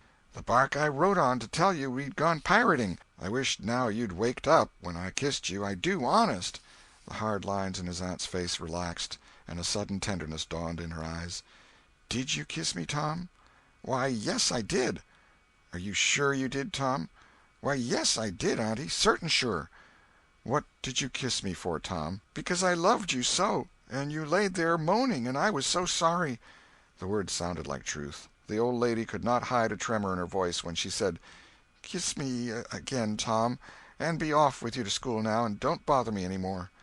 The moment he was gone, she ran to a closet and got out the ruin of a jacket which Tom had gone pirating in. Then she stopped, with it in her hand, and said to herself, "No, I don't dare. Poor boy, I reckon he'd lied about it. But it's a blessed, blessed lie, there's such a comfort come from it. I hope the Lord, I know the Lord will forgive him, because it was such good-heartedness in him to tell it. But I don't want to find out it's a lie. I won't look." She put the jacket away and stood by, musing a minute. Twice she put out her hand to take the garment again, and twice she refrained. Once more she ventured, and this time she fortified herself with the thought, "It's a good lie, it's a good lie. I won't let it grieve me." So she sought the jacket pocket. A moment later she was reading Tom's piece of bark through the flowing tears and saying, "I forgive the boy now, if he'd committed a million sins." End of chapter 19. Chapter 20. Tom Takes Becky's Punishment. There was something about Aunt Polly's manner when she kissed Tom that swept away his low spirits and made him light-hearted and happy again. He started to school, and had the luck of coming upon Becky Thatcher at the head of Meadow Lane. His mood always determined his manner. Without a moment's hesitation he ran to her and said, "I acted mighty mean today, Becky, and I'm so sorry. I won't ever do that way again, as long as I ever live. Please make up, won't you?" The girl stopped and looked at him scornfully in the face. "I'll thank you to keep yourself to yourself, Mr. Thomas Sawyer. I'll never speak to you again." She tossed her head and passed on. Tom was so stunned that he had not even presence of mind enough to say, "Who cares, Miss Smarty?" until the right time to say it had gone by. So he said nothing. But he was in a fine rage, nevertheless. He moped into the schoolyard, wishing she were a boy, and imagining how he would trounce her if she were. He presently encountered her, and delivered a stinging remark as he passed. She hurled one in return, and the angry breach was complete. It seemed to Becky, in her hot resentment, that she could hardly wait for school to take in, she was so impatient to see Tom flogged for the injured spelling-book. If she had had any lingering notion of exposing Alfred Temple, Tom's offensive fling had driven it entirely away. Poor girl, she did not know how fast she was nearing trouble herself. The master, Mr. Dobbins, had reached middle age with an unsatisfied ambition. The darling of his desires was to be a doctor, but poverty had decreed that he should be nothing higher than a village schoolmaster. Every day he took a mysterious book out of his desk and absorbed himself in it at times when no classes were reciting. He kept that book under lock and key. There was not an urchin in school but was perishing to have a glimpse of it, but the chance never came. Every boy and girl had a theory about the nature of that book, but no two theories were alike, and there was no way of getting at the facts in the case. Now, as Becky was passing by the desk, which stood near the door, she noticed that the key was in the lock. It was a precious moment. She glanced around, found herself alone, and the next instant she had the book in her hands. The title page, Professor Somebody's Anatomy, carried no information to her mind, so she began to turn the leaves. She came at once upon a handsomely engraved and colored frontispiece, a human figure, stark naked. At that moment a shadow fell on the page, and Tom Sawyer stepped in at the door and caught the glimpse of the picture. Becky snatched at the book to close it, and had the hard luck to tear the pictured plate half down the middle. She thrust the volumes into the desk, turned the key, and burst out crying with shame and vexation. "Tom Sawyer, you are just as mean as you can be, to sneak up on a person and look at what they're looking at." "How could I know you was looking at anything?" "You ought to be ashamed of yourself, Tom Sawyer. You know you're going to tell on me, and what shall I do? What shall I do? I'll be whipped, and I never was whipped in school." Then she stamped her little foot and said, "Be so mean if you want to. I know something that's going to happen. You just wait and you'll see. Hateful, hateful, hateful!" And she flung out of the house with a new explosion of crying. Tom stood still, rather flustered by this onslaught. Presently he said to himself, "What a curious kind of a fool a girl is. Never been licked in school. Shucks, what's a licking? That's just like a girl. They're so thin-skinned and chicken-hearted. Well, of course I ain't going to tell old Dobbins on this little fool, because there's other ways of getting even on her that ain't so mean. But what of it? Old Dobbins will ask who it was tore his book. Nobody'll answer. Then he'll do just the way he always does, ask first one and then t'other, and when he comes to the right girl he'll know it, without any telling. Girls' faces always tell on them. They ain't got any backbone. She'll get licked. Well, it's a kind of a tight place for Becky Thatcher, because there ain't any way out of it." Tom conned the thing a moment longer, and then added, "All right, though. She'd like to see me in such a fix. Let her sweat it out." Tom joined the mob of skylarking scholars outside. In a few moments the master arrived and school took in. Tom did not feel a strong interest in his studies. Every time he stole a glance at the girl's side of the room, Becky's face troubled him. Considering all things, he did not want to pity her, and yet it was all he could do to help it. He could get up no exultation that was really worthy the name. Presently the spelling-book discovery was made, and Tom's mind was entirely full of his own matters for a while after that. Becky roused up from her lethargy of distress and showed good interest in the proceedings. She did not expect that Tom could get out of his trouble by denying that he spilt the ink on the book himself, and she was right. The denial only seemed to make the thing worse for Tom. Becky supposed she would be glad of that, and she tried to believe she was glad of it, but she found she was not certain. When the worst came to the worst, she had an impulse to get up and tell on Alfred Temple, but she made an effort and forced herself to keep still. "Because," said she to herself, "he'll tell about me tearing the book, sure. I wouldn't say a word, not to save his life." Tom took his whipping and went back to his seat, not at all broken-hearted, for he thought it was possible that he had unknowingly upset the ink on the spelling-book himself in some skylarking bout. He had denied it for form's sake, and because it was custom, and had stuck to the denial from principle. A whole hour drifted by. The master sat nodding in his throne. The air was drowsy with the hum of study. By and by Mr. Dobbins straightened himself up, yawned, and then unlocked his desk and reached for his book, but seemed undecided whether to take it out or leave it. Most of the pupils glanced up languidly, but there was two among them that watched his movements with intent eyes. Mr. Dobbins fingered his book absently for a while, then took it out and settled himself in his chair to read. Tom shot a glance at Becky. He had seen a hunted and helpless rabbit look as she did, with a gun leveled at its head. Instantly he forgot his quarrel with her. Quick, something must be done in a flash, too. But the very imminence of the emergency paralyzed his invention. Good, he had an inspiration. He would run and snatch the book, spring through the door, and fly.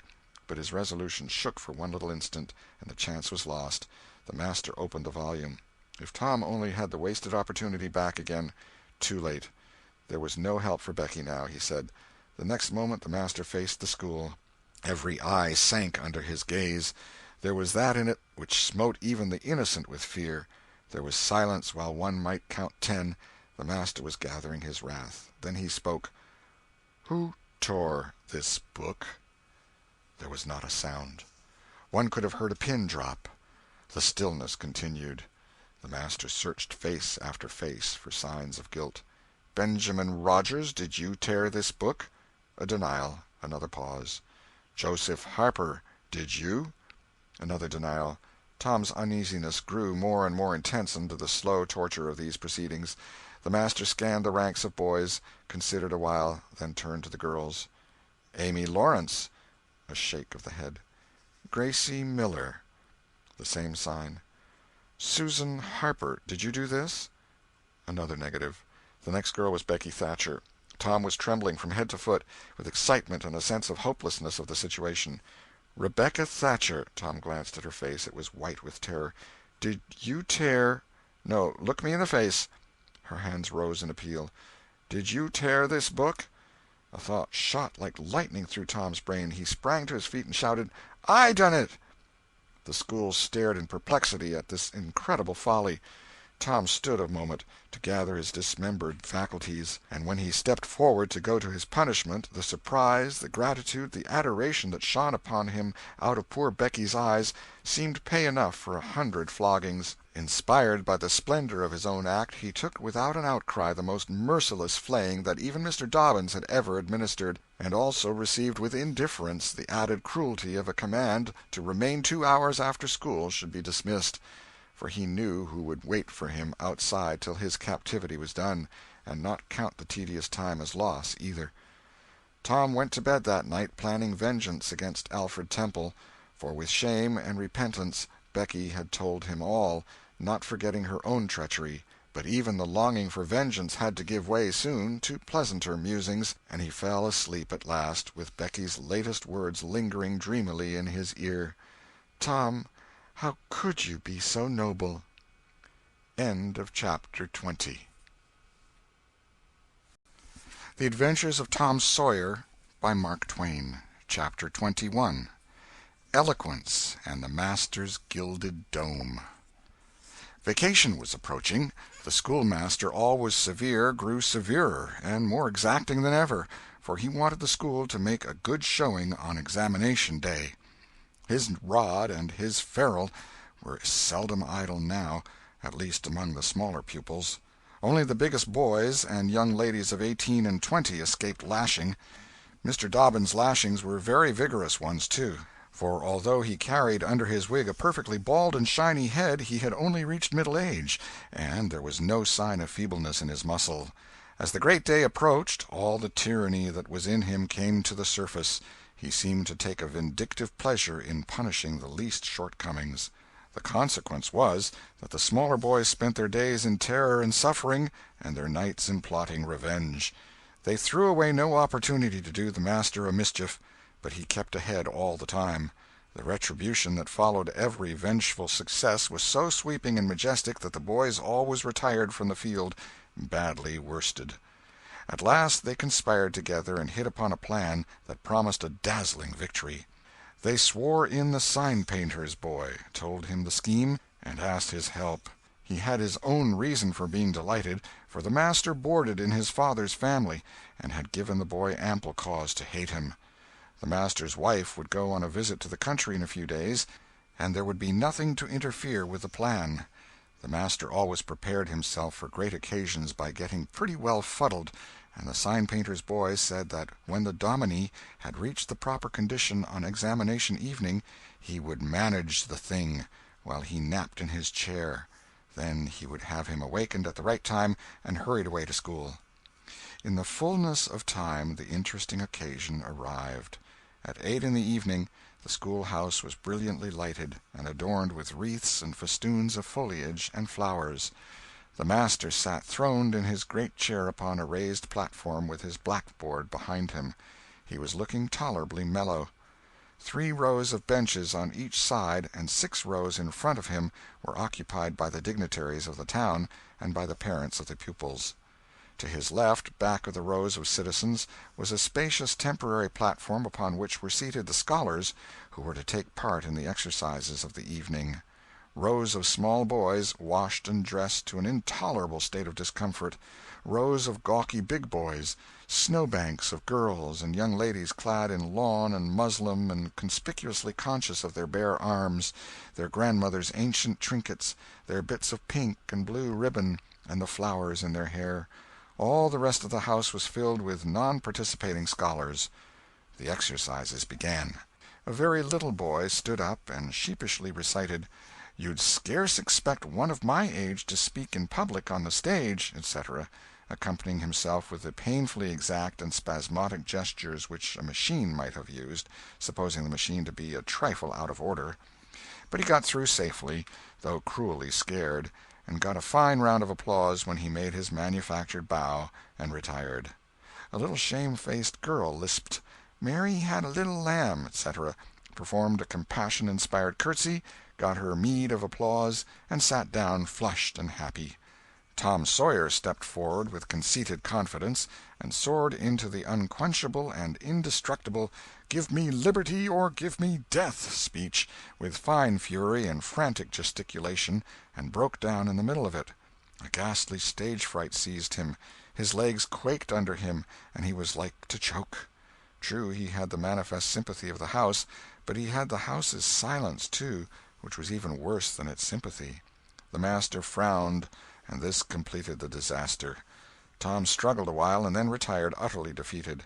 There was a weak attempt at applause, but it died early.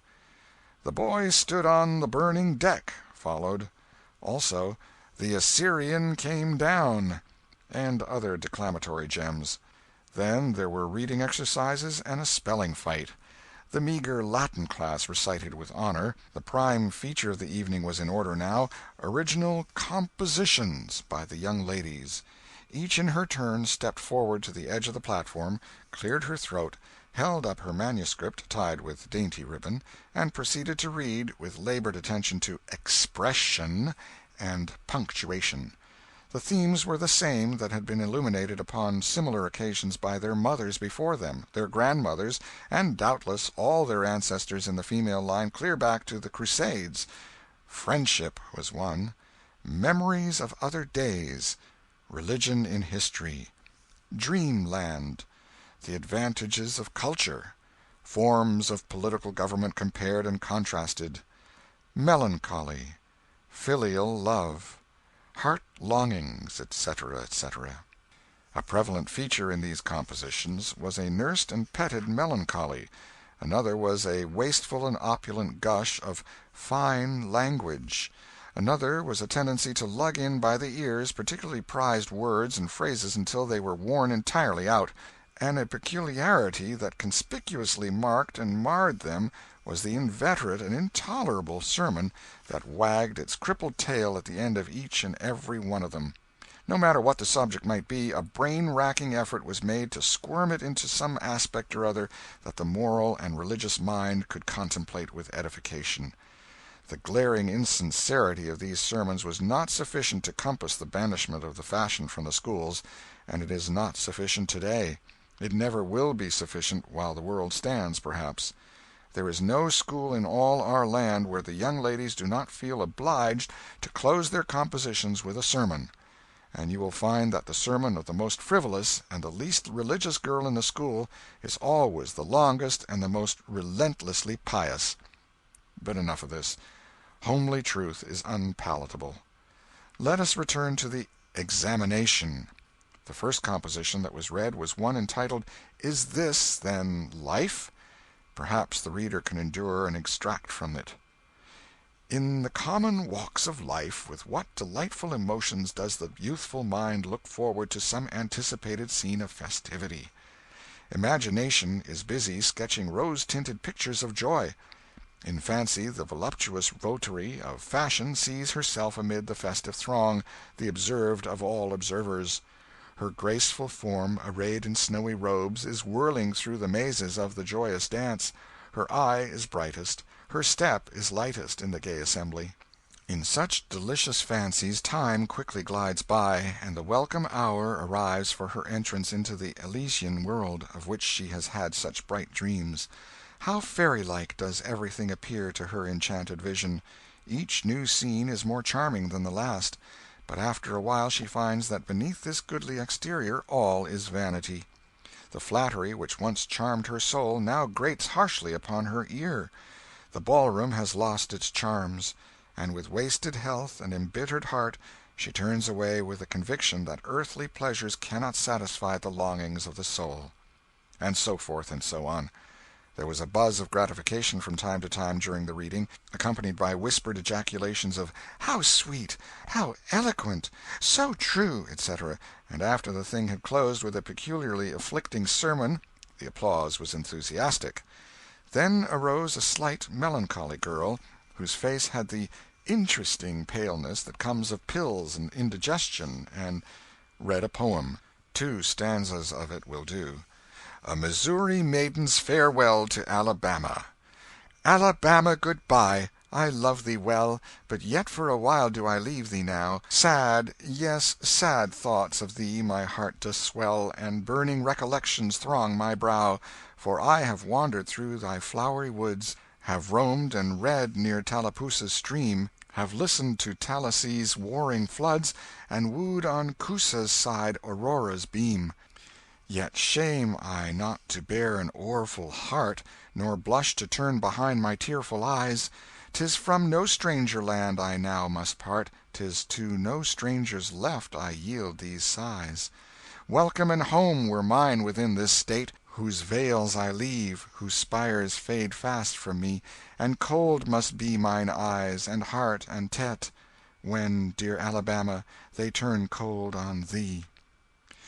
There were very few there who knew what "tete" meant, but the poem was very satisfactory, nevertheless. Next appeared a dark-complexioned, black-eyed, black-haired young lady, who paused an impressive moment, assumed a tragic expression, and began to read in a measured, solemn tone. A Vision. Dark and tempestuous was night. Around the throne on high not a single star quivered, but the deep intonations of the heavy thunder constantly vibrated upon the ear, whilst the terrific lightning revelled in angry mood through the cloudy chambers of heaven, seeming to scorn the power exerted over its terror by the illustrious Franklin. Even the boisterous winds unanimously came forth from their mystic homes and blustered about as if to enhance by their aid the wildness of the scene. At such a time, so dark, so dreary, for human sympathy my very spirit sighed, but instead thereof, "My dearest friend, my counselor, my comforter and guide, my joy in grief, my second bliss in joy," came to my side. She moved like one of those bright beings pictured in the sunny walks of fancy's Eden by the romantic and young, a queen of beauty unadorned save by her own transcendent loveliness. So soft was her step, it failed to make even a sound, and but for the magical thrill imparted by her genial touch, as other unobtrusive beauties, she would have glided away unperceived, unsought. A strange sadness rested upon her features, like icy tears upon the robe of December, as she pointed to the contending elements without, and bade me contemplate the two beings presented. This nightmare occupied some 10 pages of manuscript, and wound up with a sermon so destructive of all hope to non-Presbyterians that it took the first prize. This composition was considered to be the very finest effort of the evening. The mayor of the village, in delivering the prize to the author of it, made a warm speech in which he said that it was by far the most eloquent thing he had ever listened to, and that Daniel Webster himself might well be proud of it. It may be remarked in passing that the number of compositions in which the word "beauteous" was overfondled, and human experience referred to as "life's pages," was up to the usual average. Now the master, mellow almost to the verge of geniality, put his chair aside, turned his back to the audience, and began to draw a map of America on the blackboard, to exercise the geography class upon. But he made a sad business of it with his unsteady hand, and a smothered titter rippled over the house. He knew what the matter was, and set himself to right it. He sponged out lines and remade them, but he only distorted them more than ever, and the tittering was more pronounced. He threw his entire attention upon his work now, as if determined not to be put down by the mirth. He felt that all eyes were fastened upon him. He imagined he was succeeding, and yet the tittering continued. It even manifestly increased, and well it might. There was a garret above, pierced with a scuttle over his head, and down through this scuttle came a cat, suspended around the haunches by a string. She had a rag tied about her head and jaws to keep her from mewing. As she slowly descended, she curved upward and clawed at the string. She swung downward and clawed at the intangible air. The tittering rose higher and higher. The cat was within 6 inches of the absorbed teacher's head. Down, down, a little lower, and she grabbed his wig with her desperate claws, clung to it, and was snatched up into the garret in an instant with her trophy still in her possession. And how the light did blaze abroad from the master's bald pate, for the sign-painter's boy had gilded it. That broke up the meeting. The boys were avenged. Vacation had come. Note: the pretended compositions quoted in this chapter are taken without alteration from a volume entitled Prose and Poetry by a Western Lady, but they are exactly and precisely after the schoolgirl pattern, and hence are much happier than any mere imitations could be. End of Chapter 21. Chapter 22. Huck Finn Quotes Scriptures. Tom joined the new order of cadets of temperance, being attracted by the showy character of their regalia. He promised to abstain from smoking, chewing, and profanity as long as he remained a member. Now he found out a new thing, namely, that to promise not to do a thing is the surest way in the world to make a body want to go and do that very thing. Tom soon found himself tormented with a desire to drink and swear. The desire grew to be so intense that nothing but the hope of a chance to display himself in his red sash kept him from withdrawing from the order. 4th of July was coming, but he soon gave that up. Gave it up before he had worn his shackles over 48 hours, and fixed his hopes upon old Judge Fraser, Justice of the Peace, who was apparently on his deathbed and would have a big public funeral, since he was so high an official. During 3 days Tom was deeply concerned about the Judge's condition and hungry for news of it. Sometimes his hopes ran high, so high that he would venture to get out his regalia and practice before the looking-glass. But the judge had a most discouraging way of fluctuating. At last he was pronounced upon the mend, and then convalescent. Tom was disgusted, and felt a sense of injury, too. He handed in his resignation at once, and that night the judge suffered a relapse and died. Tom resolved that he would never trust a man like that again. The funeral was a fine thing. The cadets paraded in a style calculated to kill the late member with envy. Tom was a free boy again, however. There was something in that. He could drink and swear now, but found to his surprise that he did not want to. The simple fact that he could took the desire away and the charm of it. Tom presently wondered to find that his coveted vacation was beginning to hang a little heavily on his hands. He attempted a diary, but nothing happened during 3 days, and so he abandoned it. The first of all the negro minstrel shows came to town, and made a sensation. Tom and Joe Harper got up a band of performers and were happy for 2 days. Even the glorious Fourth was in some sense a failure, for it rained hard, there was no procession in consequence, and the greatest man in the world, as Tom supposed, Mr. Benton, an actual United States Senator, proved an overwhelming disappointment, for he was not 25 feet high, nor even anywhere in the neighborhood of it. A circus came. The boys played circus for 3 days afterward in tents made of rag carpeting. Admission, 3 pins for boys, 2 for girls, and then circusing was abandoned. A phrenologist and a mesmerizer came, and went again, and left the village duller and drearier than ever. There were some boys' and girls' parties, but they were so few and so delightful that they only made the aching voids between ache the harder. Becky Thatcher was gone to her Constantinople home to stay with her parents during vacation, so there was no bright side to life anywhere. The dreadful secret of the murder was a chronic misery. It was a very cancer for permanency and pain. Then came the measles. During 2 long weeks Tom lay a prisoner, dead to the world and its happenings. He was very ill. He was interested in nothing. When he got upon his feet at last and moved feebly downtown, a melancholy change had come over everything and every creature. There had been a revival, and everybody had got religion, not only the adults but even the boys and girls. Tom went about, hoping against hope for the sight of one blessed sinful face, but disappointment crossed him everywhere. He found Joe Harper studying a Testament, and turned sadly away from the depressing spectacle. He sought Ben Rogers, and found him visiting the poor with a basket of tracts. He hunted up Jim Hollis, who called his attention to the precious blessing of his late measles as a warning. Every boy he encountered added another ton to his depression, and when in desperation he flew for refuge at last to the bosom of Huckleberry Finn, and was received with a scriptural quotation, his heart broke, and he crept home and to bed, realizing that he alone of all the town was lost forever and forever. And that night there came on a terrific storm, with driving rain, awful claps of thunder, and blinding sheets of lightning. He covered his head with his bedclothes and waited in a horror of suspense for his doom, for he had not the shadow of a doubt that all this hubbub was about him. He believed he had taxed the forbearance of the powers above to the extremity of endurance, and that this was the result. It might have seemed to him a waste of pomp and ammunition to kill a bug with a battery of artillery, but there seemed nothing incongruous about the getting up such an expensive thunderstorm as this to knock the turf from under an insect like himself. By and by the tempest spent itself and died without accomplishing its object. The boy's first impulse was to be grateful and reform.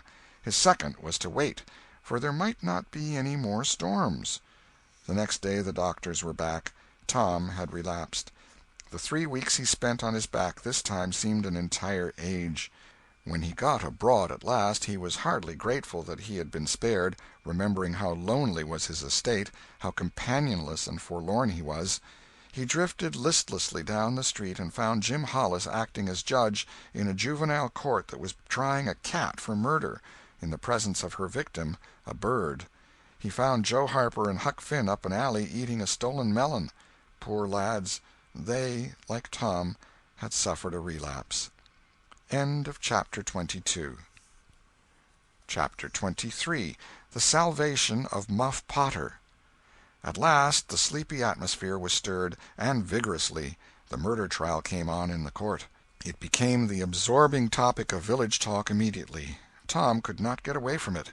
Every reference to the murder sent a shudder to his heart, for his troubled conscience and fears almost persuaded him that these remarks were put forth in his hearing as feelers. He did not see how he could be suspected of knowing anything about the murder, but still he could not be comfortable in the midst of this gossip. It kept him in a cold shiver all the time. He took Huck to a lonely place to have a talk with him. It would be some relief to unseal his tongue for a little while, to divide his burden of distress with another sufferer. Moreover, he wanted to assure himself that Huck had remained discreet. "Huck, have you ever told anybody about—that?" "About what?" "You know what." "Oh, course I haven't." "Never a word?" "Never a solitary word, so help me. What makes you ask?" "Well, I was afeard." "Why, Tom Sawyer, we wouldn't be alive 2 days if that got found out. You know that." Tom felt more comfortable. After a pause, "Huck, they couldn't anybody get you to tell, could they?" "Get me to tell? Why, if I wanted that half-breed devil to drown me they could get me to tell. They ain't no different way." "Well, that's all right, then. I reckon we're safe as long as we keep mum. But let's swear again, anyway. It's more surer." "I'm agreed." So they swore again with dread solemnities. "What is the talk around, Huck? I've heard a power of it." "Talk? Well, it's just Muff Potter, Muff Potter, Muff Potter all the time. It keeps me in a sweat, constant, so's I want to hide somewheres. That's just the same way they go on round me. I reckon he's a goner. Don't you feel sorry for him sometimes?" "Most always, most always. He ain't no account, but then he ain't ever done anything to hurt anybody. Just fishes a little, to get money to get drunk on, and loafs around considerable." "But, Lord, we all do that. Leastways most of us. Preachers and such like. But he's kind of good. He give me half a fish once, when there warn't enough for 2. And lots of times he's kind of stood by me when I was out of luck." "Well, he's mended kites for me, Huck, and knitted hooks onto my line. I wish we could get him out of there." "My, we couldn't get him out, Tom, and besides, 'twouldn't do any good. They'd catch him again." "Yes, so they would. But I hate to hear 'em abuse him so like the dickens when he never done—that." "I do too, Tom. Lord, I hear 'em say he's the bloodiest looking villain in this country, and they wonder he wasn't ever hung before." "Yes, they talk like that all the time. I've heard 'em say that if he was to get free they'd lynch him." "And they'd do it, too." The boys had a long talk, but it brought them little comfort. As the twilight drew on, they found themselves hanging about the neighborhood of the little isolated jail, perhaps with an undefined hope that something would happen that might clear away their difficulties. But nothing happened. There seemed to be no angels or fairies interested in this luckless captive. The boys did as they had often done before, went to the cell grating and gave Potter some tobacco and matches. He was on the ground floor, and there were no guards. His gratitude for their gifts had always smote their conscience before. It cut deeper than ever this time. They felt cowardly and treacherous to the last degree when Potter said, "You've been mighty good to me, boys, better'n anybody else in this town, and I don't forget it, I don't.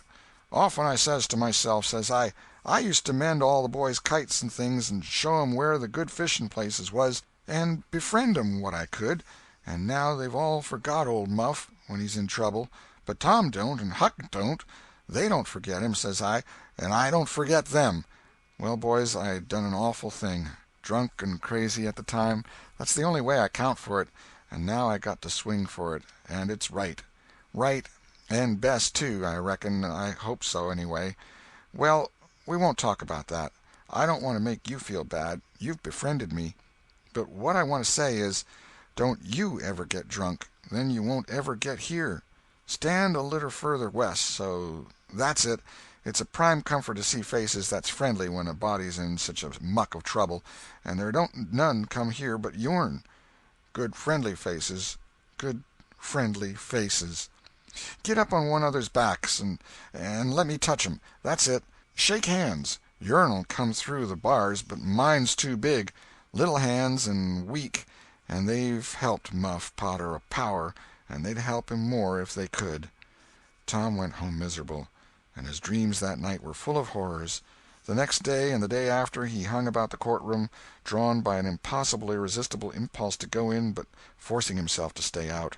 Huck was having the same experience. They studiously avoided each other. Each wandered away from time to time, but the same dismal fascination always brought them back presently. Tom kept his ears open when idlers sauntered out of the courtroom, but invariably heard distressing news. The toils were closing more and more relentlessly around poor Potter. At the end of the second day the village talk was to the effect that Injun Joe's evidence stood firm and unshaken, and that there was not the slightest question as to what the jury's verdict would be. Tom was out late that night, and came to bed through the window. He was in a tremendous state of excitement. It was hours before he got to sleep. All the village flocked to the courthouse the next morning, for this was to be the great day. Both sexes were about equally represented in the packed audience. After a long wait the jury filed in and took their places. Shortly afterward, Potter, pale and haggard, timid and hopeless, was brought in, with chains upon him, and seated where all the curious eyes could stare at him. No less conspicuous was Injun Joe, stolid as ever. There was another pause, and then the judge arrived and the sheriff proclaimed the opening of the court. The usual whisperings among the lawyers and gathering together of papers followed. These details and accompanying delays worked up an atmosphere of preparation that was as impressive as it was fascinating. Now a witness was called who testified that he found Muff Potter washing in the brook at an early hour the morning that the murder was discovered, and that he immediately sneaked away. After some further questioning, counsel for the prosecution said, "Take the witness." The prisoner raised his eyes for a moment, but dropped them again when his own counsel said, "I have no questions to ask him." The next witness proved the finding of the knife near the corpse. Counsel for the prosecution said, "Take the witness." "I have no questions to ask him," Potter's lawyer replied. A third witness swore he had often seen the knife in Potter's possession. "Take the witness." Counsel for Potter declined to question him. The faces of the audience began to betray annoyance. Did this attorney mean to throw away his client's life without an effort? Several witnesses deposed concerning Potter's guilty behavior when brought to the scene of the murder. They were allowed to leave the stand without being cross-questioned. Every detail of the damaging circumstances that occurred in the graveyard upon that morning, which all present remembered so well, was brought out by credible witnesses, but none of them were cross-examined by Potter's lawyer. The perplexity and dissatisfaction of the house expressed itself in murmurs and provoked a reproof from the bench. Counsel for the prosecution now said, "By the oaths of citizens whose simple word is above suspicion, we have fastened this awful crime, beyond all possibility of question, upon the unhappy prisoner at the bar. We rest our case here." A groan escaped from poor Potter, and he put his face in his hands and rocked his body softly to and fro, while a painful silence reigned in the courtroom. Many men were moved, and many women's compassion testified itself in tears. Counsel for the defense rose and said, "Your Honor, in our remarks at the opening of this trial, we foreshadowed our purpose to prove that our client did this fearful deed while under the influence of a blind and irresponsible delirium produced by drink. We have changed our mind. We shall not offer that plea." Then to the clerk, "Call Thomas Sawyer." A puzzled amazement awoke in every face in the house, not even excepting Potter's. Every eye fastened itself with wondering interest upon Tom as he rose and took his place upon the stand. The boy looked wild enough, for he was badly scared. The oath was administered. "Thomas Sawyer, where were you on the 17th of June about the hour of midnight?" Tom glanced at Injun Joe's iron face, and his tongue failed him. The audience listened breathless, but the words refused to come. After a few moments, however, the boy got a little of his strength back, and managed to put enough of it into his voice to make part of the house hear. "In the graveyard." "A little bit louder, please. Don't be afraid. You were in the graveyard." A contemptuous smile flitted across Injun Joe's face. "Were you anywhere near Horse William's grave?" "Yes, sir." "Speak up, just a trifle louder. How near were you?" "Near as I am to you." "Were you hidden or not?" "I was hid." "Where?" behind the elms that's on the edge of the grave?" Injun Joe gave a barely perceptible start. "Anyone with you?" "Yes, sir. I went there with—" Wait a moment. Never mind mentioning your companion's name. We will produce him at the proper time. Did you carry anything there with you?" Tom hesitated and looked confused. "Speak out, my boy. Don't be diffident. The truth is always respectable. What did you take there?" "Only a dead cat." There was a ripple of mirth which the court checked. "We will produce the skeleton of that cat. Now, my boy, tell us everything that occurred. Tell it in your own way. Don't skip anything, and don't be afraid." Tom began, hesitatingly at first, but as he warmed to his subject his words flowed more and more easily. In a little while every sound ceased but his own voice. Every eye fixed itself upon him. With parted lips and bated breath the audience hung upon his words, taking no note of time, wrapped in the ghastly fascination of the tale. The strain upon pent emotion reached its climax when the boy said: "And as the doctor fetched the board around and Muff Potter fell, Injun Joe jumped with a knife and—" Crash! Quick as lightning the half-breed sprang for a window, tore his way through all opposers, and was gone. End of chapter 23. The Adventures of Tom Sawyer by Mark Twain. Chapter 24. Splendid Days and Fearsome Nights. Tom was a glittering hero once more, the pet of the old, the envy of the young. His name even went into immortal print, for the village paper magnified him. There were some that believed he would be president yet if he escaped hanging. As usual, the fickle, unreasoning world took Muff Potter to its bosom and fondled him as lavishly as it had abused him before. But that sort of conduct is to the world's credit, therefore it is not well to find fault with it. Tom's days were days of splendor and exaltation to him, but his nights were seasons of horror. Injun Joe infested all his dreams, and always with doom in his eye. Hardly any temptation could persuade the boy to stir abroad after nightfall. Poor Huck was in the same state of wretchedness and terror, for Tom had told the whole story to the lawyer the night before the great day of the trial, and Huck was sore afraid that his share in the business might leak out yet, notwithstanding Injun Joe's flight had saved him the suffering of testifying in court. The poor fellow had got the attorney to promise secrecy, but what of that, since Tom's harassed conscience had managed to drive him to the lawyer's house by night and wring a dread tale from lips that had been sealed with the dismalest and most formidable of oaths. Huck's confidence in the human race was well nigh obliterated. Daily, Muff Potter's gratitude made Tom glad he had spoken, but nightly he wished he had sealed up his tongue. Half the time Tom was afraid Injun Joe would never be captured, the other half he was afraid he would be. He felt sure he never could draw a safe breath again until that man was dead and he had seen the corpse. Rewards had been offered, the country had been scoured, but no Injun Joe was found. One of those omniscient and awe-inspiring marvels, a detective, came up from St. Louis, moused around, shook his head, looked wise, and made that sort of astounding success which members of the craft usually achieve. That is to say, he found a clue. But you can't hang a clue for murder, and so after that detective had got through and gone home, Tom felt just as insecure as he was before. The slow days drifted on, and each left behind it a slightly lightened weight of apprehension. End of chapter 24. Chapter 25. Seeking the Buried Treasure. There comes a time in every rightly constructed boy's life when he has a raging desire to go somewhere and dig for hidden treasure. This desire suddenly came upon Tom one day. He sallied out to find Joe Harper, but failed of success.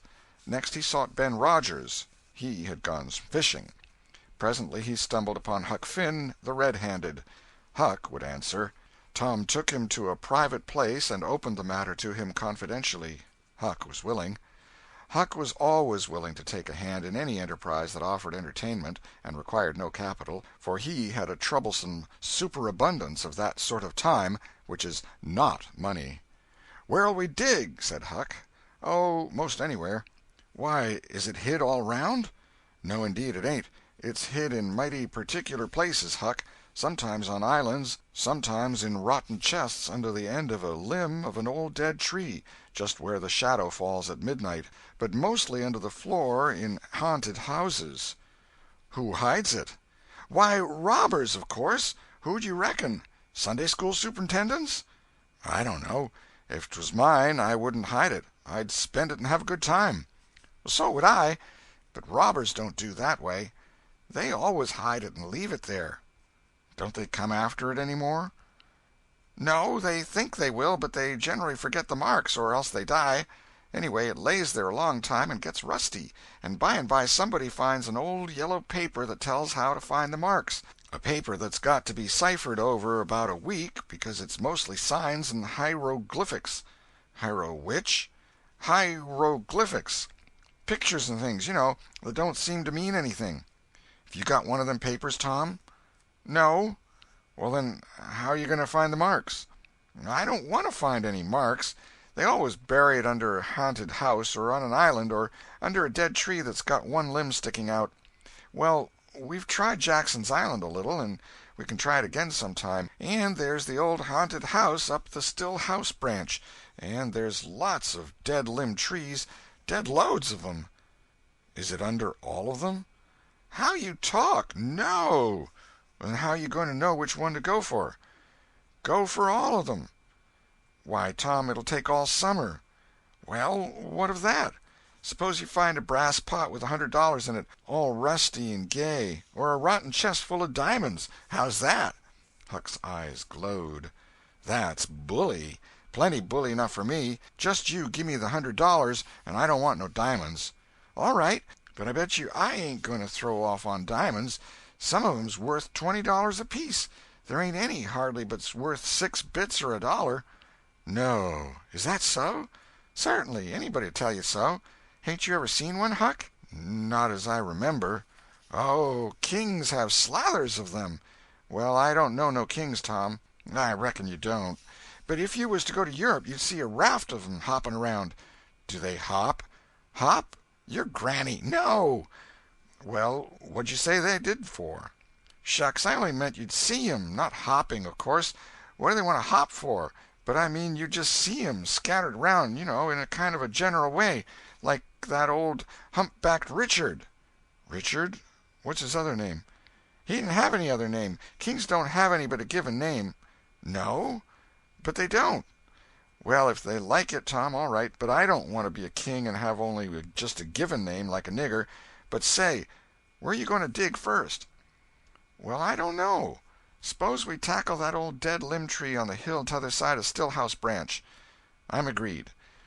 So they got a crippled pick and a shovel and set out on their 3-mile tramp. They arrived hot and panting, and threw themselves down in the shade of a neighboring elm to rest and have a smoke. I like this, said Tom. So do I. Say, Huck, if we find a treasure here, what you going to do with your share? Well, I'll have pie and a glass of soda every day, and I'll go to every circus that comes along. I bet I'll have a gay time. Well, ain't you going to save any of it? Save it? What for? Why, so as to have something to live on by and by. Oh, that ain't any use. Pap would come back to this yer town some day and get his claws on it if I didn't hurry up, and I tell you he'd clean it out pretty quick. What you going to do with yourn, Tom? I'm going to buy a new drum, and a sure enough sword, and a red necktie and a bull pup, and get married. Married? That's it. Tom, why, you ain't in your right mind. Wait, you'll see. Well, that's the foolishest thing you could do. Look at Pap and my mother. Fight! Why, they used to fight all the time. I remember mighty well. That ain't anything. The girl I'm going to marry won't fight. Tom, I reckon they're all alike. They'll all comb a body. Now, you better think about this a while. I tell you, you better. What's the name of the gal? It ain't a gal at all. It's a girl. It's all the same, I reckon. Some says gal, some says girl. Both's right, like enough. Anyway, what's her name, Tom? I'll tell you sometime, not now. All right, that'll do. Only if you get married, I'll be more lonesomer than ever. No, you won't. You'll come and live with me. Now, stir out of this, and we'll go to digging. They worked and sweated for half an hour. No result. They toiled another half hour. Still no result. Huck said, "Do they always bury it as deep as this?" "Sometimes. Not always. Not generally. I reckon we haven't got the right place." So they chose a new spot and began again. The labor dragged a little, but still they made progress. They pegged away in silence for some time. Finally Huck leaned on his shovel, swabbed the beaded drops from his brow with his sleeve, and said, "Where are you going to dig next, after we get this one?" "I reckon maybe we'll tackle the old tree that's over yonder on Cardiff Hill, back of the widow's." "I reckon that'll be a good one. But won't the widow take it away from us, Tom? It's on her land." "She take it away? Maybe she'd like to try it once. Whoever finds one of these hid treasures, it belongs to him. It don't make any difference whose land it's on." That was satisfactory. The work went on. By and by Huck said, "Blame it, we must be in the wrong place again. What do you think?" "It is mighty curious, Huck. I don't understand it. Sometimes witches interfere. I reckon maybe that's what's the trouble now." "Shucks, witches ain't got no power in the daytime." "Well, that's so. I didn't think of that. Oh, I know what the matter is. What a blamed lot of fools we are. You got to find out where the shadow of the limb falls at midnight, and that's where you dig." "Then consound it, we fooled away all this work for nothing. Now, hang it all, we've got to come back in the night. It's an awful long way. Can you get out?" "I bet I will. We've got to do it tonight, too, because if somebody sees these holes they'll know in a minute what's here, and they'll go for it." "Well, I'll come around and mow tonight." "All right. Let's hide the tools in the bushes." The boys were there that night about the appointed time. They sat in the shadow, waiting. It was a lonely place, and an hour made solemn by old traditions. Spirits whispered in the rustling leaves. Ghosts lurked in the murky nooks. The deep baying of a hound floated up out of the distance. An owl answered with his sepulchral note. The boys were subdued by these solemnities, and talked little. By and by they judged that 12 had come. They marked where the shadow fell, and began to dig. Their hopes commenced to rise. Their interest grew stronger, and their industry kept pace with it. The hole deepened and still deepened, but every time their hearts jumped to hear the pick strike upon something, they only suffered a new disappointment. It was only a stone or a chunk. At last Tom said, "It ain't no use, Huck. We're wrong again." "Well, but we can't be wrong. We spotted the shadow to a dot." "I know it, but then there's another thing." "What's that?" "Why, we only guessed at the time. Like enough it was too late or too early." Huck dropped his shovel. "That's it," he said. "That's the very trouble. We got to give this one up. We can't ever tell the right time. And besides, this kind of thing's too awful, here this time of night with witches and ghosts a-fluttering around so. I feel as if something's behind me all the time, and I'm afeard to turn around because maybe there's others in front a-waiting for a chance. I been creeping all over ever since I got here." "Well, I've been pretty much so too, Huck. They most always put in a dead man when they bury a treasure under a tree, to look out for it." "Lordy!" "Yes, they do. I've always heard that." "Tom, I don't like to fool around much where there's dead people. A body's bound to get into trouble with 'em, sure." "I don't like to stir 'em up, either. Suppose this one here was to stick his skull out and say something." "Don't, Tom, it's awful." "Well, it just is. Huck, I don't feel comfortable a bit." "Say, Tom, let's give this place up and try somewhere else." "All right, I reckon we better." "What'll it be?" Tom considered a while, and then said, "The haunted house. That's it." "Blame it, I don't like haunted houses, Tom. Why, they're a dern sight worse'n dead people. Dead people might talk, maybe, but they don't come sliding around in a shroud when you ain't noticing, and peep over your shoulder all of a sudden and grit their teeth the way a ghost does. I couldn't stand such a thing as that, Tom. Nobody could." "Yes, but, Huck, ghosts don't travel around only at night. They won't hinder us from digging there in the daytime." "Well, that's so. But you know mighty well people don't go about that haunted house in the day nor the night." "Well, that's mostly because they don't like to go where a man's been murdered, anyway. But nothing's ever been seen around that house except in the night. Just some blue lights slipping by the windows. No regular ghosts." "Well, Where you see one of them blue lights flickering around, Tom, you can bet there's a ghost mighty close behind it. It stands to reason, because you know that they don't anybody but ghosts use 'em." "Yes, that's so. But anyway, they don't come around in the daytime, so what's the use of our being afeard?" "Well, all right. We'll tackle the haunted house if you say so, but I reckon it's taking chances." They had started down the hill by this time. There, in the middle of the moonlit valley below them, stood the haunted house, utterly isolated, its fences gone long ago, rank weeds smothering the very doorsteps, the chimney crumpled to ruin, the window sashes vacant, a corner of the roof caved in. The boys gazed a while, half expecting to see a blue light flit past a window. Then, talking in a low tone, as befitted the time and the circumstances, they struck far off to the right, to give the haunted house a wide berth, and took their way homeward through the woods that adorned the rearward side of Cardiff Hill. End of chapter 25. The Adventures of Tom Sawyer by Mark Twain. Chapter 26. Real robbers seize the box of gold. About noon the next day the boys arrived at the dead tree. They had come for their tools. Tom was impatient to go to the haunted house. Huck was measurably so, also, but suddenly said, "Looky here, Tom, do you know what day it is?" Tom mentally ran over the days of the week, and then quickly lifted his eyes with a startled look in them. "My, I never once thought of it, Huck." "Well, I didn't either, but all at once it popped onto me that it was Friday. Blame me, a body can't be too careful, Huck. We might 'a' got into an awful scrape, tackling such a thing on a Friday." "Might. Better say we would. There's some lucky days, maybe, but Friday ain't." "Any fool knows that.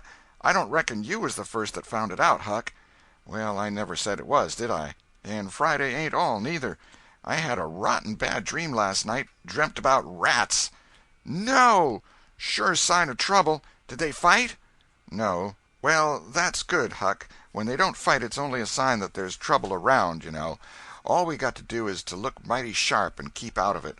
We'll drop this thing for today and play. Do you know Robin Hood, Huck?" "No. Who's Robin Hood?" "Why, he was one of the greatest men that was ever in England, and the best. He was a robber." "Cracky, I wished I was. Who did he rob?"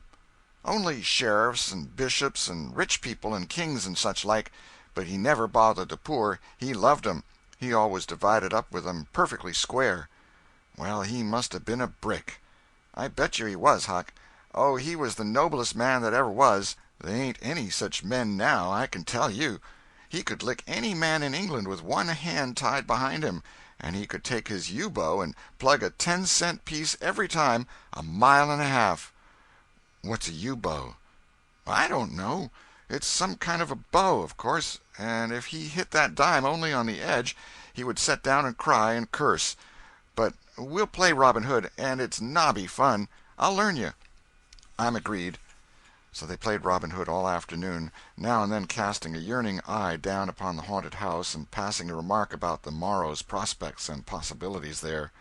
As the sun began to sink into the west, they took their way homeward athwart the long shadows of the trees, and soon were buried from sight in the forests of Cardiff Hill. On Saturday, shortly after noon, the boys were at the dead tree again. They had a smoke and a chat in the shade, and then dug a little in their last hole, not with great hope, but merely because Tom said there were so many cases where people had given up a treasure after getting down within 6 inches of it, and then somebody else had come along and turned it up with a single thrust of a shovel. The thing failed this time, however, so the boys shouldered their tools and went away feeling that they had not trifled with fortune, but had fulfilled all the requirements that belonged to the business of treasure hunting. When they reached the haunted house there was something so weird and grisly about the dead silence that reigned there under the baking sun, and something so depressing about the loneliness and desolation of the place, that they were afraid, for a moment, to venture in. Then they crept to the door and took a trembling peep. They saw a weed-grown, floorless room, unplastered, an ancient fireplace, vacant windows, a ruinous staircase, and here, there, and everywhere hung ragged and abandoned cobwebs. They presently entered, softly, with quickened pulses, talking in whispers, ears alert to catch the slightest sound, and muscles tense and ready for instant retreat. In a little while familiarity modified their fears, and they gave the place a critical and interested examination, rather admiring their own boldness and wondering at it, too. Next they wanted to look upstairs. This was something like cutting off the retreat, but they got to daring each other, and of course there could be but one result. They threw their tools into a corner and made the ascent. Up there were the same signs of decay. In one corner they found a closet that promised mystery, but the promise was a fraud, there was nothing in it. Their courage was up now, and well in hand. They were about to go down and begin work when— "Shh!" said Tom. "What is it?" whispered Huck, blanching with fright. "Shh! There! Hear it?" "Yes. Oh, my! Let's run! Keep still! Don't you budge! They're coming right toward the door." The boys stretched themselves upon the floor with their eyes to knot-holes in the planking, and lay waiting in a misery of fear. "They've stopped! No, coming! Here they are! Don't whisper another word, Huck! My goodness, I wish I was out of this." Two men entered. Each boy said to himself, "There's the old deaf and dumb Spaniard that's been about town once or twice lately. Never saw t'other man before." T'other was a ragged, unkempt creature with nothing very pleasant in his face. The Spaniard was wrapped in a sarape. He had bushy white whiskers, long white hair flowed from under his sombrero, and he wore green goggles. When they came in, T'other was talking in a low voice. They sat down on the ground, facing the door, with their backs to the wall, and the speaker continued his remarks. His manner became less guarded and his words more distinct as he proceeded. "No," said he, "I've thought it all over, and I don't like it. It's dangerous." "Dangerous?" grunted the deaf and dumb Spaniard, to the vast surprise of the boys. "Milksop!" This voice made the boys gasp and quake. It was Injun Joe's. There was silence for some time. Then Joe said: "What's any more dangerous than that job up yonder? But nothing's come of it." "That's different. Away up the river so, and not another house about. 'Twon't ever be known that we tried, anyway, long as we didn't succeed." "Well, what's more dangerous than coming here in the daytime? Anybody would suspicion us that saw us." "I know that.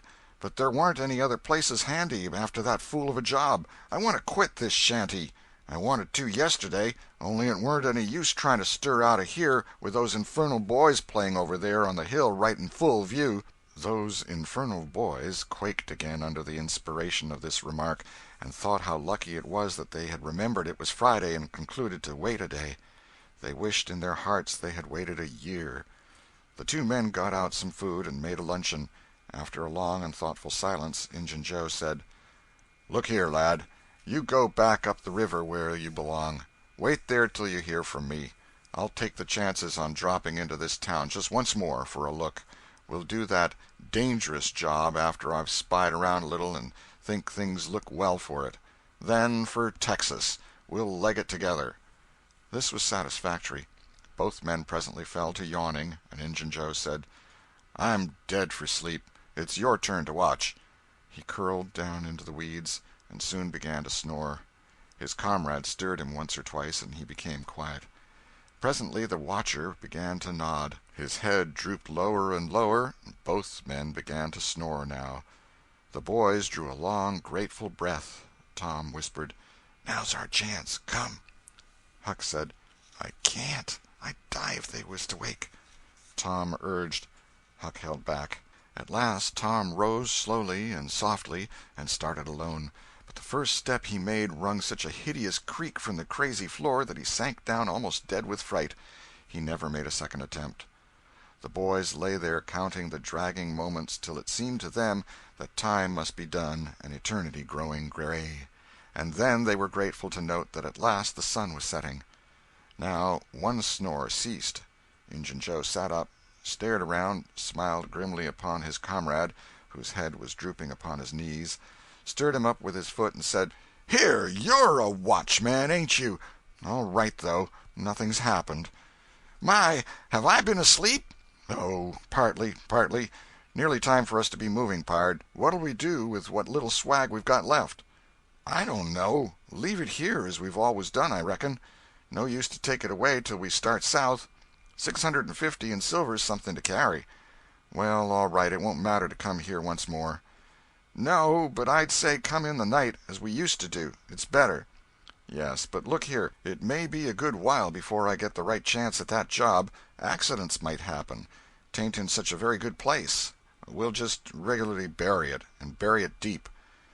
"Good idea," said the comrade, who walked across the room, knelt down, raised one of the rearward hearthstones, and took out a bag that jingled pleasantly. He subtracted from it $20 or $30 for himself, and as much for Injun Joe, and passed the bag to the latter, who was on his knees in the corner now, digging with his bowie knife. The boys forgot all their fears, all their miseries in an instant. With gloating eyes they watched every movement. Luck! The splendor of it was beyond all imagination. $600 was money enough to make half a dozen boys rich. Here was treasure hunting under the happiest auspices. There would not be any bothersome uncertainty as to where to dig. They nudged each other every moment, eloquent nudges and easily understood, for they simply meant, "Oh, but ain't you glad now we're here?" Joe's knife struck upon something. "Hello," he said. "What is it?" said his comrade. "Half-rotten plank. No, it's a box, I believe. Here, bear a hand and we'll see what it's here for. Never mind, I've broke a hole." He reached his hand in and drew it out. "Man, it's money!" The two men examined the handful of coins. They were gold. The boys above were as excited as themselves, and as delighted. Joe's comrade said, "We'll make quick work of this. There's an old rusty pick over amongst the weeds in the corner the other side of the fireplace. I saw it a minute ago." He ran and brought the boys' pick and shovel. Injun Joe took the pick, looked it over critically, shook his head, muttered something to himself, and then began to use it. The box was soon unearthed. It was not very large. It was iron-bound, and had been very strong before the slow years had injured it. The men contemplated the treasure a while in blissful silence. "Pard, there's thousands of dollars here," said Injun Joe. "'Twas always said that Murrell's gang used to be around here one summer," the stranger observed. "I know it," said Injun Joe, "and this looks like it, I should say. Now you won't need to do that job." The half-breed frowned. Said he, "You don't know me. Least you don't know all about that thing. 'Tain't robbery altogether, it's revenge." And a wicked light flamed in his eyes. "I'll need your help in it. When it's finished, then Texas. Go home to your Nance and your kids and stand by till you hear from me." "Well, if you say so. What'll we do with this? Bury it again?" "Yes." Ravishing delight overhead. "No, by the great Sachem, no!" Profound distress overhead. "I'd nearly forgot. That pick had fresh earth on it." The boys were sick with terror in a moment. "What business has a pick and a shovel here?" "What business with fresh earth on them?" "Who brought them here? And where are they gone? Have you heard anybody? Seen anybody?" "What, bury it again and leave them to come and see the ground disturbed? Not exactly, not exactly. We'll take it to my den." "Why, of course. Might have thought of that before. You mean number 1? "No, number 2, under the cross. The other place is bad, too common." "All right. It's nearly dark enough to start." Injun Joe got up and went about from window to window, cautiously peeping out. Presently he said, "Who could have brought those tools here? Do you reckon they can be upstairs?" The boys' breath forsook them. Injun Joe put his hand on his knife, halted a moment, undecided, and then turned toward the stairway. The boys thought of the closet, but their strength was gone. The steps came creaking up the stairs. The intolerable distress of the situation woke the stricken resolution of the lads. They were about to spring for the closet when there was a crash of rotten timbers and Joe landed on the ground amid debris of the ruined stairway. He gathered himself up, cursing, and his comrade said, "Now what's the use of all that? If it's anybody and they're up there, let 'em stay there. Who cares? If they want to jump down now and get into trouble, who objects? It will be dark in 15 minutes, and then let them follow us if they want to. I'm willing. In my opinion, whoever hove those things in here caught a sight of us and took us for ghosts or devils or something. I'll bet they're running yet." Joe grumbled a while. Then he agreed with his friend that what daylight was left ought to be economized in getting things ready for leaving. Shortly afterward they slipped out of the house in the deepening twilight and moved towards the river with their precious box. Tom and Huck rose up, weak but vastly relieved, and stared after them through the chinks between the logs of the house. Follow? Not they. They were content to reach ground again without broken necks and take the townward track over the hill. They did not talk much. They were too much absorbed in hating themselves, hating the ill luck that made them take the spade and the pick there. But for that, Injun Joe never would have suspected. He would have hidden the silver with the gold to wait there till his revenge was satisfied, and then he would have had the misfortune to find that money turn up missing. Bitter, bitter luck that the tools were ever brought there. They resolved to keep a lookout for that Spaniard when he should come to town spying out for chances to do his revengeful job, and follow him to Number 2, wherever that might be. Then a ghastly thought occurred to Tom. Revenge? What if he means us, Huck?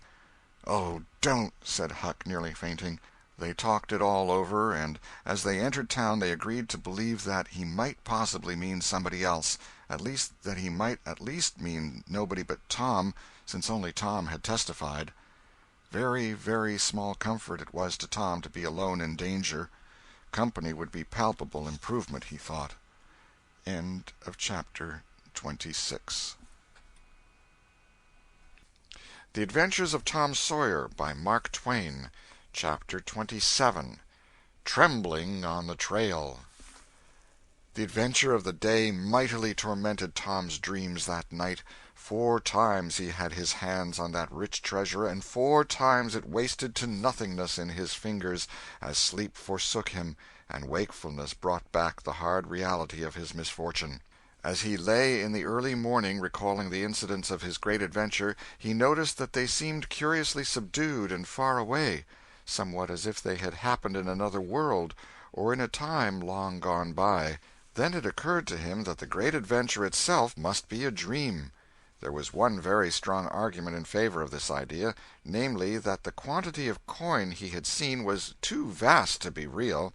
He had never seen as much as $50 in one mass before, and he was like all boys of his age and station in life, in that he imagined that all references to hundreds and thousands were mere fanciful forms of speech, and that no such sums really existed in the world. He never had supposed for a moment that so large a sum as $100 was to be found in actual money in anyone's possession.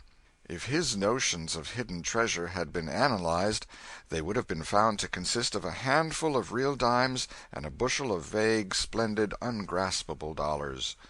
But the incidents of his adventure grew sensibly sharper and clearer under the attrition of thinking them over, and so he presently found himself leaning to the impression that the thing might not have been a dream after all. This uncertainty must be swept away. He would snatch a hurried breakfast and go and find Huck. Huck was sitting on the gunwale of a flatboat, listlessly dangling his feet in the water and looking very melancholy. Tom concluded to let Huck lead up to the subject. If he did not do it, then the adventure would be proved to have been only a dream. "Hello, Huck." "Hello yourself." Silence for a minute. "Tom, if we'd 'a' left the blamed tools at the dead tree, we'd 'a' got the money. Oh, ain't it awful?" "'Tain't a dream, then. 'Tain't a dream. Somehow I most wish it was. Dogged if I don't, Huck." "What ain't a dream?" "Oh, that thing yesterday. I been half thinking it was." "Dream! If them stairs hadn't broke down you'd 'a' seen how much dream it was. I've had dreams enough all night, with that patch-eyed Spanish devil going for me all through 'em. Rot him!" "No, not rot him. Find him. Track the money." "Tom, we'll never find him. A feller don't have only one chance for such a pile, and that one's lost. I'd feel mighty shaky if I was to see him, anyway." "Well, so'd I, but I'd like to see him anyway. Track him out. To his Number 2. "Number 2, yes, that's it. I been thinking about that, but I can't make nothing out of it. What do you reckon it is?" "I don't know. It's too deep. Say, Huck, maybe it's the number of a house." "Goody! No, Tom, that ain't it. If it is, it ain't in this one-horse town. They ain't no numbers here." "Well, that's so. Let me think a minute. Here, it's the number of a room in a tavern, you know." "Oh, that's the trick. They ain't only 2 taverns. We can find out quick. You stay here, Huck, till I come." Tom was off at once. He did not care to have Huck's company in public places. He was gone half an hour. He found that in the best tavern, Number 2 had long been occupied by a young lawyer, and was still so occupied. In the less ostentatious house, Number 2 was a mystery. The tavern-keeper's young son said it was kept locked all the time, and he never saw anybody go into it or come out of it except at night. He did not know any particular reason for this state of things, had had some little curiosity, but it was rather feeble, had made the most of the mystery by entertaining himself with the idea that the room was haunted, had noticed that there was a light in there the night before. "That's what I've found out, Huck. I reckon that's the very number 2 we're after." "I reckon it is, Tom. Now what you going to do?" "Let me think." Tom thought a long time. Then he said, "I'll tell you. The back door of that number 2 is the door that comes out into the little close alley between the tavern and the old rattle-trap of a brick store. Now you get hold of all the door keys you can find, and I'll nip all of Auntie's, and the first dark night we'll go there and try 'em. And mind you, keep a lookout for Injun Joe, because he said he was going to drop into town and spy around once more for a chance to get his revenge. If you see him, you just follow him, and if he don't go to that number 2, that ain't the place." "Lordy, I don't want to follow him by myself." "Why, it'll be a night, sure. He mightn't ever see you, and if he did, maybe he'd never think anything." "Well, if it's pretty dark, I reckon I'll track him. I don't know. I'll try." "You bet I'll follow him if it's dark, Huck. Why, he might have found out he couldn't get his revenge and be going right after that money." "It's so, Tom, it's so. I'll foller him. I will, by jingoes." "Now you're talking. Don't you ever weaken, Huck, and I won't." End of Chapter 27. Chapter 28. In the Lair of Injun Joe. That night Tom and Huck were ready for their adventure. They hung about the neighborhood of the tavern until after 9, one watching the alley at a distance and the other the tavern door. Nobody entered the alley or left it. Nobody resembling the Spaniard entered or left the tavern door.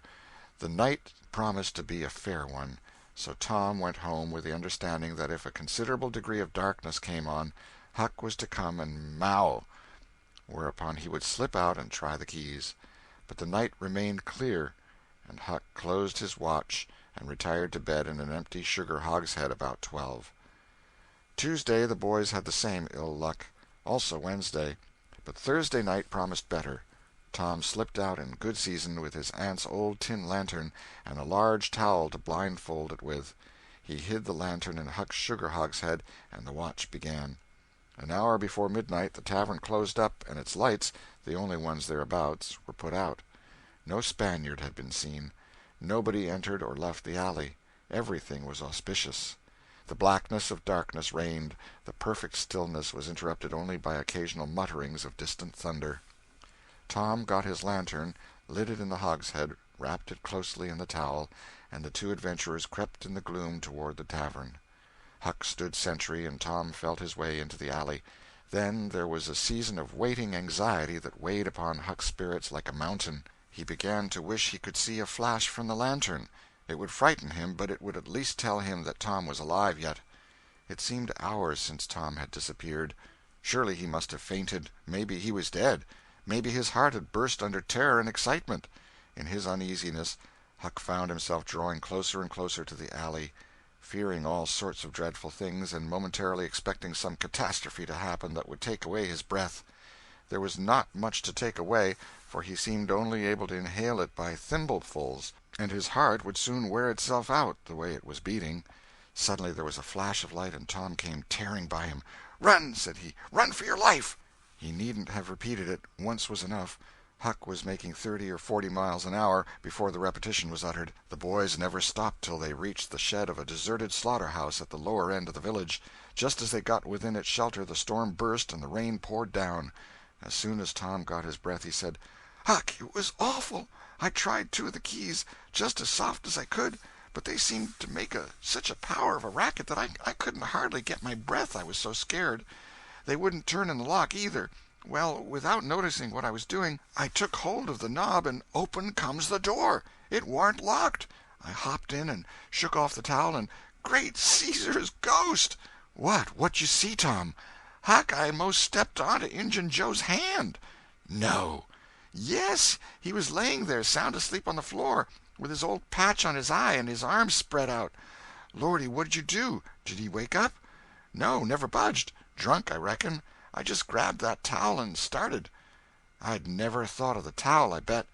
"Well, I would. My aunt would make me mighty sick if I lost it." "Say, Tom, did you see that box?" "Huck, I didn't wait to look around. I didn't see the box. I didn't see the cross. I didn't see anything but a bottle and a tin cup on the floor by Injun Joe. Yes, and I saw 2 barrels and lots more bottles in the room. Don't you see, now? What's the matter with that haunted room?" "How?" "Why, it's haunted with whiskey. Maybe all the temperance taverns have got a haunted room, hey, Huck?" "Well, I reckon maybe that's so. Who'd have thought such a thing? But say, Tom, now's a mighty good time to get that box if Injun Joe's drunk." "It is that. You try it." Huck shuddered. "Well, no, I reckon not." "And I reckon not, Huck. Only 1 bottle alongside of Injun Joe ain't enough. If there'd been 3 he'd be drunk enough, and I'd do it." There was a long pause for reflection, and then Tom said: "Looky here, Huck, let's not try that thing any more till we know Injun Joe's not in there. It's too scary. Now, if we watch every night, we'll be dead sure to see him go out, some time or other, and then we'll snatch that box quicker'n lightning." "Well, I'm agreed. I'll watch the whole night long, and I'll do it every night, too, if you'll do the other part of the job." "All right, I will. All you got to do is to trot up Hooper Street a block and mow, and if I'm asleep you throw some gravel at the window and that'll fetch me." "Agreed. And good as wheat." "Now, Huck, the storm's over and I'll go home. It'll begin to be daylight in a couple hours. You go back and watch that long, will you?" "I said I would, Tom, and I will. I'll haunt that tavern every night for a year. I'll sleep all day and I'll stand watch all night." "That's all right. Now, where are you going to sleep?" "In Ben Rogers' hayloft. He lets me, and so does his pap's nigger man, Uncle Jake. I tote water for Uncle Jake whenever he wants me to, and any time I ask him he gives me a little something to eat if he can spare it. That's a mighty good nigger, Tom. He likes me, because I don't ever act as if I was above him. Sometimes I've set right down and eat with him, but you needn't tell that. A body's got to do things when he's awful hungry he wouldn't want to do as a steady thing. Well, if I don't want you in the daytime, I'll let you sleep. I won't come bothering round. Any time you see something's up in the night, just skip right around and mow." End of chapter 28. The Adventures of Tom Sawyer by Mark Twain. Chapter 29. Huck Saves the Widow. The first thing Tom heard on Friday morning was a glad piece of news. Judge Thatcher's family had come back to town the night before. Both Injun Joe and the treasure sank into secondary importance for a moment, and Becky took the chief place in the boy's interest. He saw her, and they had an exhausting good time playing high spy and gully keeper with a crowd of their schoolmates. The day was completed and crowned in a peculiarly satisfactory way. Becky teased her mother to appoint the next day for the long-promised and long-delayed picnic, and she consented. The child's delight was boundless, and Tom's not more moderate. The invitations were sent out before sunset, and straightway the young folks of the village were thrown into a fever of preparation and pleasurable anticipation. Tom's excitement enabled him to keep awake until a pretty late hour, and he had good hopes of hearing Huck's mow and of having his treasure to astonish Becky and the picnickers with next day. But he was disappointed. No signal came that night. Morning came, eventually, and by 10 or 11 o'clock a giddy and rollicking company were gathered at Judge Thatcher's, and everything was ready for a start.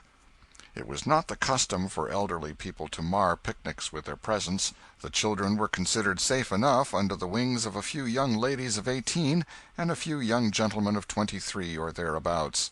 The old steam ferry-boat was chartered for the occasion. Presently the gay throng filed up the main street laden with provision baskets. Sid was sick and had to miss the fun.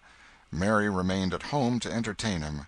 The last thing Mrs. Thatcher said to Becky was, "You'll not get back till late. Perhaps you'd better stay all night with some of the girls that live near the ferry landing, child."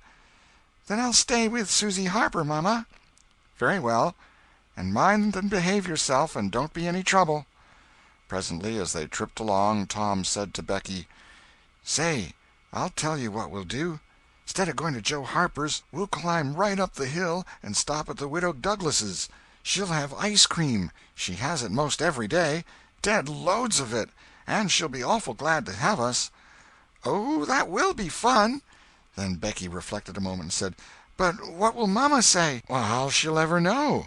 The girl turned the idea over in her mind, and said reluctantly, "I reckon it's wrong, but—" "But shucks, your mother won't know, and so what's the harm? All she wants is that you'll be safe, and I bet you she'd have said go there if she'd 'a' thought about it. I know she would." The Widow Douglas's splendid hospitality was a tempting bait. It and Tom's persuasions presently carried the day, so it was decided to say nothing to anybody about the night's program.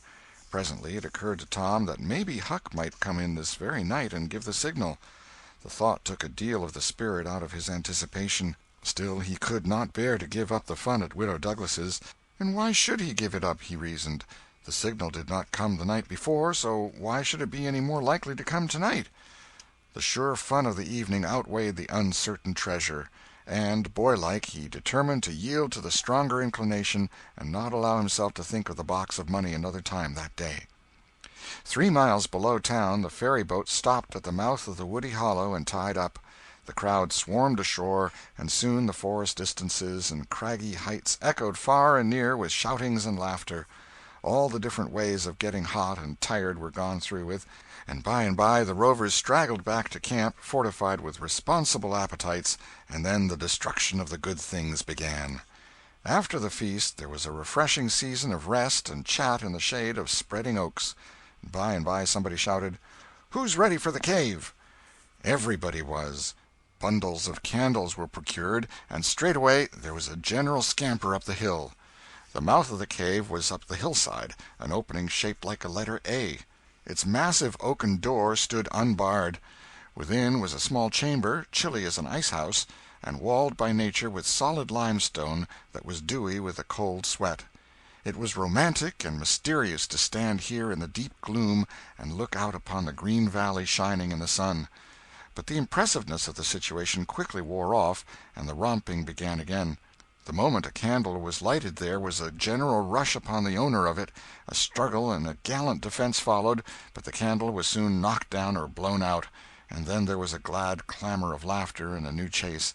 But all things have an end. By and by the procession went filing down the steep descent of the main avenue, the flickering rank of lights dimly revealing the lofty walls of rock almost to their point of junction 60 feet overhead. This main avenue was not more than 8 or 10 feet wide. Every few steps other lofty and still narrower crevices branched from it on either hand, for McDougal's cave was but a vast labyrinth of crooked aisles that ran into each other and out again and led nowhere. It was said that one might wander days and nights together through its intricate tangle of rifts and chasms and never find the end of the cave, and that he might go down and still down into the earth, and it was just the same, labyrinth underneath labyrinth, and no end to any of them. No man knew the cave. That was an impossible thing.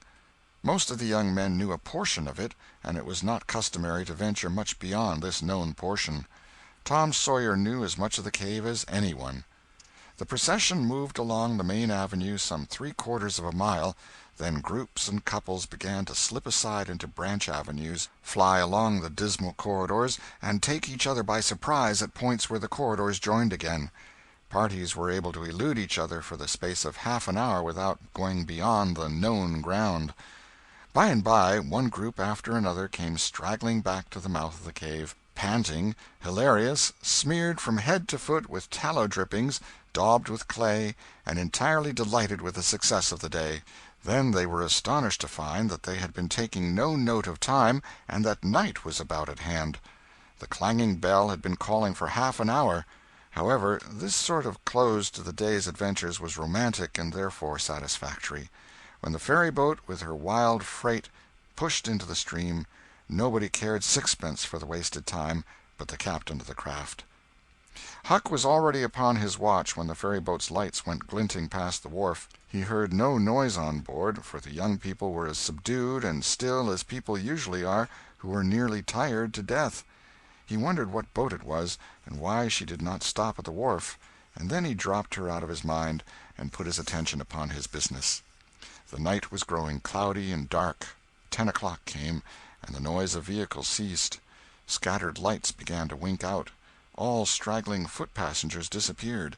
The village betook itself to its slumbers, and left the small watcher alone with the silence and the ghosts. 11 o'clock came, and the tavern lights were put out. Darkness everywhere now. Huck waited what seemed a weary long time, but nothing happened. His faith was weakening. Was there any use? Was there really any use? Why not give it up and turn in? A noise fell upon his ear. He was all attention in an instant. The alley door closed softly. He sprang to the corner of the brick store. The next moment 2 men brushed by him, and one seemed to have something under his arm. It must be that box. So they were going to remove the treasure. Why call Tom now? It would be absurd. The men would get away with the box and never be found again. No, he would stick to their wake and follow them. He would trust to the darkness for security from discovery. So, communing with himself, Huck stepped out and glided along behind the men, cat-like, with bare feet, allowing them to keep just far enough ahead not to be invisible. They moved up the river street 3 blocks, then turned to the left up a cross street. They went straight ahead, then, until they came to the path that led up Cardiff Hill. This they took. They passed by the old Welshman's house, halfway up the hill, without hesitating, and still climbed upward. Good, thought Huck, they will bury it in the old quarry. But they never stopped at the quarry. They passed on, up the summit. They plunged into the narrow path between the tall sumac bushes, and were at once hidden in the gloom. Huck closed up and shortened his distance now, for they would never be able to see him. He trotted along a while, then slackened his pace, fearing he was gaining too fast, moved on a piece, then stopped altogether, listened. No sound. None, save that he seemed to hear the beating of his own heart. The hooting of an owl came from over the hill. Ominous sound. But no footsteps. Heavens, was everything lost? He was about to spring with winged feet when a man cleared his throat not 4 feet from him. Huck's heart shot into his throat, but he swallowed it again, and then he stood there, shaking as if a dozen agues had taken charge of him at once, and so weak that he thought he must surely fall to the ground. He knew where he was. He knew he was within 5 steps of the stile leading into Widow Douglas's grounds. Very well, he thought, let them bury it there. It won't be hard to find.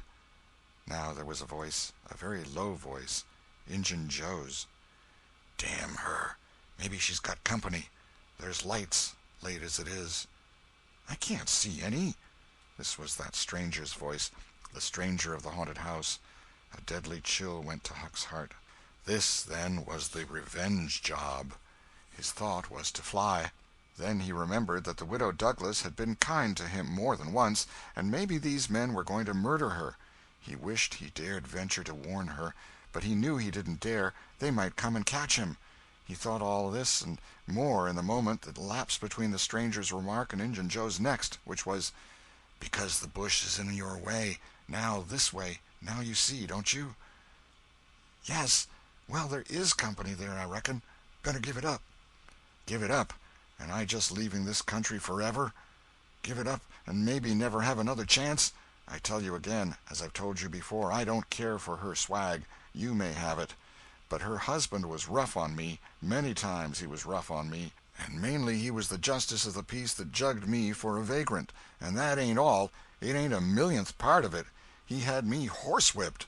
Horsewhipped in front of the jail like a nigger, with all the town looking on. Horsewhipped, do you understand? He took advantage of me and died, but I'll take it out of her." "Oh, don't kill her. Don't do that." "Kill? Who said anything about killing? I would kill him if he were here, but not her. When you want to get revenge on a woman, you don't kill her. Bosh, you go for her looks. You slit her nostrils. You notch her ears like a sow." "By God, that's—" "Keep your opinion to yourself. It will be safest for you. I'll tie her to the bed. If she bleeds to death, is that my fault? I'll not cry if she does. My friend, you'll help in this thing, for my sake. That's why you're here. I mightn't be able alone.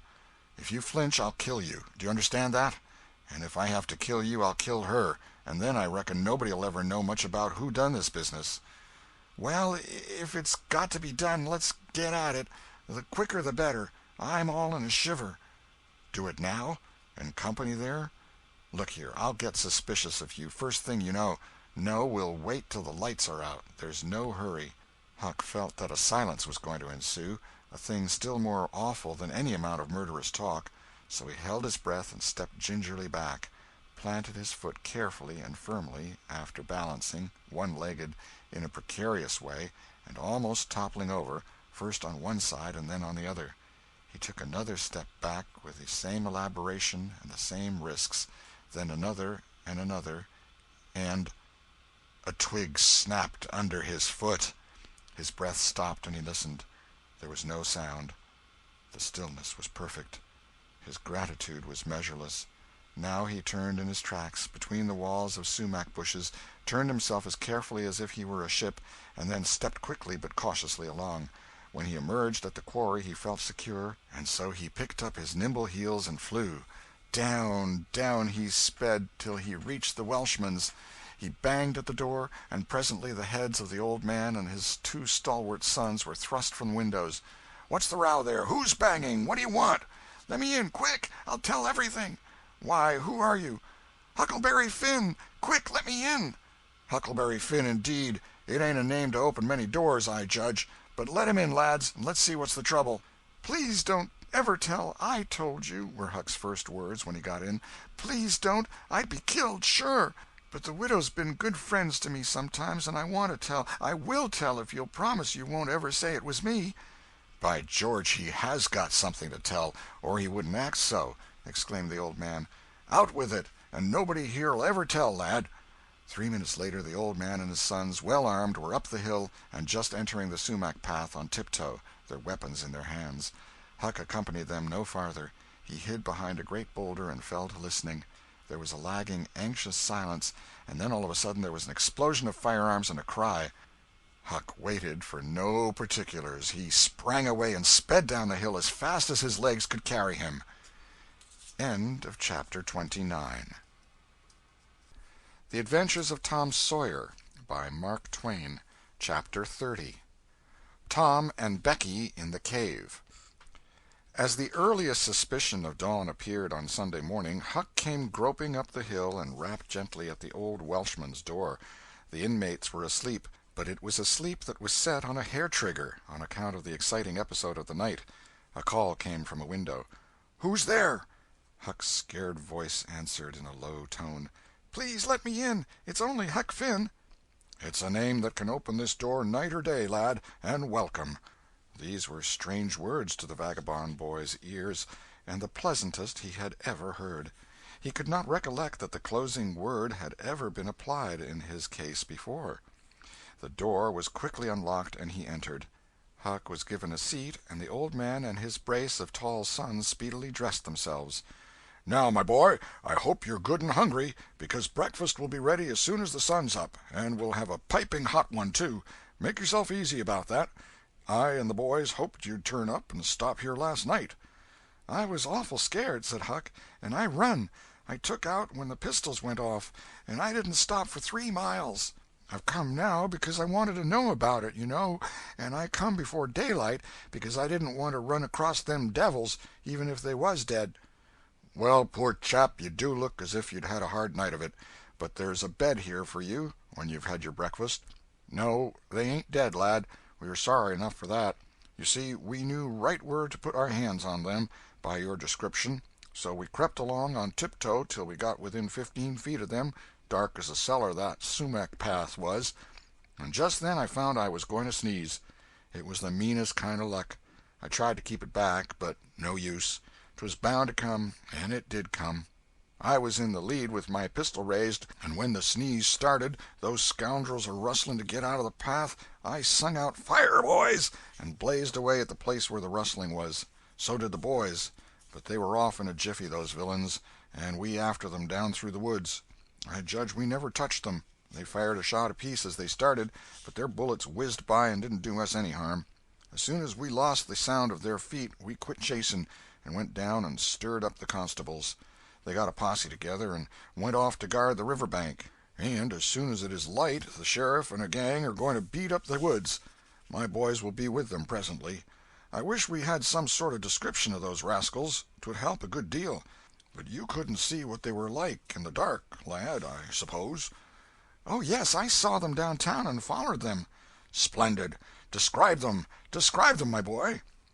"One's the old deaf and dumb Spaniard that's been round here once or twice, and t'other's a mean-looking, ragged—" "That's enough, lad, we know the men.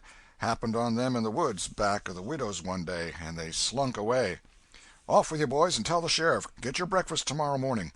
The Welshman's sons departed at once. As they were leaving the room, Huck sprang up and exclaimed, "Oh, please don't tell anybody it was me that blowed on them. Oh, please."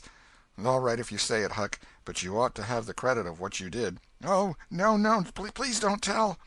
When the young men were gone, the old Welshman said, "They won't tell, and I won't. But why don't you want it known?" Huck would not explain, further than to say that he already knew too much about one of those men, and would not have the man know that he knew anything against him for the whole world. He would be killed for knowing it, sure. The old man promised secrecy once more, and said, "How did you come to follow these fellows, lad? Were they looking suspicious?" Huck was silent while he framed a duly cautious reply. Then he said, "Well, you see, I'm a kind of a hard lot, least everybody says so, and I don't see nothing agin it, and sometimes I can't sleep much on accounts of thinking about it and sort of trying to strike out a new way of doing. That was the way it was last night. I couldn't sleep, and so I come along up street 'bout midnight, turning it all over, and when I got to that old shackly brick store by the Temperance Tavern, I backed up agin the wall to have another think. Well, just then along comes these two chaps slipping along close by me, with something under their arm, and I reckoned they'd stole it. One was a-smoking, and t'other one wanted a light, so they stopped right before me, and the cigars lit up their faces, and I see that the big one was the deaf and dumb Spaniard, by his white whiskers and the patch on his eye, and t'other one was a rusty, ragged-looking devil." "Could you see the rags by the light of the cigars?" This staggered Huck for a moment. Then he said, "Well, I don't know, but somehow it seems as if I did." "Then they went on, and you—" "Follered them, yes, that was it. I wanted to see what was up. They sneaked along so. I dogged 'em to the widder's stile, and stood in the dark and heard the ragged one beg for the widder, and the Spaniard swear he'd spile her looks, just as I told you, and your two—" "What? The deaf and dumb man said all that?" Huck had made another terrible mistake. He was trying his best to keep the old man from getting the faintest hint of who the Spaniard might be, and yet his tongue seemed determined to get him into trouble in spite of all he could do. He made several efforts to creep out of his scrape, but the old man's eye was upon him, and he made blunder after blunder. Presently the Welshman said, "My boy, don't be afraid of me. I wouldn't hurt a hair of your head for all the world. No, I'd protect you. I'd protect you.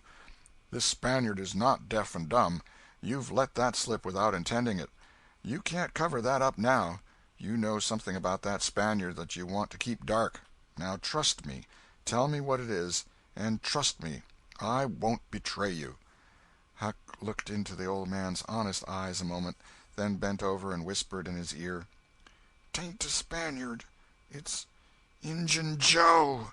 The Welshman almost jumped out of his chair. In a moment he said, "It's all plain enough now. When you talked about notching ears and slitting noses, I judged that was your own embellishment, because white men don't take that sort of revenge. But an Injun, that's a different matter altogether." During breakfast the talk went on, and in the course of it the old man said that the last thing which he and his sons had done, before going to bed, was to get a lantern and examine the stile and its vicinity for marks of blood. They found none, but captured a bulky bundle of— "Of what?" If the words had been lightning they could not have leapt with a more stunning suddenness from Huck's blanched lips. His eyes were staring wide now, and his breath suspended, waiting for the answer. The Welshman started, stared in return 3 seconds, 5 seconds, 10, then replied, "Of burglars' tools. Why, what's the matter with you?" Huck sank back, panting gently but deeply, unutterably grateful. The Welshman eyed him gravely, curiously, and presently said, "Yes, burglars' tools. That appears to relieve you a good deal. But what did give you that turn? What were you expecting we'd found?" Huck was in a close place. The inquiring eye was upon him. He would have given anything for material for a plausible answer. Nothing suggested itself. The inquiring eye was boring deeper and deeper. A senseless reply offered. There was no time to weigh it. so at a venture he uttered it, feebly. "Sunday school books, maybe?" Poor Huck was too distressed to smile, but the old man laughed loud and joyously, shook up the details of his anatomy from head to foot, and ended by saying that such a laugh was money in a man's pocket, because it cut down the doctor's bills like everything. Then he added, "Poor old chap, you're white and jaded. You ain't well a bit. No wonder you're a little flighty and off your balance. But you'll come out of it. Rest and sleep will catch you up all right, I hope." Huck was irritated to think he had been such a goose and betrayed such a suspicious excitement, for he had dropped the idea that the parcel brought from the tavern was the treasure as soon as he had heard the talk at the widow's stile. He had only thought it was not the treasure, however; he had not known that it wasn't, and so the suggestion of a captured bundle was too much for his self-possession. But on the whole he felt glad the little episode had happened, for now he knew beyond all question that that bundle was not the bundle, and so his mind was at rest and exceedingly comfortable. In fact, everything seemed to be drifting just in the right direction now. The treasure must be still in number 2. The men would be captured and jailed that day, and he and Tom could seize the gold that night without any trouble or any fear of interruption. Just as breakfast was completed there was a knock at the door. Huck jumped for a hiding-place, for he had no mind to be connected even remotely with the late event. The Welshman admitted several ladies and gentlemen, among them the Widow Douglas, and noticed that groups of citizens were climbing up the hill to stare at the stile, so the news had spread. The Welshman had to tell the story of the night to the visitors. The widow's gratitude for her preservation was outspoken. "Don't say a word about it, madam. There's another that you're more beholden to than you are to me and my boys, maybe, but he don't allow me to tell his name. We wouldn't have been there but for him." Of course this excited a curiosity so vast that it almost belittled the main matter, but the Welshman allowed it to eat into the vitals of his visitors, and through them be transmitted to the whole town, for he refused to part with his secret. When all else had been learned, the widow said, "I went to sleep reading in bed and slept straight through all that noise. Why didn't you come and wake me?" "We judged it weren't worth while. Those fellows weren't likely to come again. They hadn't any tools left to work with, and what was the use of waking you up and scaring you to death? My 3 negro men stood guard at your house all the rest of the night. They've just come back." More visitors came, and the story had to be told and retold for a couple of hours more. There was no Sabbath school during day-school vacation, but everybody was early at church. The stirring event was well canvassed. News came that not a sign of the 2 villains had been yet discovered.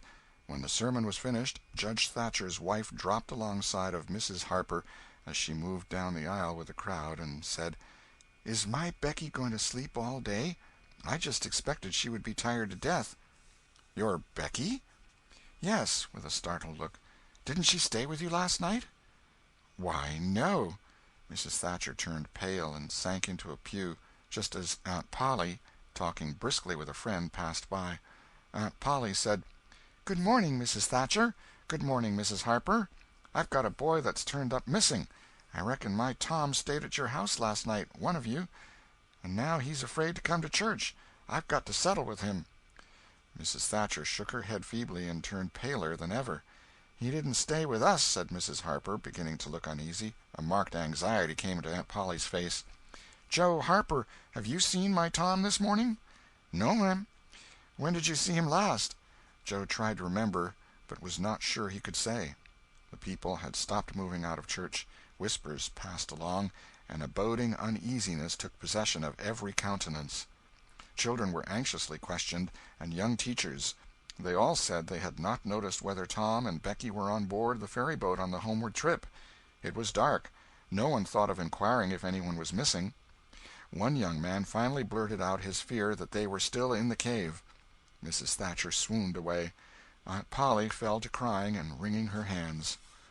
The alarm swept from lip to lip, from group to group, from street to street, and within 5 minutes the bells were wildly clanging and the whole town was up.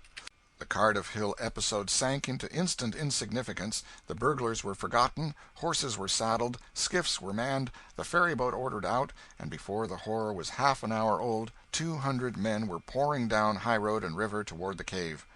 All the long afternoon the village seemed empty and dead. Many women visited Aunt Polly and Mrs. Thatcher and tried to comfort them. They cried with them, too, and that was still better than words. All the tedious night the town waited for news. But when the morning dawned at last, all the word that came was, "Send more candles, and send food."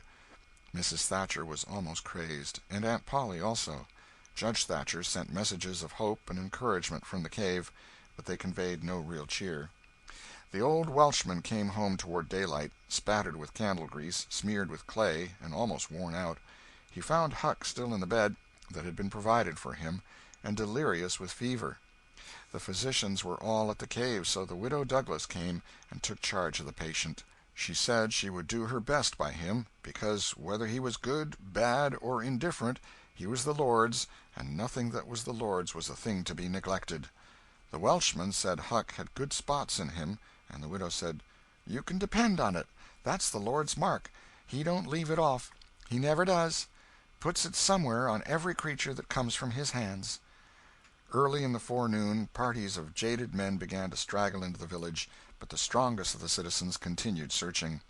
All the news that could be gained was that remotenesses of the cavern were being ransacked that had never been visited before, that every corner and crevice was going to be thoroughly searched, that wherever one wandered through the maze of passages, lights were to be seen flitting hither and thither in the distance, and shoutings and pistol-shots sent their hollow reverberations to the ear down the somber aisles.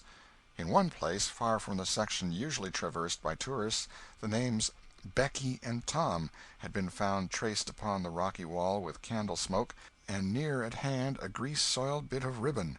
Mrs. Thatcher recognized the ribbon and cried over it.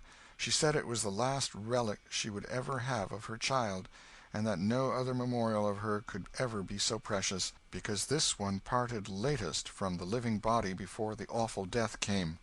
Some said that now and then in the cave a far-away speck of light would glimmer, and then a glorious shout would burst forth, and a score of men go trooping down the echoing aisle, and then a sickening disappointment always followed. The children were not there. It was only a searcher's light. 3 dreadful days and nights dragged their tedious hours along, and the village sank into a hopeless stupor. No one had heart for anything. The accidental discovery just made, that the proprietor of the Temperance Tavern kept liquor on his premises, scarcely fluttered the public pulse, tremendous as the fact was. In a lucid interval, Huck feebly led up to the subject of taverns, and finally asked, dimly dreading the worst, if anything had been discovered at the Temperance Tavern since he had been ill. "Yes," said the widow. Huck started up in bed, wild-eyed. "What? What was it?" "Liquor, and the place has been shut up." "Lie down, child. What a turn you did give me. Only tell me just one thing, only just one, please. Was it Tom Sawyer that found it?" The widow burst into tears.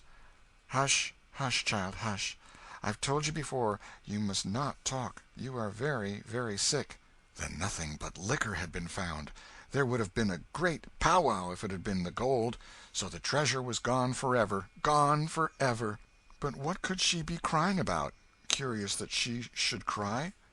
These thoughts worked their dim way through Huck's mind, and under the weariness they gave him he fell asleep. The widow said to herself, "There, he's asleep, poor wreck. Tom Sawyer find it. Pity but somebody could find Tom Sawyer. Ah, there ain't many left now that's got hope enough, or strength enough either, to go on searching." End of chapter 30. The Adventures of Tom Sawyer by Mark Twain. Chapter 31. Found and Lost Again. Now to return to Tom and Becky's share in the picnic.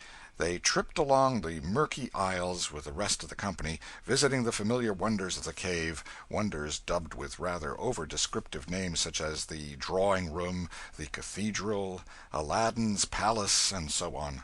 Presently the hide-and-seek frolicking began, and Tom and Becky engaged in it with zeal until the exertion began to grow a trifle wearisome.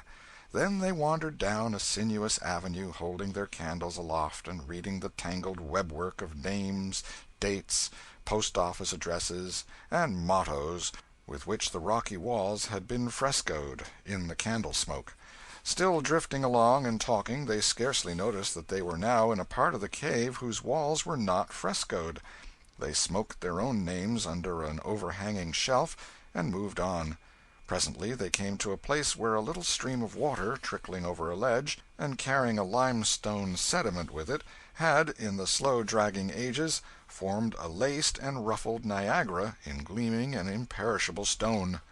Tom squeezed his small body behind it in order to illuminate it for Becky's gratification. He found that it curtained a sort of steep natural stairway which was enclosed between narrow walls, and at once the ambition to be a discoverer seized him. Becky responded to his call, and they made a smoke mark for future guidance and started upon their quest. They wound this way and that far down into the secret depths of the cave, made another mark, and branched off in search of novelties to tell the upper world about.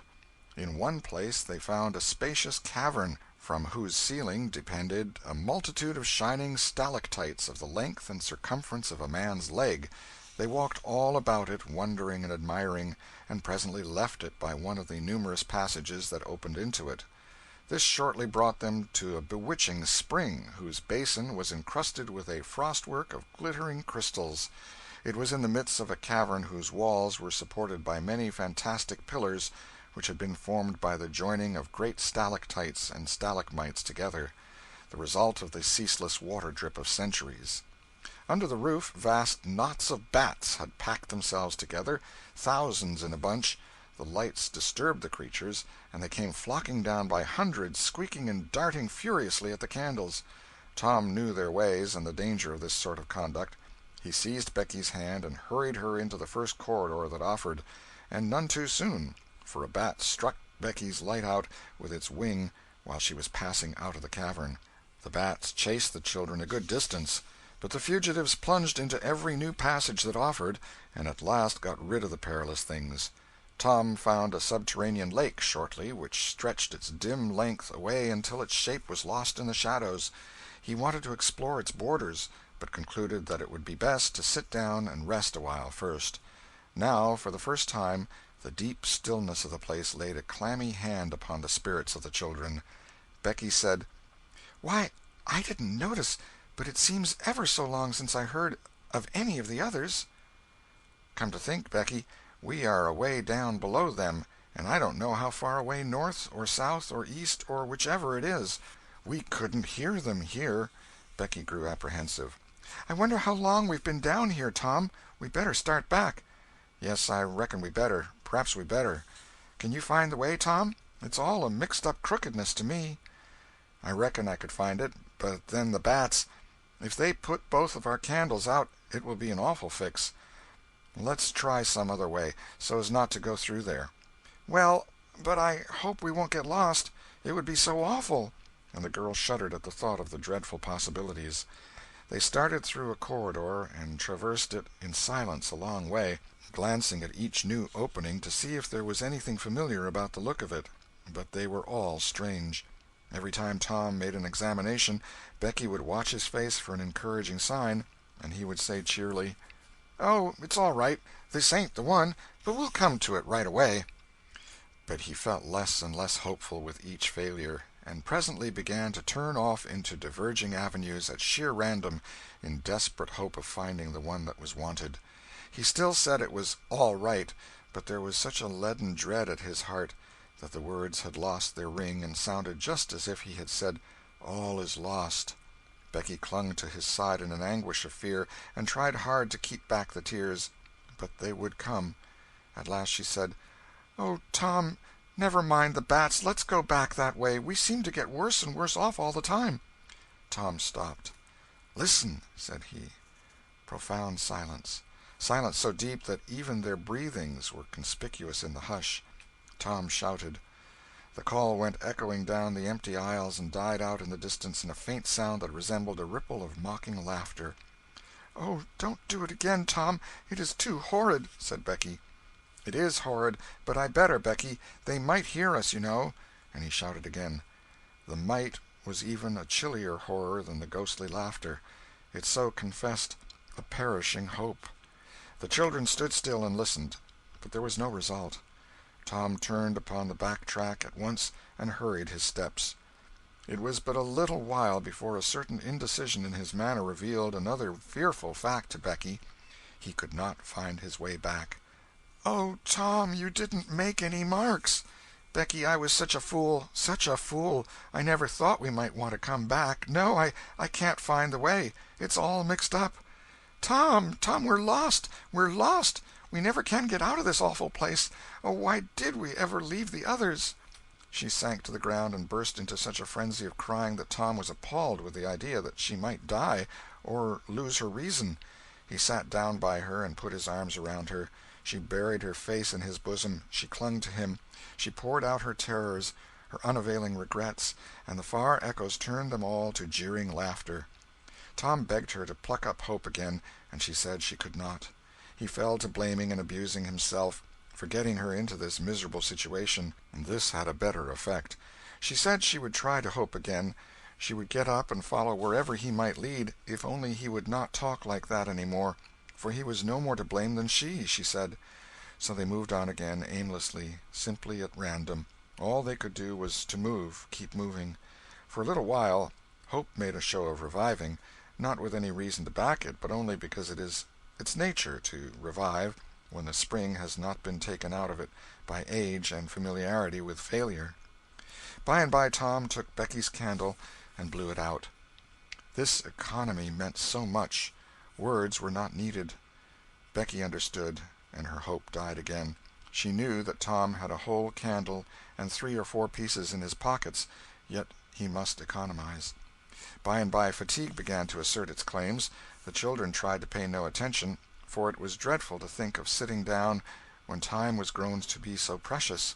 Moving in some direction, in any direction, was at least progress, and might bear fruit, but to sit down was to invite death and shorten its pursuit. At last Becky's frail limbs refused to carry her farther. She sat down. Tom rested with her, and they talked of home, and the friends there, and the comfortable beds, and, above all, the light. Becky cried, and Tom tried to think of some way of comforting her, but all his encouragements were grown threadbare with use, and sounded like sarcasms. Fatigue bore so heavily upon Becky that she drowsed off to sleep. Tom was grateful. He sat looking into her drawn face and saw it grow smooth and natural under the influence of pleasant dreams, and by a smile dawned and rested there. The peaceful face reflected somewhat of peace and healing into his own spirit, and his thoughts wandered away to bygone times and dreamy memories. While he was deep in his musings, Becky woke up with a breezy little laugh, but it was stricken dead upon her lips, and a groan followed it. "Oh, how could I sleep! I wish I never had waked. No, I don't, Tom. Don't look so. I won't say it again." "I'm glad you've slept, Becky. You'll feel rested now, and we'll find the way out." "We can try, Tom, but I've seen such a beautiful country in my dream. I reckon we are going there." "Maybe not. Maybe not. Cheer up, Becky, and let's go on trying." They rose up and wandered along, hand in hand, and hopeless. They tried to estimate how long they had been in the cave, but all they knew was that it seemed days and weeks, and yet it was plain that this could not be, for their candles were not gone yet. A long time after this, they could not tell how long, Tom said they must go softly and listen to dripping water. They must find a spring. They found one presently, and Tom said it was time to rest again. Both were cruelly tired, yet Becky said she thought she could go on a little farther. She was surprised to hear Tom dissent. She could not understand it. They sat down, and Tom fastened his candle to the wall in front of them with some clay. Thought was soon busy. Nothing was said for some time. Then Becky broke the silence. "Tom, I'm so hungry." Tom took something out of his pocket. "Do you remember this?" said he. Becky almost smiled. "It's our wedding cake, Tom." "Yes, I wish it was as big as a barrel, for it's all we've got." "I saved it from the picnic for us to dream on, Tom, the way grown-up people do with wedding cake, but it'll be our—" She dropped the sentence where it was. Tom divided the cake, and Becky ate with good appetite, while Tom nibbled at his moiety. There was abundance of cold water to finish the feast with. By and by Becky suggested that they move on again. Tom was silent a moment, then he said, "Becky, Can you bear it if I tell you something?" Becky's face paled, but she thought she could. "Well then, Becky, we must stay here where there's water to drink. That little piece is our last candle." Becky gave loose to tears and wailings. Tom did what he could to comfort her, but with little effect.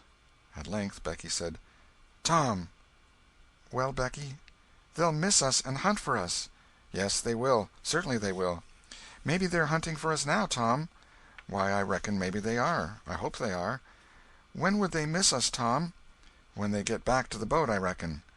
"Tom, it might be dark then. Would they notice we hadn't come?" "I don't know. But anyway, your mother would miss you as soon as they got home." A frightened look in Becky's face brought Tom to his senses, and he saw that he had made a blunder. Becky was not to have gone home that night. The children became silent and thoughtful. In a moment a new burst of grief from Becky showed Tom that the thing in his mind had struck hers also, that the Sabbath morning might be half spent before Mrs. Thatcher discovered that Becky was not at Mrs. Harper's. The children fastened their eyes upon their bit of candle and watched it melt slowly and pitilessly away, saw the half-inch of wick stand alone at last, saw the feeble flame rise and fall, climb the thin column of smoke, linger at its top a moment, and then the horror of utter darkness reigned. How long afterward it was that Becky came to a slow consciousness that she was crying in Tom's arms, neither could tell. All that they knew was that, after what seemed a mighty stretch of time, both awoke out of a dead stupor of sleep and resumed their miseries once more. Tom said it might be Sunday now, maybe Monday. He tried to get Becky to talk, but her sorrows were too oppressive. All her hopes were gone. Tom said that they must have been missed long ago, and no doubt the search was going on. He would shout, and maybe someone would come. He tried it, but in the darkness the distant echoes sounded so hideously that he tried it no more. The hours wasted away, and hunger came to torment the captives again. A portion of Tom's half of the cake was left. They divided and ate it, but they seemed hungrier than before. The poor morsel of food only whetted desire. By and by Tom said, "Shh! Did you hear that?" Both held their breath and listened. There was a sound like the faintest far-off shout. Instantly Tom answered it, and leading Becky by the hand, started groping down the corridor in its direction. Presently he listened again. Again the sound was heard, and apparently a little nearer. "It's them," said Tom. "They're coming. Come along, Becky. We're all right now." The joy of the prisoners was almost overwhelming. Their speed was slow, however, because pitfalls were somewhat common and had to be guarded against. They shortly came to one and had to stop. It might be 3 feet deep, it might be 100. There was no passing it, at any rate. Tom got down on his breast and reached as far down as he could. No bottom. They must stay there and wait until the searchers came. They listened. Evidently the distant shoutings were growing more distant. A moment or two more, and they had gone altogether. The heart-sinking misery of it! Tom whooped until he was hoarse, but it was of no use. He talked hopefully to Becky, but an age of anxious waiting passed, and no sounds came again. The children groped their way back to the spring. The weary time dragged on. They slept again, and awoke famished and woe-stricken. Tom believed it must be Tuesday by this time. Now an idea struck him. There were some side passages near at hand. It would be better to explore some of these than bear the weight of the heavy time in idleness.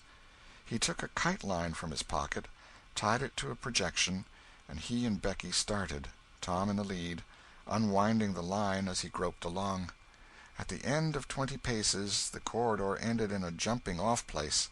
Tom got down on his knees and felt below, and then as far around the corner as he could reach with his hands conveniently. He made an effort to stretch yet a little farther to the right, and at that moment, not 20 yards away, a human hand holding a candle appeared from behind a rock. Tom lifted up a glorious shout, and instantly that hand was followed by the body it belonged to. Injun Joe's! Tom was paralyzed. He could not move.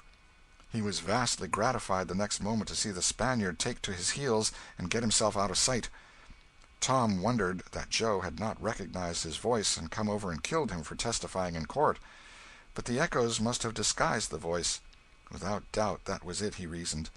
Tom's fright weakened every muscle in his body. He said to himself that if he had strength enough to get back to the spring he would stay there, and nothing should tempt him to run the risk of meeting Injun Joe again. He was careful to keep from Becky what it was he had seen. He told her he had only shouted for luck. But hunger and wretchedness rise superior to fears in the long run. Another tedious wait at the spring and another long sleep brought changes.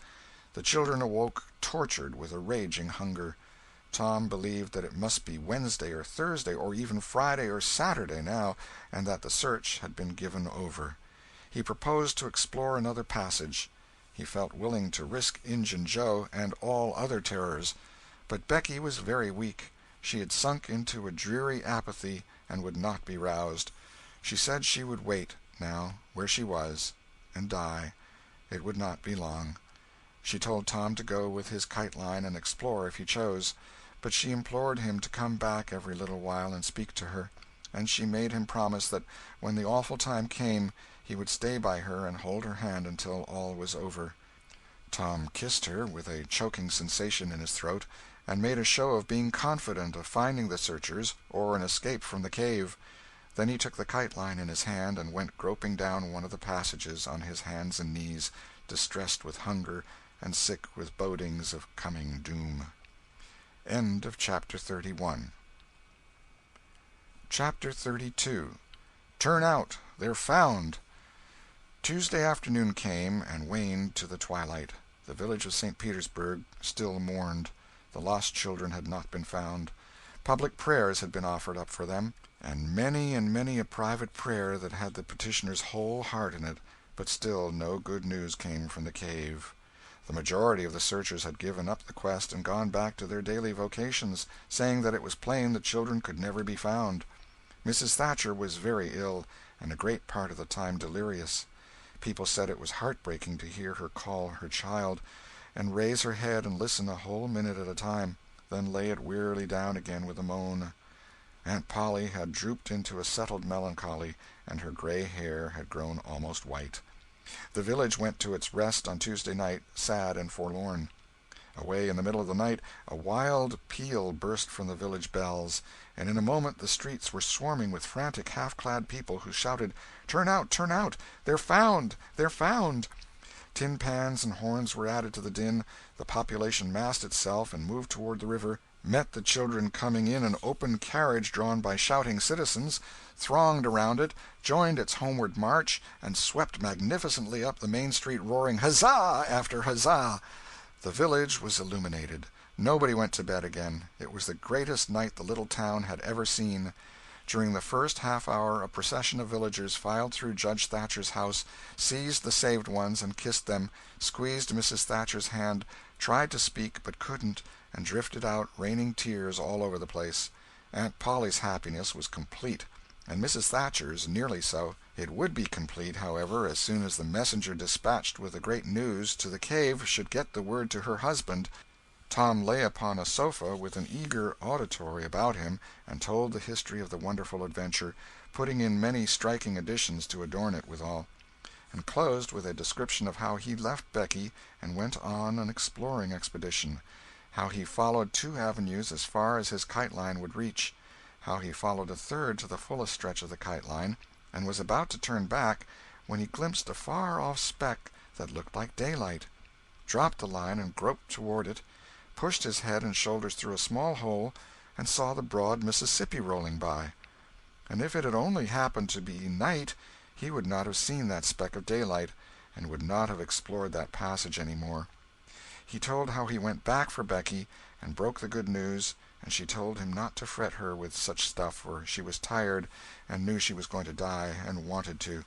He described how he labored with her and convinced her, and how she almost died for joy when she had groped to where she actually saw the blue speck of daylight, how he pushed his way out at the hole and then helped her out, how they sat there and cried for gladness, how some men came along in a skiff, and Tom hailed them and told them their situation and their famished condition, how the men didn't believe the wild tale at first, because, said they, you are 5 miles down the river below the valley the cave is in.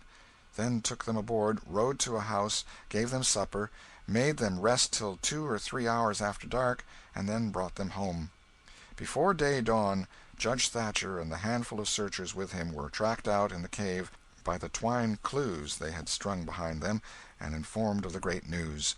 3 days and nights of toil and hunger in the cave were not to be shaken off at once, as Tom and Becky soon discovered. They were bedridden all of Wednesday and Thursday, and seemed to grow more and more tired and worn all the time. Tom got about a little on Thursday, was downtown Friday, and nearly as whole as ever Saturday, but Becky did not leave her room until Sunday, and then she looked as if she had passed through a wasting illness. Tom learned of Huck's sickness and went to see him on Friday, but could not be admitted to the bedroom. Neither could he on Saturday or Sunday. He was admitted daily after that, but was warned to keep still about his adventure and introduce no exciting topic. The Widow Douglas stayed by to see that he obeyed. At home Tom learned of the Cardiff Hill event, also that the ragged man's body had eventually been found in the river near the ferry landing. He had been drowned while trying to escape, perhaps. About a fortnight after Tom's rescue from the cave, he started off to visit Huck, who had grown plenty strong enough now to hear exciting talk, and Tom had some that would interest him, he thought. Judge Thatcher's house was on Tom's way, and he stopped to see Becky. The judge and some friends set Tom to talking, and someone asked him ironically if he wouldn't like to go to the cave again. Tom said he thought he wouldn't mind it. The judge said, "Well, there are others just like you, Tom. I've not the least doubt. But we have taken care of that. Nobody will get lost in that cave any more." "Why?" "Because I had its big door sheathed with boiler iron 2 weeks ago, and triple locked, and I've got the keys." Tom turned as white as a sheet. "What's the matter, boy? Here, run somebody. Fetch a glass of water." The water was brought and thrown into Tom's face. "Ah, now you're all right. What was the matter with you, Tom?" "Oh, Judge, Injun Joe's in the cave." End of chapter 32. The Adventures of Tom Sawyer by Mark Twain. Chapter 33. The Fate of Injun Joe. Within a few minutes the news had spread, and a dozen skiff-loads of men were on their way to McDougal's cave, and the ferry-boat, well filled with passengers, soon followed. Tom Sawyer was in a skiff that bore Judge Thatcher. When the cave door was unlocked, a sorrowful sight presented itself in the dim twilight of the place. Injun Joe lay stretched upon the ground, dead, with his face close to the crack of the door, as if his longing eyes had been fixed, to the latest moment, upon the light and the cheer of the free world outside. Tom was touched, for he knew by his own experience how this wretch had suffered. His pity was moved, but nevertheless he felt an abounding sense of relief and security now, which revealed to him in a degree which he had not fully appreciated before how vast a weight of dread had been lying upon him since the day he lifted his voice against this bloody-minded outcast. Injun Joe's bowie-knife lay close by, its blade broken in two. The great foundation beam of the door had been chipped and hacked through with tedious labor. Useless labor, too, it was, for the native rock formed a sill outside it, and upon that stubborn material the knife had wrought no effect. The only damage done was to the knife itself. But if there had been no stony obstruction there, the labor would have been useless still, for if the beam had been wholly cut away, Injun Joe could not have squeezed his body under the door, and he knew it. So he had only hacked that place in order to be doing something, in order to pass the weary time, in order to employ his tortured faculties. Ordinarily one could find half a dozen bits of candle stuck around in the crevices of this vestibule, left there by tourists, but there were none now. The prisoner had searched them out and eaten them. He had also contrived to catch a few bats, and these also he had eaten, leaving only their claws. The poor unfortunate had starved to death. In one place near at hand a stalagmite had been slowly growing up from the ground for ages, builded by the water drip from a stalactite overhead. The captive had broken off the stalagmite, and upon the stump had placed a stone, wherein he had scooped a shallow hollow to catch the precious drop that fell once in every 3 minutes, with the dreary regularity of a clock-tick. a dessert spoonful once in 24 hours. That drop was falling when the pyramids were new, when Troy fell, when the foundations of Rome were laid, when Christ was crucified, when the Conqueror created the British Empire, when Columbus sailed, when the massacre at Lexington was news. It is falling now. It will still be falling when all these things shall have sunk down the afternoon of history and the twilight of tradition, and been swallowed up in the thick night of oblivion. Has everything a purpose and a mission? Did this drop fall patiently during 5,000 years to be ready for this flitting human insect's need? And has it another important object to accomplish 10,000 years to come? No matter. It is many and many a year since the hapless half-breed scooped out the stone to catch the priceless drops, but to this day the tourist stares longest at that pathetic stone and that slow-dropping water when he comes to see the wonders of McDougal's cave. Injun Joe's cup stands first in the list of the cavern's marvels. Even Aladdin's palace cannot rival it. Injun Joe was buried near the mouth of the cave, and people flocked there in boats and wagons from the towns and from all the farms and hamlets for 7 miles around. They brought their children and all sorts of provisions, and confessed that they had had almost as satisfactory a time at the funeral as they could have had at the hanging. This funeral stopped the further growth of one thing, the petition to the governor for Injun Joe's pardon. The petition had been largely signed, many tearful and eloquent meetings had been held, and a committee of sappy women been appointed to go in deep mourning and wail around the governor and implore him to be a merciful ass and trample his duty under foot. Injun Joe was believed to have killed 5 citizens of the village, but what of that? If he had been Satan himself, there would have been plenty of weaklings ready to scribble their names to a pardon petition and drip a tear on it from their permanently impaired and leaky waterworks. The morning after the funeral Tom took Huck to a private place to have an important talk. Huck had learned all about Tom's adventure from the Welshman and the Widow Douglas by this time, but Tom said he reckoned there was one thing they had not told him. That thing was what he wanted to talk about now.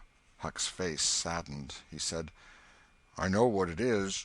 You got into number 2 and never found anything but whiskey. Nobody told me it was you, but I just knowed it must have been you soon as I heard about that whiskey business. And I knowed you hadn't got the money because you'd 'a' got at me some way or other and told me even if you was mum to everybody else.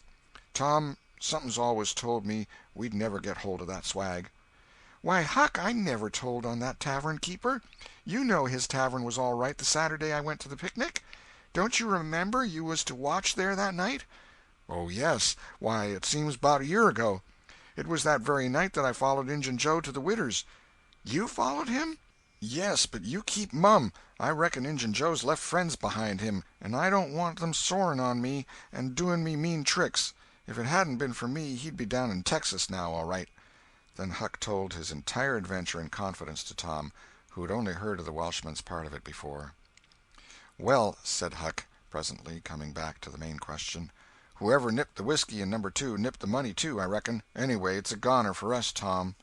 "Huck, that money wasn't ever in number 2. "What?" Huck searched his comrade's face keenly. "Tom, have you got on the track of that money again?" "Huck, it's in the cave." Huck's eyes blazed. "Say it again, Tom." "The money's in the cave."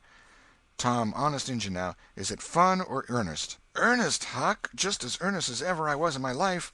Will you go in there with me and help me get it out?" "I bet I will. I will if it's where we can blaze our way to it and not get lost." "Huck, we can do that without the least little bit of trouble in the world." "Good as wheat. What makes you think the money's—" "Huck, you just wait till we get in there. If we don't find it, I'll agree to give you my drum and everything I've got in the world. I will, by jings." "All right, it's a whiz. When do you say?" "Right now, if you say it. Are you strong enough?" "Is it far in the cave? I've been on my pins a little 3-4 days now, but I can't walk more'n a mile, Tom. Least I don't think I could." "It's about 5 mile into there the way anybody but me would go, Huck. But there's a mighty short cut that they don't anybody but me know about. Huck, I'll take you right to it in a skiff. I'll float the skiff down there, and I'll pull it back again all by myself. You needn't ever turn your hand over." "Let's start right off, Tom." "All right. We want some bread and meat and our pipes, and a little bag or two, and 2 or 3 kite strings, and some of these newfangled things they call lucifer matches.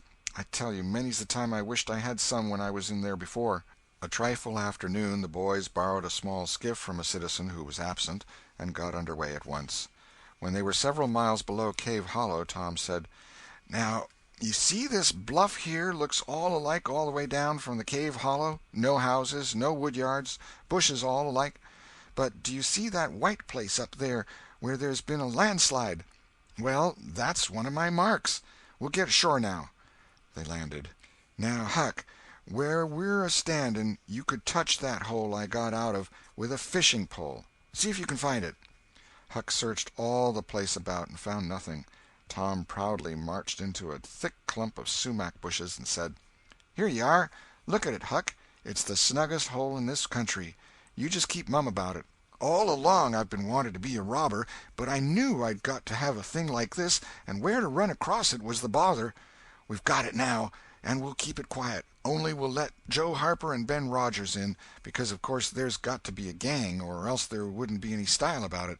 Tom Sawyer's Gang. It sounds splendid, don't it, Huck?" "Well, it just does, Tom. And who'll we rob?" "Oh, most anybody. Waylay people, that's mostly the way." "And kill them?" "No, not always. Hive them in the cave till they raise a ransom." "What's a ransom?" "Money.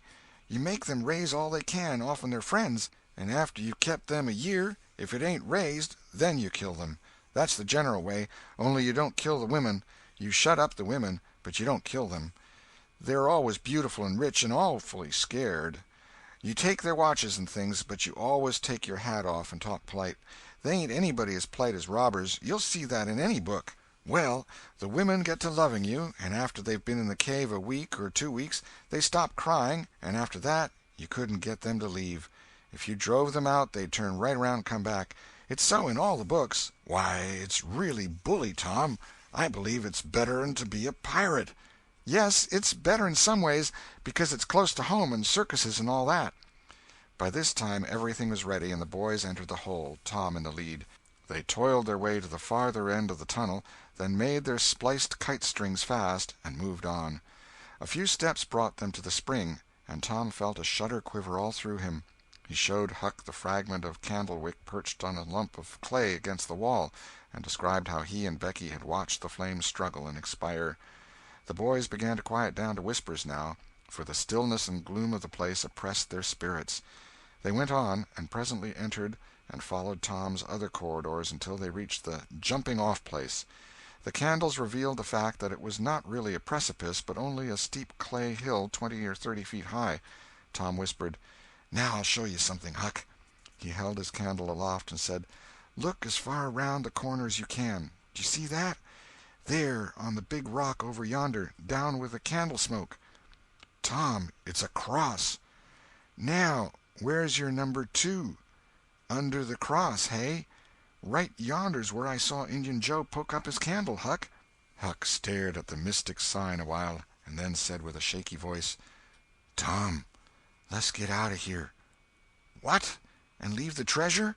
"Yes, leave it. Injun Joe's ghost is round about there certain." "No, it ain't, Huck, no, it ain't. It would haunt the place where he died, away out at the mouth of the cave, 5 miles from here." "No, Tom, it wouldn't. It would hang around the money. I know the ways of ghosts, and so do you." Tom began to fear that Huck was right. Misgivings gathered in his mind, but presently an idea occurred to him. "Look here, Tuck, what fools we're making of ourselves. Injun Joe's ghost ain't a-going to come round where there's a cross." The point was well taken. It had its effect. "Tom, I didn't think of that. But that's so. It's luck for us, that cross is. I reckon we'll climb down there and have a hunt for that box." Tom went first, cutting rude steps in the clay hill as he descended. Huck followed. 4 avenues opened out of the small cavern which the great rock stood in. The boys examined 3 of them, with no result. They found a small recess in the one nearest the base of the rock, with a pallet of blankets spread down in it. Also an old suspender, some bacon rind, and the well-gnawed bones of 2 or 3 fowls. But there was no money-box. The lads searched and researched this place, but in vain. Tom said, "He said under the cross. Well, this comes nearest to being under the cross. It can't be under the rock itself, because that's set solid on the ground." They searched everywhere once more, and then sat down discouraged. Huck could suggest nothing. By and by Tom said, "Looky here, Huck, there's footprints and some candle grease on the clay about one side of this rock, but not on the other sides. Now what's that for?" "I bet you the money is under the rock. I'm going to dig in the clay." "That ain't no bad notion, Tom," said Huck with animation. Tom's real Barlow was out at once, and he had not dug 4 inches before he struck wood. "Hey, Huck, you hear that?" Huck began to dig and scratch now. Some boards were soon uncovered and removed. They had concealed a natural chasm which led under the rock. Tom got into this and held his candle as far under the rock as he could, but said he could not see to the end of the rift. He proposed to explore. He stooped and passed under. The narrow way descended gradually. He followed its winding course, first to the right and then to the left, Huck at his heels. Tom turned a short curve by and by and exclaimed, "My goodness, Huck, looky here!" It was the treasure box, sure enough, occupying a snug little cavern, along with an empty powder keg, a couple of guns in leather cases, 2 or 3 pairs of old moccasins, a leather belt, and some other rubbish well soaked with the water drip. "Got it at last," said Huck, plowing among the tarnished coins with his hands. "My, but we're rich, Tom." "Huck, I always reckoned we'd get it. It's just too good to believe, but we have got it, sure. Say, let's not fool around here. Let's snake it out. Let me see if we can lift the box." It weighed about 50 pounds. Tom could lift it after an awkward fashion, but could not carry it conveniently. "I thought so," he said. "They carried it like it was heavy, that day at the haunted house. I noticed that. I reckon I was right to think of fetching the little bags along." The money was soon in the bags, and the boys took it up to the cross rock. "Now let's fetch the guns and things," said Huck. "No, Huck, leave them there. They're just the tricks to have when you go to robbing. We'll keep them there all the time, and we'll hold our orgies there, too. It's an awful snug place for orgies." "What's orgies?" "I don't know, but robbers always have orgies, and of course we got to have them, too. Come along, Huck. We've been in here a long time. It's getting late, I reckon. I'm hungry, too. We'll eat and smoke when we get to the skiff." They presently emerged into the clump of sumac bushes, looked warily about, found the coast clear, and were soon lunching and smoking in the skiff. As the sun dipped toward the horizon, they pushed out and got under way. Tom skimmed up the shore through the long twilight, chatting cheerily with Huck, and landed shortly after dark. "Now, Huck," said Tom, "we'll hide the money in the loft of the widow's woodshed, and I'll come up in the morning and we'll count it and divide it, and then we'll hunt up a place out in the woods for it where it will be safe. Just you lay quiet here and watch the stuff till I run up and hook Benny Taylor's little wagon. I won't be gone a minute." He disappeared, and presently returned with the wagon, put the 2 small sacks into it, threw some old rags on top of them, and started off, dragging his cargo behind him. When the boys reached the Welshman's house they stopped to rest. Just as they were about to move on, the Welshman stepped out and said, "Hello, who's that?" "Huck and Tom Sawyer." "Good. Come along with me, boys. You are keeping everybody waiting. Here, hurry up, trot ahead. I'll haul the wagon for you. Why, it's not as light as it might be. Got bricks in it? Or old metal?" "Old metal," said Tom. "I judge so. The boys in this town will take more trouble and fool away more time hunting up 6 bits worth of old iron to sell to the foundry than they would to make twice the money at regular work. But that's human nature. Hurry along, hurry along." The boys wanted to know what the hurry was about. "Never mind, you'll see when we get to the Widow Douglas's." Huck said with some apprehension, for he was long used to being falsely accused, "Mr. Jones, we haven't been doing nothing." The Welshman laughed. "Well, I don't know, Huck, my boy. I don't know about that. Ain't you and the widow good friends?" "Yes. Well, she's been good friends to me, anyways." "All right, then. What do you want to be afraid for?" This question was not entirely answered in Huck's slow mind before he found himself pushed, along with Tom, into Mrs. Douglas's drawing-room. Mr. Jones left the wagon near the door and followed. The place was grandly lighted, and everybody that was of any consequence in the village was there. The Thatchers were there, the Harpers, the Rogerses, Aunt Polly, Sid, Mary, the minister, the editor, and a great many more, and all dressed in their best. The widow received the boys as heartily as any one could well receive 2 such-looking beings. They were covered with clay and candle grease. Aunt Polly blushed crimson with humiliation, and frowned and shook her head at Tom. Nobody suffered half as much as the 2 boys did, however. Mr. Jones said, Tom wasn't at home yet, so I gave him up, but I stumbled on him and Huck right at my door, and so I just brought them along in a hurry." "And you did just right," said the widow. "Come with me, boys." She took them to a bedchamber and said, "Now wash and dress yourselves. Here are 2 new suits of clothes, shirts, socks, everything complete. They're Huck's. No thanks, Huck. Mr. Jones bought one and I the other, but they'll fit both of you. Get into them. We'll wait. Come down when you are slicked up enough." Then she left. End of Chapter 33. Chapter 34. Floods of Gold. Huck said, "Tom, we can slope if we can find a rope. The window ain't high from the ground." "Shucks, what do you want to slope for?" "Well, I ain't used to that kind of crowd. I can't stand it. I ain't going down there, Tom." "Oh, bother, it ain't anything. I don't mind it a bit. I'll take care of you." Sid appeared. "Tom," said he, "Auntie has been waiting for you all the afternoon. Mary got your Sunday clothes ready, and everybody's been fretting about you. Say, ain't this grease and clay on your clothes? Now, Mr. Siddy, you just tend to your own business. What's all this blowout about, anyway?" "It's one of the widow's parties that she's always having. This time it's for the Welshman and his sons, on account of that scrape they helped her out of the other night. And say, I can tell you something, if you want to know." "Well, what?" "Why, old Mr. Jones is going to try to spring something on the people here tonight, but I overheard him tell Auntie today about it, as a secret, but I reckon it's not much of a secret now. Everybody knows, the widder too, for all she tries to let on she don't. Mr. Jones was bound Huck should be here, couldn't get along with his grand secret without Huck, you know." "Secret about what, Sid?" "About Huck tracking the robbers to the widow's. I reckon Mr. Jones was going to make a grand time over his surprise, but I bet you it will drop pretty flat." Sid chuckled in a very contented and satisfied way. "Sid, was it you that told?" "Oh, never mind who it was. Somebody told, that's enough.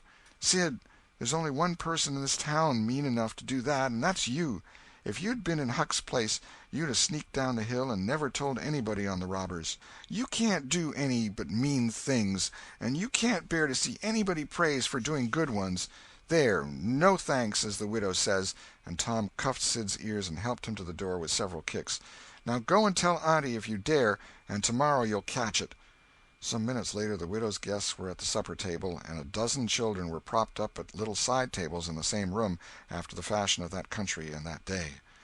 At the proper time Mr. Jones made his little speech, in which he thanked the widow for the honor she was doing himself and his sons, but said that there was another person whose modesty, and so forth and so on.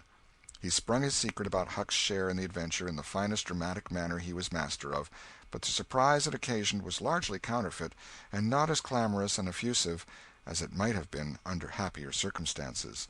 However, the widow made a pretty fair show of astonishment, and heaped so many compliments and so much gratitude upon Huck that he almost forgot the nearly intolerable discomfort of his new clothes in the entirely intolerable discomfort of being set up as a target for everybody's gaze and everybody's laudations. The widow said she meant to give Huck a home under her roof and have him educated, and that when she could spare the money she would start him in business in a modest way. Tom's chance was come. He said, "Huck don't need it. Huck's rich." Nothing but a heavy strain upon the good manners of the company kept back the due and proper complimentary laugh at this pleasant joke, but the silence was a little awkward. Tom broke it. "Huck's got money. Maybe you don't believe it, but he's got lots of it. Oh, you needn't smile. I reckon I can show you. You just wait a minute." Tom ran out of doors. The company looked at each other with a perplexed interest, and inquiringly at Huck, who was tongue-tied. "Sid, what ails Tom?" said Aunt Polly. Well, there ain't ever any making of that boy out. I never—" Tom entered, struggling with the weight of his sacks, and Aunt Polly did not finish her sentence. Tom poured the mass of yellow coins upon the table and said, "There, what did I tell you? Half of it's Huck's and half of it's mine." The spectacle took the general breath away. All gazed, nobody spoke for a moment. Then there was a unanimous call for an explanation. Tom said he could furnish it, and he did. The tale was long, but brimful of interest. There was scarcely an interruption from any one to break the charm of its flow. When he had finished, Mr. Jones said, I thought I had fixed up a little surprise for this occasion, but it don't amount to anything now. This one makes it sing mighty small, I'm willing to allow." The money was counted. The sum amounted to a little over $12,000. It was more than anyone present had ever seen at one time before, though several persons were there who were worth considerably more than that in property. End of Chapter 34. Chapter 35. Respectable Huck Joins the Gang. The reader may rest satisfied that Tom's and Huck's windfall made a mighty stir in the poor little village of St. Petersburg. So vast a sum, all in actual cash, seemed next to incredible. It was talked about, gloated over, glorified, until the reason of many of the citizens tottered under the strain of the unhealthy excitement. Every haunted house in St. Petersburg and the neighboring villages was dissected, plank by plank, and its foundations dug up and ransacked for hidden treasure, and not by boys, but men, pretty grave, unromantic men, too, some of them. Wherever Tom and Huck appeared they were courted, admired, stared at. The boys were not able to remember that their remarks had possessed weight before, but now their sayings were treasured and repeated. Everything they did seemed somehow to be regarded as remarkable. They had evidently lost the power of doing and saying commonplace things. Moreover, their past history was raked up and discovered to bear marks of conspicuous originality. The village paper published biographical sketches of the boys. The Widow Douglas put Huck's money out at 6%, and Judge Thatcher did the same with Tom's at Aunt Polly's request. Each lad had an income now that was simply prodigious, $1 for every weekday in the year and half of the Sundays. It was just what the minister got. No, it was what he was promised. He generally couldn't collect it. $1.25 a week would board, lodge, and school a boy in those old simple days, and clothe him and wash him, too, for that matter. Judge Thatcher had conceived a great opinion of Tom. He said that no commonplace boy would ever have got his daughter out of the cave. When Becky told her father, in strict confidence, how Tom had taken her whipping at school, the judge was visibly moved. And when she pleaded grace for the mighty lie which Tom had told in order to shift that whipping from her shoulders to his own, the judge said with a fine outburst that it was a noble, a generous, a magnanimous lie. A lie that was worthy to hold up its head and march down through history breast to breast with George Washington's lauded truth about the hatchet. Becky thought her father had never looked so tall and so superb as when he walked the floor and stamped his foot and said that. She went straight off and told Tom about it. Judge Thatcher hoped to see Tom a great lawyer or a great soldier some day. He said he meant to look to it that Tom should be admitted to the National Military Academy and afterward trained in the best law school in the country, in order that he might be ready for either career or both. Huck Finn's wealth and the fact that he was now under the Widow Douglas's protection introduced him into society. No, dragged him into it, hurled him into it, and his sufferings were almost more than he could bear. The widow's servants kept him clean and neat, combed and brushed, and they bedded him nightly in unsympathetic sheets that had not one little spot or stain which he could press to his heart and know for a friend. He had to eat with knife and fork, and had to use napkin, cup, and plate. He had to learn his book. He had to go to church. He had to talk so properly that speech was become insipid in his mouth. Whithersoever he turned, the bars and shackles of civilization shut him in and bound him hand and foot. He bravely bore his miseries 3 weeks, and then one day turned up missing. For 48 hours the widow hunted for him everywhere in great distress. The public were profoundly concerned. They searched high and low. They dragged the river for his body. Early the third morning Tom Sawyer wisely went poking among some old empty hogsheads down behind the abandoned slaughterhouse, and in one of them he found the refugee. Huck had slept there. He had just breakfasted upon some stolen odds and ends of food, and was lying off now in comfort with his pipe. He was unkempt, uncombed, and clad in the same old ruin of rags that had made him picturesque in the days when he was free and happy. Tom routed him out, told him the trouble he had been causing, and urged him to go home. Huck's face lost its tranquil content and took a melancholy cast. He said, "Don't talk about it, Tom. I've tried it, and it don't work. It don't work, Tom. It ain't for me. I ain't used to it. The widder's good to me and friendly, but I can't stand them ways. She makes me get up just at the same time every morning. She makes me wash. They comb me all to thunder. She won't let me sleep in the woodshed.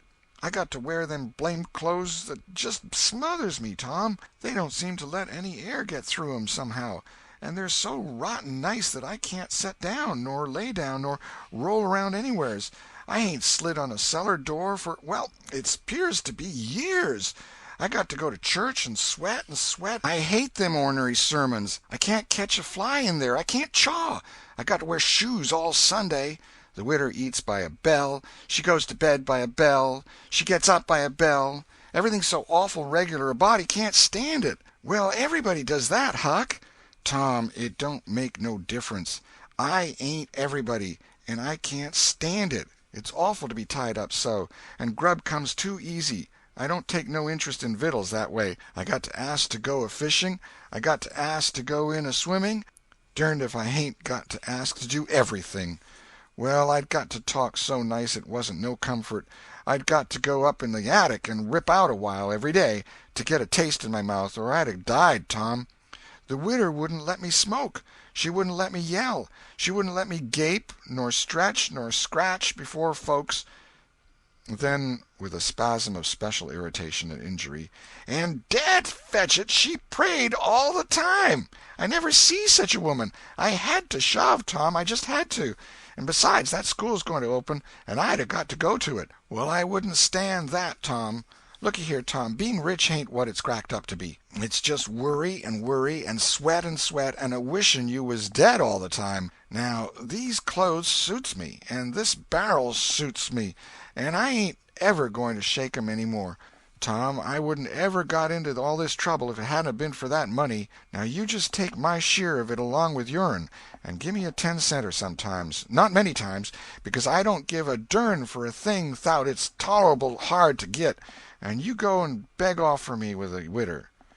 "Oh, Huck, you know I can't do that. 'Tain't fair. And besides, if you'll try this thing just a while longer, you'll come to like it." "Like it? Yes, the way I'd like a hot stove if I was to set on it long enough. No, Tom, I won't be rich, and I won't live in them cussed smothery houses. I like the woods, and the river, and hogsheads, and I'll stick to 'em, too. Blame it all, just as we've got guns and a cave and all just fixed to rob, here this dern foolishness has got to come up and spile it all." Tom saw his opportunity. "Looky here, Huck, being rich ain't going to keep me back from turning robber." "No? Oh, good licks. Are you in real deadwood earnest, Tom?" "Just as dead earnest as I'm a-sitting here. "But, Huck, we can't let you into the gang if you ain't respectable, you know." Huck's joy was quenched. "Can't let me in, Tom? Didn't you let me go for a pirate?" "Yes, but that's different. A robber is more high-toned than what a pirate is, as a general thing. In most countries they're awful high up in the nobility, dukes and such. Now, Tom, hain't you always been friendly to me? You wouldn't have shut me out, would you, Tom? You wouldn't do that, now, would you, Tom?" "Huck, I wouldn't want to, and I don't want to, but what would people say? Why, they'd say, 'Humph, Tom Sawyer's gang, pretty low characters in it.' They'd mean you, Huck. You wouldn't like that, and I wouldn't." Huck was silent for some time, engaged in a mental struggle, and finally he said, "Well, I'll go back to the widder for a month and tackle it and see if I can come to stand it, if you'll let me belong to the gang, Tom." "All right, Huck, it's a whiz. Come along, old chap, and I'll ask the widder to let up on you a little, Huck." "Will you, Tom, now, will you? That's good. If she'll let up on some of the roughest things, I'll smoke private and cuss private and crowd through or bust. When you going to start the gang and turn robbers?" "Oh, right off. We'll get the boys together and have the initiation tonight, maybe." "Have the which?" "Have the initiation. What's that?" It's to swear to stand by one another and never tell the gang's secrets, even if you're chopped all to flinders, and kill anybody and all his family that hurts one of the gang." "That's gay. That's mighty gay, Tom, I tell you." "Well, I bet it is, and all that swearing's got to be done at midnight in the lonesomest, awfulest place you can find. A haunted house is the best, and they're all ripped up now." "Well, midnight's good, anyway, Tom." "Yes, so it is, and you've got to swear on a coffin and sign it with blood." "Now that's something like."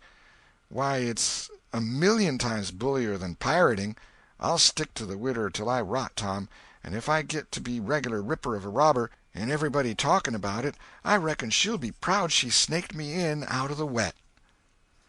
Conclusion. So endeth this chronicle. It being strictly a history of a boy, it must stop here. The story could not go much further without becoming the history of a man. When one writes a novel about grown people, he knows exactly where to stop, that is, with a marriage. But when he writes of juveniles, he must stop where he best can. Most of the characters that perform in this book still live, and are prosperous and happy. Some day it may seem worth while to take up the story of the younger ones again, and see what sort of men and women they turned out to be. Therefore it will be wisest not to reveal any of that part of their lives at present. The End. This is the end of The Adventures of Tom Sawyer by Mark Twain.